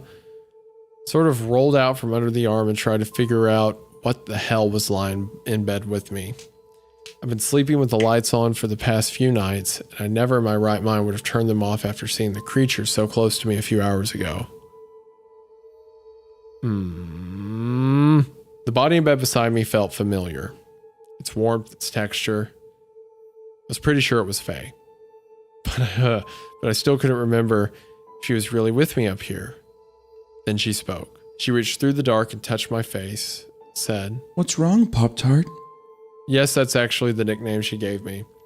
Love me some s'mores Pop-Tarts. I wasn't really afraid, just overwhelmed with confusion. I asked her where we were and why the lights were off. She just squeezed my shoulder and said, Honey, we're in Pikes Peak. There's a storm. The power's out. It's done this before. What's wrong with you? I know my wife is downstairs like cleaning up right now, but it's just there's someone in the house now and I haven't visualized it yet. And like my heart's racing and my fight or flight's up. I got up out of bed. A feeling of dread was falling over me. How heavier and heavier the more awake I became. As soon as the sheets were off of me, I felt a blistering cold. Colder than it's ever been in the cabin. Heat must have been off for hours. Only a bit of pale moonlight filtered in through the windows. and it was barely enough to outline the object in the room.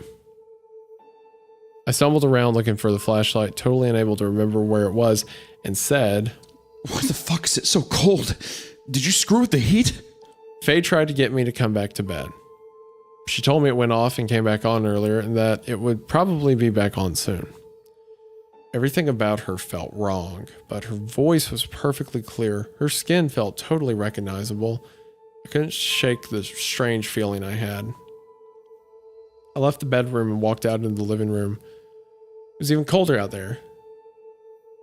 I felt my way around with my hands and noticed a strong, icy draft coming from down the hall. It's a straight shot from the living room to the bathroom at the other end of the hall. From where I stood, I could see the bathroom window. It was wide open, a big 2 by 2 foot gap leading out to the snow. I went to shout. What the fuck did you... Faye stepped out of the bedroom, stood in the hallway between me and the bathroom.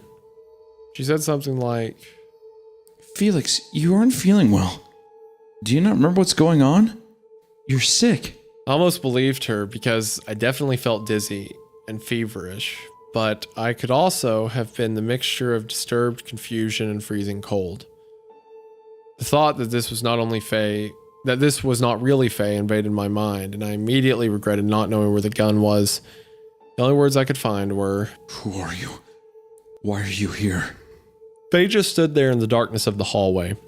The only thing I could see was a little silver outline of her figure.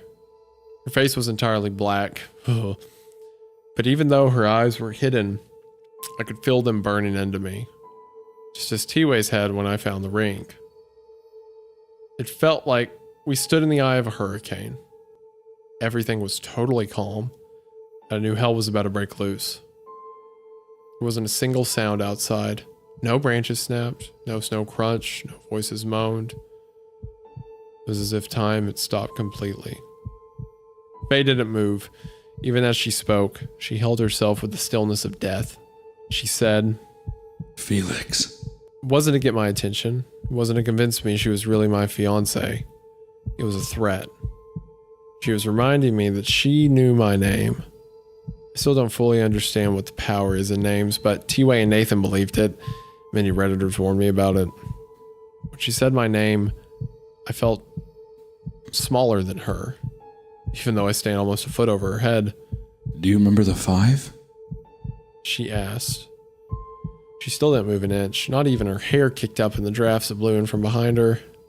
I can't remember. Not in this place. I didn't know how to respond to this. I didn't know what she was talking about. All I could say was, Get out. You're not welcome here. Again, Faye didn't move, but she did clear her throat. And the sound she made was about 2 octaves deeper than the real Faye's voice. She inhaled sharply and said, Tell me about the number 5. And that's when I knew. I remembered where I was, what day it was, and exactly what had happened up until this point. My visitor had finally come to call, and it no longer needed to be invited. I deeply regretted breaking the dream catcher. My hand instinctively slid over my pocket, and to my relief, the little shape of Faye's engagement ring pushed back against my fingers. There was nothing else to do. I decided to throw down the gauntlet. I figured it was probably time to die anyway, so I might as well go out bravely. I just said, I know who you are, and you will never be Faye. She took a menacing step towards me. A gurgle seeped out of her throat. She inhaled again, more slowly this time, and demanded, I want to know about the number 5. Tell me, Felix. I looked all around me on the counters for a weapon, but found nothing. The knife block was on the other side of the short wall that divided the living room from the kitchen. There was only a roll of paper towels within reach, but in retrospect, I was so amped with terror that I probably could have beaten her ass to death with it. I don't have a clue what the number means. In fact, about 5,000 people online don't either. Nobody knows. Only Faye knows. My visitor started shaking with rage. Her face was wreathed with impossible black. There was an endless abyss in it that stung in my eyes. Then I realized something. This creature, whatever it is, has had access to Faye's mind for several hours every night, maybe for many years. Maybe since she first visited the cabin, she was 5 years old, and in all that time, it still hadn't learned everything about her. It can never perfectly imitate her because she kept some things buried so deep in her subconscious that not even this thing could find them. Whatever the number 5 meant to Faye, the deep place is where she kept the secret. She didn't even go there in her dreams. The next part was all a blur. I said something like, You're the one who speaks to her in her sleep. the visitor kind of nodded. I said, You ask her things. She answers you. I hear everything she says. the visitor didn't react. Then I said, You've asked her this question, just like you're asking me now. And she always says, No, I can't tell you. the visitor took another step forward, dragging a hand along the wall, as Faye had so many times in her sleepwalking fits, raised up on the balls of its feet and twitched violently. It said to me, I will make you tell me. It didn't try to mimic my fiance's voice anymore. It sucked in huge breaths, trying to control its rage. There's a certain feeling you get when you're about to die, when you're in danger, and you might die. Fear completely overwhelms your senses and compels you to flee, to fight, to save yourself, somehow. But past that point, when you know you're going to die, that fear becomes useless and disappears. This has happened to me only once before, when I was sucked into a riptide at the beach during an El Nino winter as a teenager. In that moment, I just wondered, Will my body ever come back to the shore? Will they even know what happened to me? in this moment, my heart slowed down, and I didn't feel cold anymore. I just stood there, ready to be mauled to death. I was satisfied in the knowledge that I had not given this creature what it wanted, and therefore blocked it from using that knowledge as a weapon against Faye. Whatever 5 meant, saying needed it to take full possession of my fiance, and I wasn't going to let that happen. I laughed, and said, Well, you're shit out of luck, buddy, because I don't know what the hell that means. Maybe you can tell me when you figure it out. The imposter laughed right back in my voice, a perfect mimicry. Then it said, Well, then we don't need you anymore. It lunged at me. I've dodged a rabid German shepherd like I was a ninja, but this thing was so fast and so strong it knocked the wind clean out of me. I toppled backwards and crash landed on my shoulders on the tiles near the front door. It unleashed a barrage of blows on my face and neck. It raked my sweatshirt with razor-like claws. I tried my best to defend myself, but it was so dark in my house I couldn't see almost anything. I managed to flail my way free of its grasp for just a second. I pulled myself up to my feet by grabbing the counter, and in doing so, my hand brushed against the little bundle of sage I'd been burning. The imposter was on me like lightning, grabbing me by the back of the neck and pulling me with the strength of a 250-pound man. I very ingloriously whirled around and smashed the sage bundle into the creature's face, burnt in first, and wrapped my other arm around its head. Faye's familiar locks tangled in my fingers. I pulled its head forward and jammed the brittle sage into its eyes as hard as I could, screaming like a banshee. It shrieked and growled in some inhuman language and tried to push me away, but I held on as hard as I could and kept driving my fingers into its eyes, crushing the twigs in them. A memory of Nathan and T-Way's chant surfaced in my mind, and I shouted the only part I could pronounce. Taniki Adan! Taniki Adan! Taniki Adan! Who knows if I'm even remotely close to the correct spelling. My hand slid over its face, and the mockery of Faye's appearance fell away. I couldn't see in the dark, but the face no longer resembled my fiance's. The mouth was much too big for humans, and the wet lips draped across the maw of 100 fangs. Sick. And that was it. Bastard had had enough. It screamed and growled and took off on all fours. Its limbs elongated as it moved farther away from me. Its shape became recognizably inhuman even in the pale light. It barreled up the bathroom wall and out the window, and in moments, it was completely gone. I definitely am not afraid to cry. I do it at funerals, at weddings, during the Hunchback of Notre Dame, etc., but I'm a little embarrassed to admit how long and hard I cried after the creature left the cabin. What part of Hunchback of Notre Dame do you cry or whatever? The part where he fucking probably gets the tomatoes thrown at him and shit. Oh, that's not a cry moment. That's like a boo-hoo moment. Yeah, that's a laughing moment. Yeah, exactly. Yeah. Yeah, look at that nerd. He looks different. Haha, everyone. Let's point and laugh. Gross. Look at him. What a loser. I never felt so utterly, miserably alone in my entire life. I only stopped when the power came back on, probably 20 minutes later. The heater kicked on instantly, and I ran over to shut and lock the bathroom window. Satellite phone was gone. The gun was gone, probably outside in the snow, or up in a tree, or down in a hole. Peeked out the kitchen window and saw something lying on the porch, right near the front door. When I cracked the door open just for a second, I saw that it was T-Way's dream catcher. It had been destroyed and placed in front of the cabin, mocking me, or reminding me that I was unprotected. I checked the timer on our little baby clock in the kitchen, little battery clock in the kitchen, and it read 12:15 a.m. I was gonna have to spend another night on this godforsaken cabin. Yeah, because you whatever, okay. But I vowed to myself that at daybreak, no matter the conditions, I would take Greg's truck and get down the mountain or die trying. I didn't care if I slid off the cliff face. I'd never watch the sun go down in Colorado ever again. For a while, I actually considered leaving right then, in the middle of the night.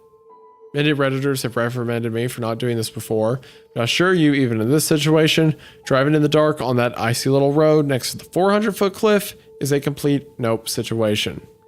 But the mountain had other plans for me. At one point, I risked sneaking outside to determine how deep the truck was buried, but as I approached, I saw that the snow had been dug out around the two front tires, and they had been slashed to ribbons.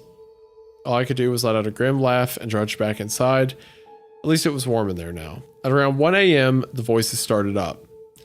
They rose from far off in the woods, several of them at once, groaning and screaming dark elegies to the night. It was all the same evil gibberish I'd heard 1,000 times before, but they slowly made their way into the open field and eventually to just outside the cabin. I lit the remaining pieces of sage, did a once-over of all the windows that weren't barricaded with furniture. I also donned the medicine pouches and amulet that T-Way and Nathan had given me, hoping they'd be similarly effective in protecting me. Then I remembered T-Way's useless dream catcher and imagined my crumpled corpse lying in the snow beside it. Outside the front door, I distinctly heard my own voice calling. Faye! It's me, Felix! Let me in! Let me in! And from near the bathroom window, my voice again saying, Hi, sweetie. I miss you so much. He repeated a few other things I've said on the phone in conversation with her, and even a few things I said to her while she was sleepwalking back at our home in California. There were footsteps on the roof. 2, maybe 3 pairs of little feet stomping all over the ceiling. Voices of crying children paired with them. I stood there in the kitchen, clutching a knife and the herbs, waiting for the end. Voices circled the cabin as though a handful of deranged lunatics were slowly marching around the perimeter, singing the songs of hell as they went. They begged for help, they laughed maniacally, they whispered and screamed and talked entirely to themselves, all at once. Their dim shadows passed the windows, curtains over and over. I heard glass breaking in the bedroom and then in the bathroom. Then, stomping on the roof grew louder, and the voices at the front door grew more urgent.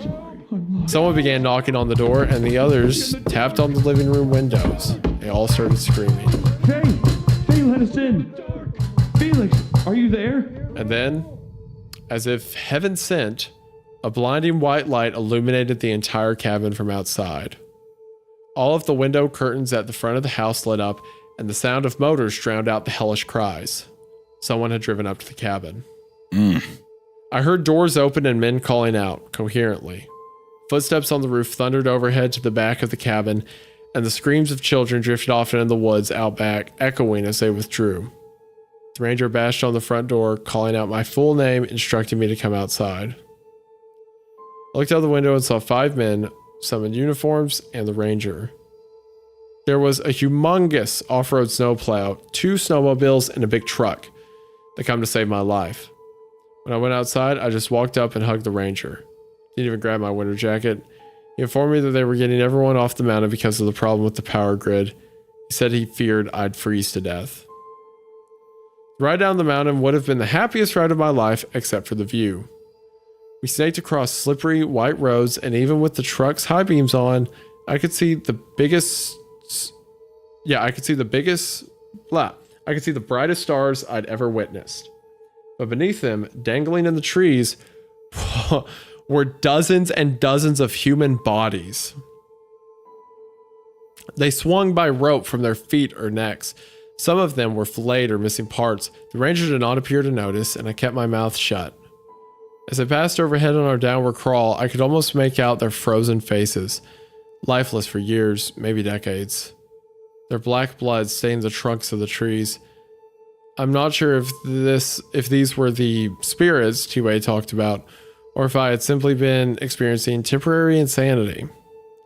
Not sure I'll ever know who they were, but I'm guessing that if the rangers showed up any later, I would have become one of them. I'll never forget the haunting image of passing underneath them. We arrived at the ranger station and remained there overnight. I slept on a cot in a room about 15 people, all locals from different places on the mountain. I asked the ranger if he'd heard from T-Way or Nathan, but he said he had not. Next morning, one of his men drove me straight to Denver International Airport, and I boarded a plane without any luggage whatsoever. Didn't matter. I had my ring in my pocket, and I'll never need another jacket again as long as I... When I finally got home, Faye let me have it. She kept kissing me and yelling at me. I understood. She was angry that I'd spent so much time trying to take control of the situation, treating her like a child and disregarding her feelings in my crusade to rescue her. What? What do you mean? Treat like a child? What do you mean disregard? She was possessed. Oh, whatever.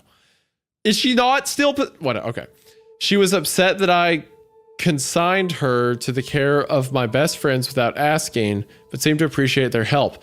Okay. We're almost done. Whatever. Richard and Jason were very happy to leave my house and never look Faye in the eye again. Although they did have some good news for me. Faye had not sleepwalked or sleep-talked or done anything out of the ordinary in over 24 hours. Nothing's been solved. They're still all there. I mean, you took the ring back, but that's it. This corresponds almost exactly with when I retrieved the ring from the dream catcher. After an hour or so of reprimanding me for being a thick-headed idiot, Faye forgave me and we laid in bed together and talked about everything. I apologized to her for the way I treated her and put the ring on her finger. She looked relieved to have it back on. Yeah, because it's a demon who's excited to take it back. I swore I'd never screw up like that again. We both slept a full night, no strange night terrors or bad dreams or sleep disturbances of any kind. And in the morning, yesterday morning, we had Faye's favorite, waffles. At about 11 a.m., I received a call. To my great relief, it was Nathan. I immediately pressed him for information about T-Way and what exactly had happened after they left the cabin that day. He ignored my questions and said, very ominously, "Please let me speak to the one who followed you home." That's what I thought. I said something like, What? To which he replied, The one that calls itself Faye. What did I say? What did I say? My fiance and I had been sitting on the couch watching the most recent Game of Thrones, so I just sort of handed the phone to her, saying, It's for you. She put it to her ear and said, Hello? And then listened for about a minute. I could hear Nathan speaking, but I could not make out what he was saying. Suddenly, a volcano of black puke exploded from Faye's mouth. Holy shit. It absolutely covered the couch and carpet and sent me nearly jumping out of my skin in the process. Faye doubled over onto the floor like a rag doll, coughing and sputtering. I fell to my knee beside her, panicked, asking if she was all right. I picked up the phone and screamed at Nathan, demanding to know what he had said to her.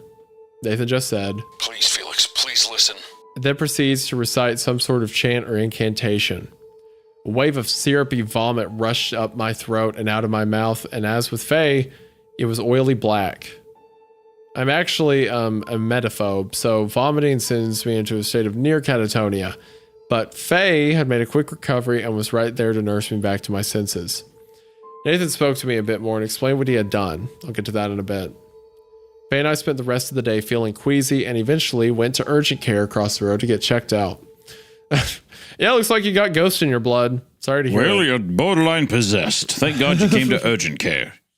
Don't worry, we'll get you not fixed up in a jiffy, but you will be gone. They gave us blood tests and checked our vitals and sent us home, telling us that we'd suffered minor food poisoning. It's those damn waffles. Those waffles. But I know deep down it wasn't the damn waffles. That's funny. That's funny. Thankfully, for the past several hours, we've been feeling much better. I mentioned a while back that T-Way and Nathan had a disagreement over who the real Faye was. Whether it was even possible for a duplicate of my fiance to exist. When they hiked back down the mountain from the cabin a few days ago, they had to go up into the forest to avoid the snow collapses all over the road. Out there in the woods, they heard the crying of a woman, followed it to an abandoned mine. Both of them knew that it was very likely a trick, but T-Way said that it was their duty to explore the possibility that Faye was alive somewhere on the mountain. The blizzard came on earlier than expected.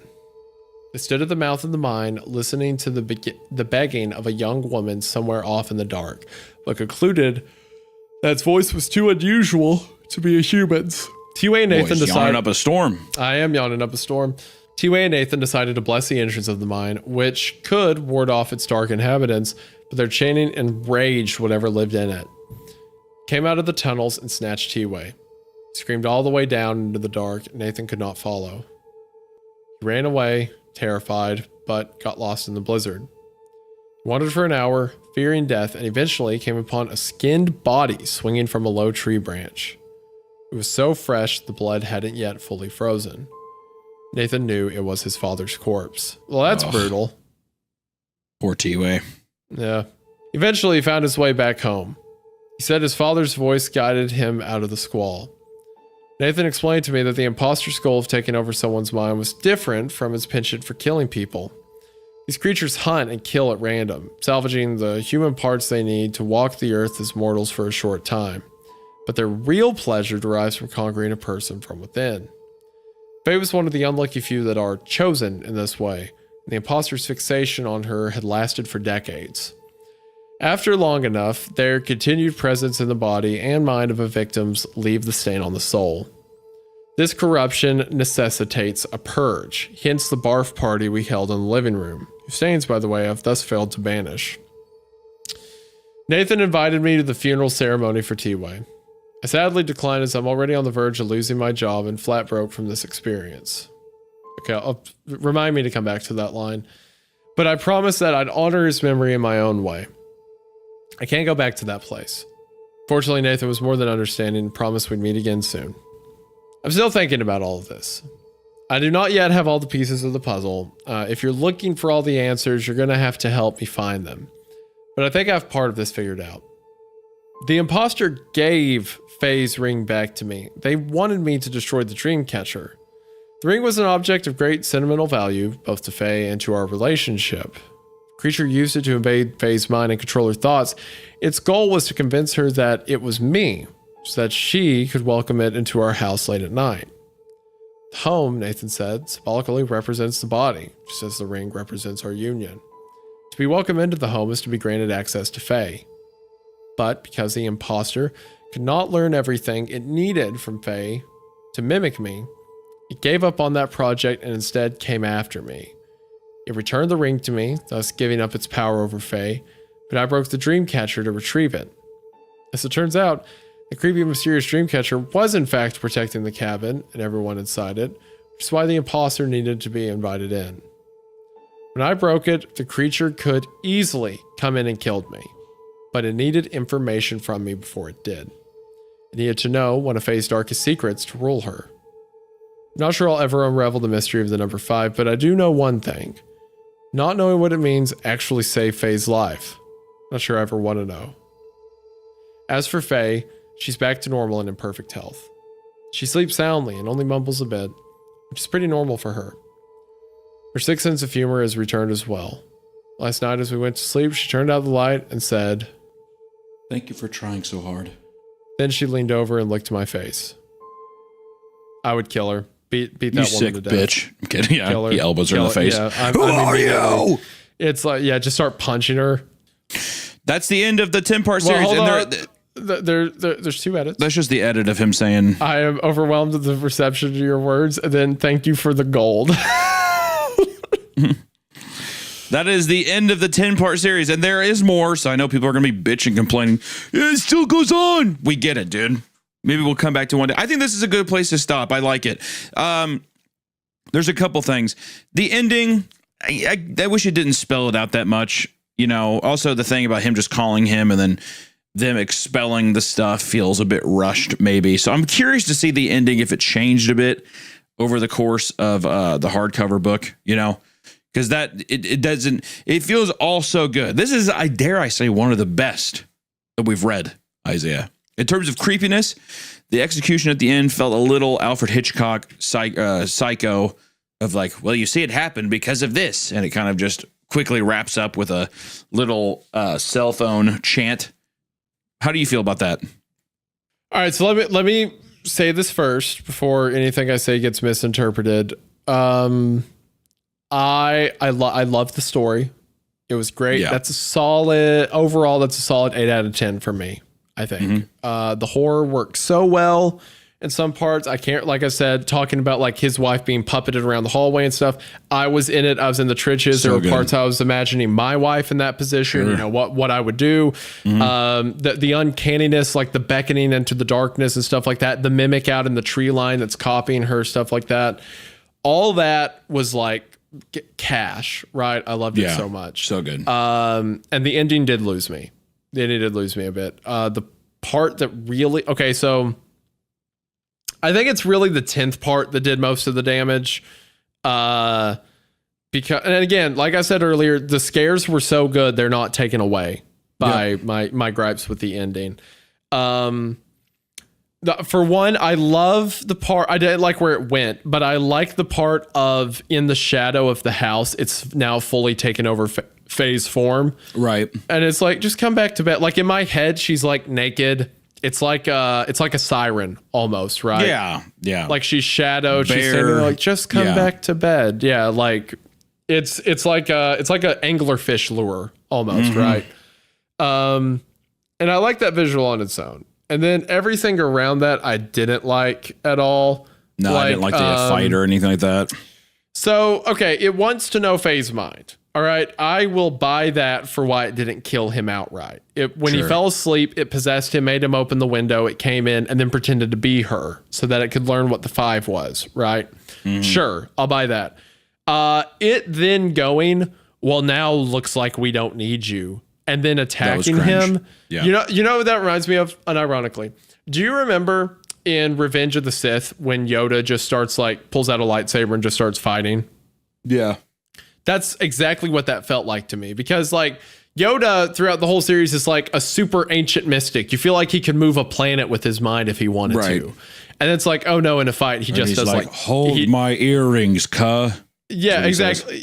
That is what he says. He just starts doing kick flips and stuff. It's like, oh, that's all he does in a fight. And here it felt like, oh, this ancient mystic beast that's like the souls of these dead warriors invigorated. They just scratch at you and you can stop them. A human man can stop one. Like, it's kind of interesting. I mean, I agree. It really lost me in that way. Also, the mysterious part of 5 and just being like, I don't know what 5 means either, which also the mystery unravels, I'm sure goes more into that, but it just didn't feel, I think that maybe when he was writing it, he didn't even know really what that, the author maybe didn't know really what that meant either. All of the Native Americans. I feel like maybe he had something in mind. I feel like it was too specific otherwise. I mean, probably. You know but what the I thing is honestly that think it's it so is? You know what I specific. honestly think it is? I think it's something to do with her mom. Because her mom was like, did all this. That's why I think it is. Probably. All I know is probably one of the funnest and most unnerving journeys for sure. Still think like that pen pal kind of and Baraska kind of reveal still hit a little harder in terms of like as a complete full story. Well, but this one was just like the way it's set up, just the imagery and stuff. Such a fun, spooky read. It was. Oh, the scares in this were through the roof. Like his wife being possessed and stuff like that. And I liked a lot of the reveal stuff, like when T-Way was talking about the natives and whatever. That was fun. Oh, I remember the line at the end I said, remind me to come back to this, when he's like, I couldn't go to T-Way's funeral because I have a job I have to go to and stuff. It's like, dude, you just survived everything, and that guy saved your life. You can't fucking go to his funeral. That too. But that guy literally died for you. He went to the mine to try to find a wife who was skinned, and you're like, draw. So. I've got this IT job I can't give up on. But not only that, this guy now has undeniable evidence of the afterlife, of religion. He now knows for a money fact. should not even be on the front of your mind. Yeah. Why on earth are you talking about a job? Go away. Go also, go live job, go live at the reservation with Nathan. Put it together. He just talked over the phone and you shot a demon out of your stomach. Yeah. He's like, sorry, I actually have to get back to the 4th grade class I I teach. Sorry, Nathan. Nathan's like, okay. That's definitely a text response kind of moment of Nathan just texting back K. Yeah, like and then Felix transcribes that as he totally understood.